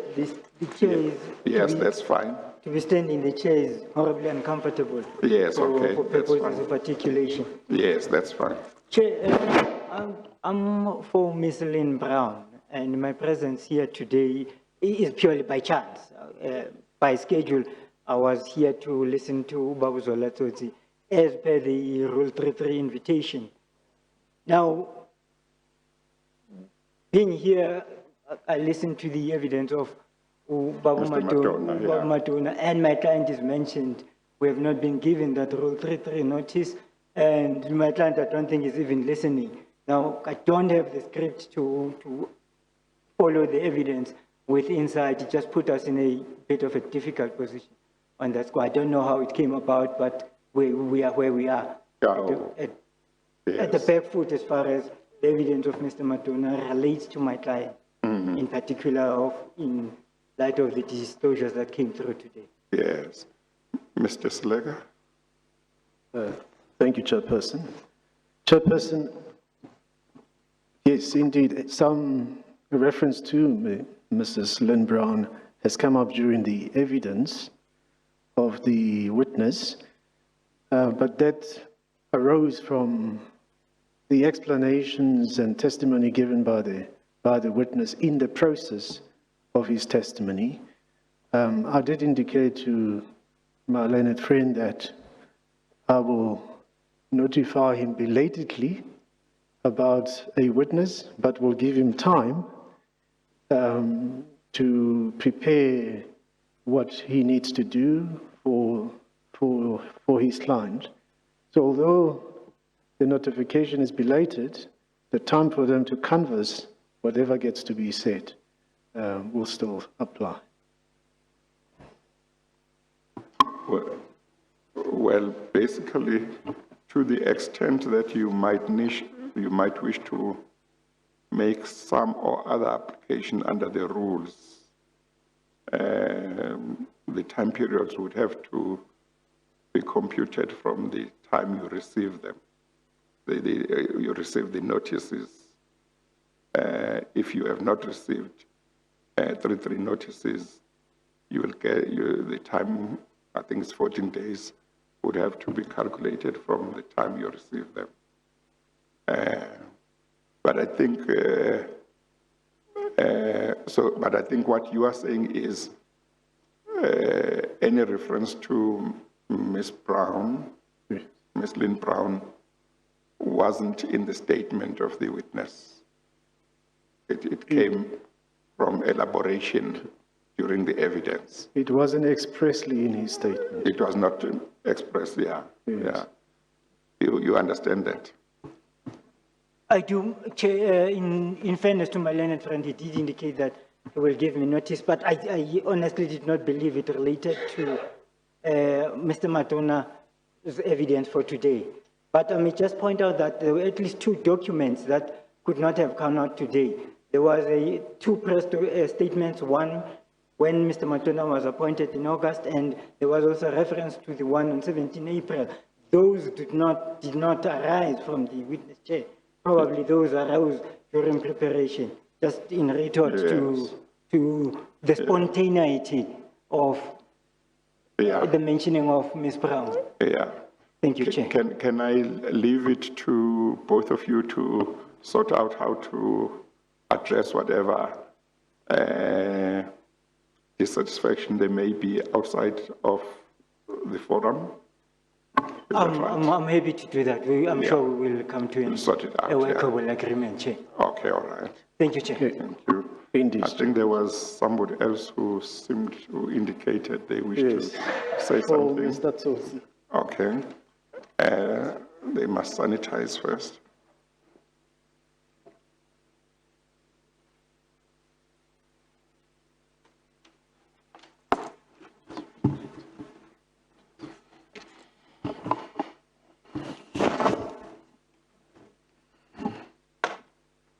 Thank you, Chairperson.